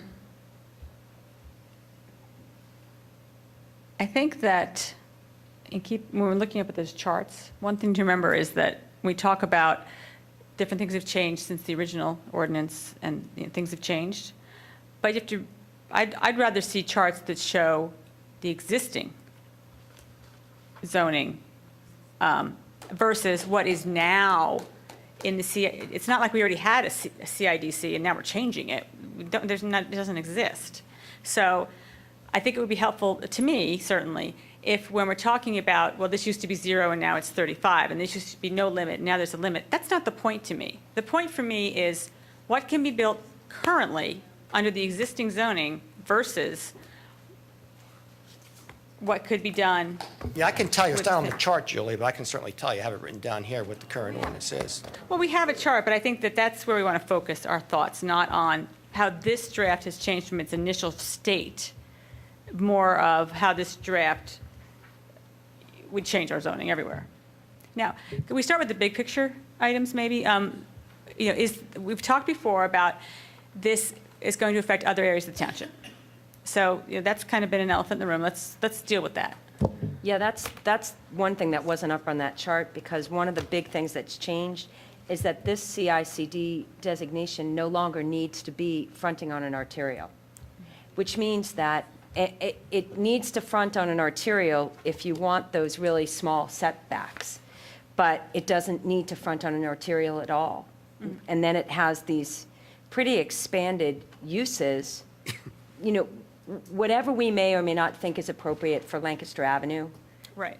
It is a more urban area. Canal, right, it's more urban, it's got a 4-lane road, whatever we may think about that, one way or the other, there's aspects of this that are not at all appropriate for the campus of Eastern, and then across the street, the campus of Cabrini, and then down the road, the campus of Valley Forge. And the way I'm reading this, the setbacks are really, really small on the minor collectors and the local collectors. I mean, I remember a few months ago, I went down a path with you guys where I said, well, what if they changed the designation of Eagle or King of Prussia Road to, to an arterial? Boy, that will really impact things. Well, forget that. These setbacks off of minor and local collectors and major collector streets are pretty darn close for those roads. And it doesn't, with a really, really expanded use of the concept of retail up in those areas. Mm-hmm. So that's a really, those are just a couple of really big things that changed. Well, I want to echo that. You took the words out of my mouth. I was thinking, what would an academic building look like 30 feet from Eagle Road, or 30 feet from Radnor Road, or where the military school is? That's the problem with this ordinance. One of the multiple problems with this proposed ordinance is that we haven't really thought through how it's going to affect all the other institutions that might qualify under this ordinance to do what this ordinance says you can do, including putting up 65-foot buildings. I don't care if it's just over the fly loft, it's still 65 feet in the air.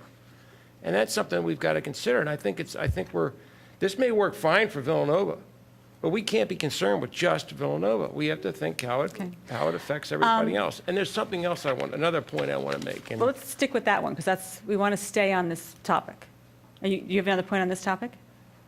Yeah, the topic is how long will affecting this other areas in the township. How long will the ordinance last if it's limited just to colleges and universities? Why can't other nonprofits take advantage of this? Because it would say it's limited to Well, college. there's a constitutional issue, I think, as to whether or not this can be limited to colleges and universities Okay. when there's nonprofits in this township who might want to take advantage of it. Now We're also in the education business. No, it's a good point. I want to direct a question to staff. This issue has come up every time we've talked about this, and it's out of the realm of us to figure that out. We don't get together and work as a planning office. So where are you with that? With the build-out, with The how impacts- this ordinance is going to affect other areas of the township? We are engaging a consultant who is actively working on a build-out for the other 3 campuses is where this could go. I can't When will tell that be you- available? I cannot tell you at this time when that will be available. The Can you guess? commissioners have directed that they will not vote on this until they see that analysis. Okay. Can I just point out the one other That's really good to know. big major change? And I was at the meeting where your thing was presented, so I understand the rationale why you have it in here. I don't agree with it, but I understand it. On page 4, E3, defaults and exceptions concerning setbacks. E3 says where the proposed CICD consists of more than one lot, parcel, or zoning district, there shall be no required setbacks to building structures or other improvements when the land is owned by the applicant. I understood from your presentation, Nick, that the reason you had that in there is you have a very small sliver parcel of the back of the parking lot that's, for some strange reason, zoned residentially, and it impacts your particular design. But that's a very particular exception for your property that I firmly believe would best be served by just getting if this all goes through, that's a de minimis zoning variance. And I would even go and tell Nick Cutler that. So, but to put that in here where... Should I make sure that's recorded? Okay. Yeah, it's recorded. That particular issue is. But to have it in here that a CICD could... that line basically acknowledges that a CICD can go over a zoning district. And some of our universities and colleges, and not just Villanova, have actually bought up residential property around them. And that's basically an acknowledgement. It could be interpreted to push those limits to other zoning districts. And I think that if we took that word out and you just went for a zoning variance on I saw the particular issue you were talking about, but that's a big change. No, and just to let you know, one, the other reason for that is many of these colleges have multiple deed parcels. And so it's trying to eliminate that. And also, they're obviously going to have to merge those deed parcels anyway. And secondly, the ordinance says lands currently used by the colleges for institutional purposes. So you mentioned residential zoning, and this would not be applicable to those areas that are zoned and used for residential purposes. I could absolutely see you in here at a later time and making the case that all those houses that you own around the university are university housing. Susan, we will not do that, all right? And I have a question. I mean, we've went through some of the ordinance. Joy, can I address that too, unless you want to? Go ahead. I was going to address some of the unintended consequences that we're all talking about. One, I think we already talked about. It's only a redevelopment of area. So you're talking about Eagle Road. Cabrini, just thinking Cabrini has steep slopes, all up on their boundary on Eagle Road. So they're not going to be able to take advantage of any setback. Eastern could, and they have an area, I'm just thinking out loud here, that I know they're like older dorms that are on Eagle Road. They're already very close to the street. So they possibly could take advantage of it. They still would have to, but again, remember that that's across from Cabrini College. So it would be in an area that obviously have colleges across the street. You don't have residential areas across the street. And then referring to Radnor Street Road, remember for Radnor Street Road, the institution would have to own both sides of the street. So yes, I believe somewhere up Radnor Street Road where the line is, I know the Tredyffrin line comes in there somewhere, Valley Forge owns on both sides of the street. So I assume if they were for college purposes, as a redevelopment of land, if they own on both sides of the street, they would be able to take some advantage of the front yard setback. So, but that's about it. When you look at this ordinance, you have relief for front yard setbacks. I don't believe there's no railroad tracks, at Cabrini, Eastern, or Valley Forge. And then there would be some relief for height. And we've talked about height before at other meetings. Right now, the height requirement is 45 feet under this ordinance. The current code says 38 feet, and that was moved down. At one time, it was 60, it moved to 50, and then to 45, and then to 38. And I presented to you that from my research, I haven't found any other municipality in the Commonwealth of Pennsylvania has a 38-foot height limit for institution purposes. I don't think any land planner or anyone would say that is reasonable to restrict institutions to a 38-foot height limit. We have in here 45 for residential buildings and 50 for academic buildings. And again, I understand, John, your concern about a fly loft, but a fly loft is a fly loft. The definition of a fly loft is it is over a theater. And I know, at least in this case, we had a presentation that showed what a small area it is in this instance. But just to talk about the unintended consequences, and I thought it was necessary just to go through them real quickly as to where these other institutions would take advantage. Because you talk about the density, but as I And we're mentioned going to to get you, a report, apparently, about that. yeah, and you talked about the density, as I mentioned to you, they still got to comply with the requirement. Okay, I have a question. For the whole campus. The changes to this ordinance have happened, over the last few times we've seen it. Right. But the plans haven't changed that much. No, they've been pulled back. They've been pulled back, well, it's been lowered. The height, yes, The height's been I lowered. The understand that. setbacks have But when I look at the adjusted. picture, like from a distance, not measuring everything, it doesn't really look any different to me. Yeah, it's been adjusted. I mean, whether it looks different or. So changing the ordinance, if you weren't using a 0-foot setback before, you were using 30 feet, and then you changed your rule to 35 feet, it sounds like you made a 35-foot change, but really. No, well, that's why I was pointing out to you. I In know the that was complained example about that we last have to time. look at. But I told you, look from where you had it last time till today, what the differences were from the last time you had it till tonight. And when I look at the plans, trying to envision how this ordinance will play out, and all I have right now are your plans, so we have to look at them. It's too much. It's just too much. And that tells me that we're not there yet with the ordinance, because if we had adjusted the ordinance enough, or if you had adjusted the ordinance enough to make an impact of the things that we talked about at our previous meetings, then there'd be more open space, there'd be bigger setbacks to Lancaster Pike. It would keep the character of that street more. The dorms would be not so close. It wouldn't look like one big building.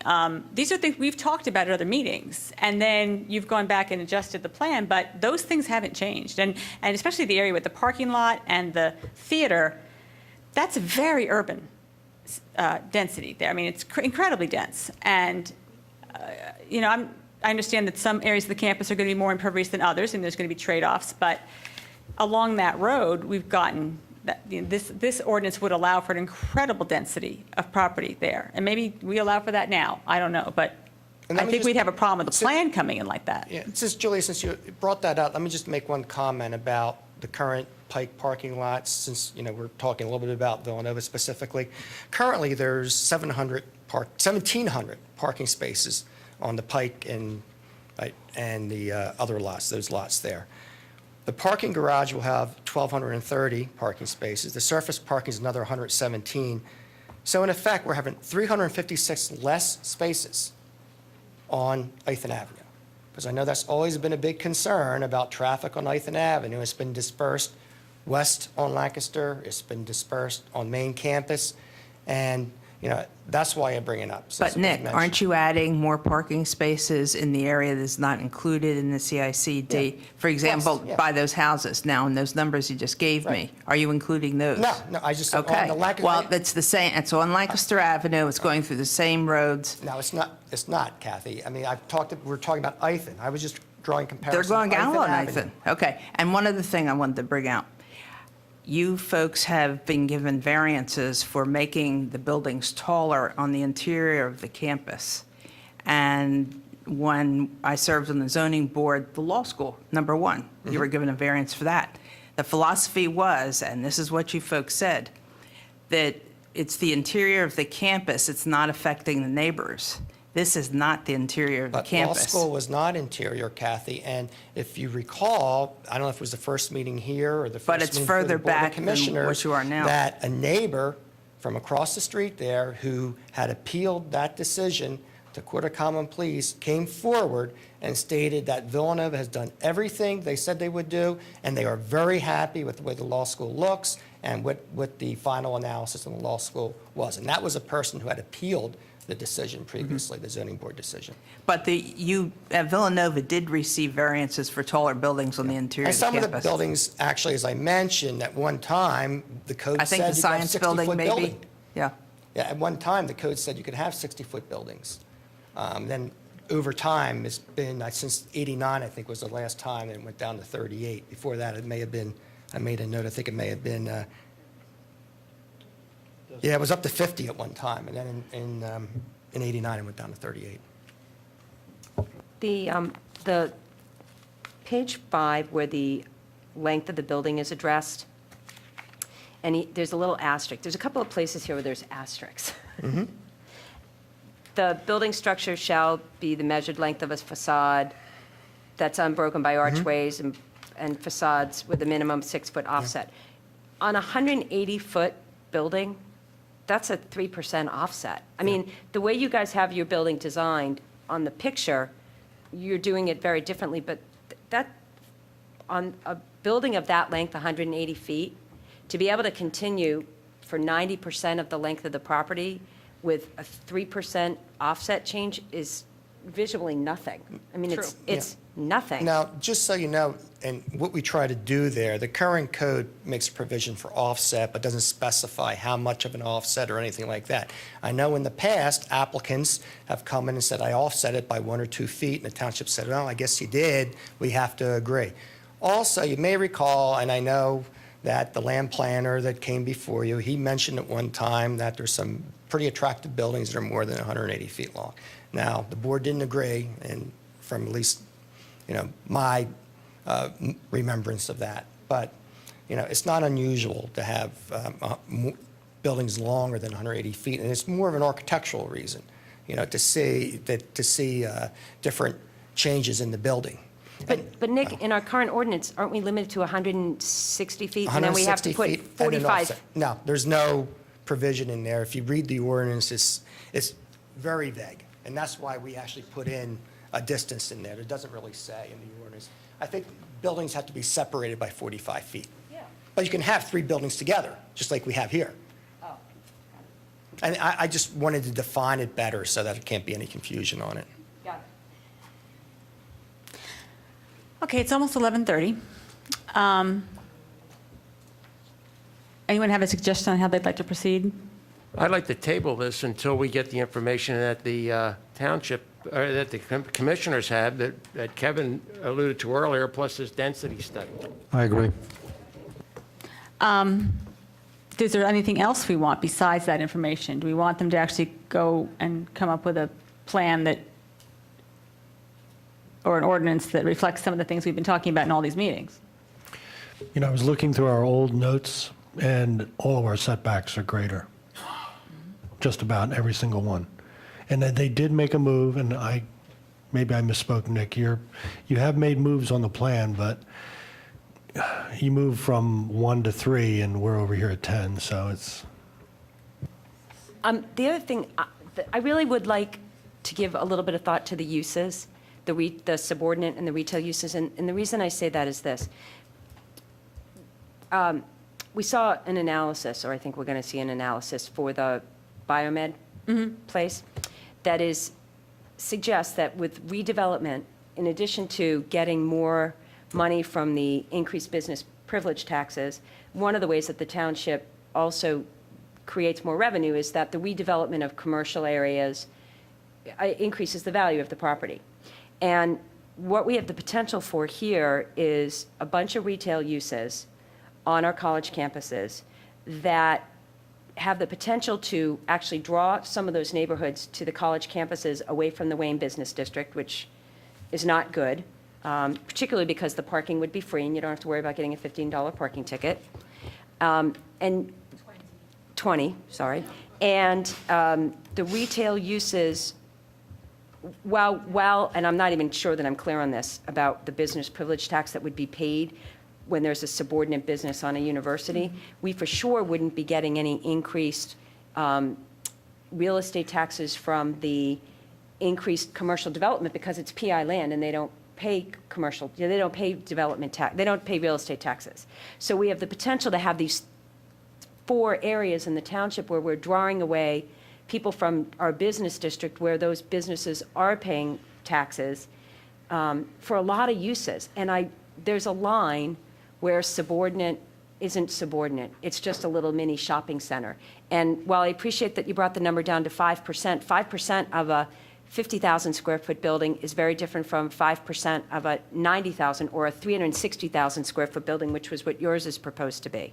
Or at least one of my old charts said roughly, no, each use could be limited. And I want to really ask the applicant to really think about, is that really subordinate? We would want to see a better limit on the amount, but we'd Yes. also want to make sure that what goes in there is really for those college kids. Well, It yeah, and says then in the ordinance, it says specifically in the ordinance that it is limited to college use. It has to be an integral part of the institution, primarily to serve the institutional community. Yeah, I know that. And then I also read your long-term I read the Villanova plan from 2000. They want to have a bookstore. No, That's what they're going to Nick, put there, a bookstore and a restaurant. I read the Villanova plan last month, where it specifically says that you are trying to make Villanova and Lancaster Avenue the regional gateway, and attract all sorts of, I read it. Yeah, and okay? that was 5 years ago. That was I a got that. master plan. It wasn't anything Let me was just submitted. finish my other thought about that. With regard to subordinate college uses then, I'm going to ask you guys to give a lot of thought to the restaurants specifically excluding alcohol. We don't need We're college. not going to do that because we hear complaints constantly of Villanova students, whether they're legally or not legally drinking in Bryn Mawr, in Wayne, although not so much in Wayne, but Bryn Mawr particularly. And my understanding is part of the plan perhaps is to have a Rathskeller type institution that many colleges have. Now they'll be on campus and not in the community. So I guess the whole thing here is if those were my comments. And I understand it, Susan, I appreciate everything you say. I mean, and I respect everything everybody says here. I've known you all for a long time. I guess my only concern is you are going to get more information. But, I almost get the feel that, I'm kind of spinning my wheels here anyway, that you're not going to approve this. So if you're really going to keep an open mind and the additional information you're going to receive will be taken with an open mind and you'll consider the ordinance as a whole, I would say, yes, let's proceed, let's table. But if your minds are really made up that you're not going to approve this ordinance, let's just do it and get it over with so we can move on and everybody can move on instead of delaying it. All right? Okay, well, I have an open mind. How about you? If I didn't have an open mind, I wouldn't keep giving them feedback. Exactly. Anybody want to make a motion? I'm not ready to make a motion, but I did want to make a couple comments. The one concern that I still have here, if we do extend this and come back, the one thing I'd like to see clarified is that the additional building that you're able to do under this ordinance, can you offset that? The additional height, the reduced setbacks, whatever additional yield you're getting, can you offset that somehow for us so That's that the yield A balances? perfect point. You brought that up at like 3 meetings, and we've never seen That's- any response to it. Well, a lot of things have, I think you did floor area. You did something with floor area, but not necessarily with the setbacks and the height. And I guess the other concern, well, one thing I wanted to just say is that a lot of the people come out who are very invested in the project, neighbors, and I appreciate everything they have to say. Unfortunately, the people who are coming up to me and aren't here tonight, a lot of people want to see this move forward. A lot of people are very excited about it and support this project. A lot of residents have told me, throughout this process that this would be a very good thing for Radnor Township, that we just need to work out the details. And I know a lot of the people who are here tonight even would like to see this go forward under the right conditions. So whatever can happen to move towards that direction, keep listening to, whatever else you could put into the ordinance that you're already planning to do anyhow. I guess, I think you've done a lot of that already. I don't know if there's anything more. And I really don't even know what the Board of Commissioners directed, the changes to be, because we haven't really gotten that. So other than, for me, that's just the one issue. It's just the offsetting the additional yield. And I think it would be important, if we are going to extend this and to take a vote after we've got the information, that if anyone has a specific issue that they're, just to take a minute and point that out. I can tell you that what separates this ordinance from the ordinance that you're going to see tomorrow night is that the board actually introduced this ordinance from this petition. So the board was asking for your feedback on this particular petition. Now, there are other things that the board has asked for that has yet to come in front of them because there's things that have been brought to our attention later on in the game that we would have liked. So we're going to analyze that and give that the full due merit that it deserves. So staff is going to independently take a look at that and make recommendations and offer those as a result of those coming in later on. If we would have had those earlier, they would have been incorporated into the petition that was in front of the commissioners. So we have that opportunity now, and we're going to take advantage of that. And just, Kevin, that wasn't from us. That wasn't from Villanova, those new comments. I don't think you're addressing that we gave you stuff later. No, correct. It was particularly from the Friends to Preserve Radnor, and we do appreciate the effort that has gone into doing that. And again, we're going to review that and give all due consideration to those comments that were raised. Well, under those circumstances, I'm going to renew my motion then that we table this and wait and get that information. I don't know why we can't have it too. Is there a second? Second. All those in favor? Aye. Aye. Opposed? Thank you. To adjourn. Oh, please. Oh, wait, do we have to leave the last public comment, right? No, we don't. Is there a second? All in favor? Aye. Or adjourned?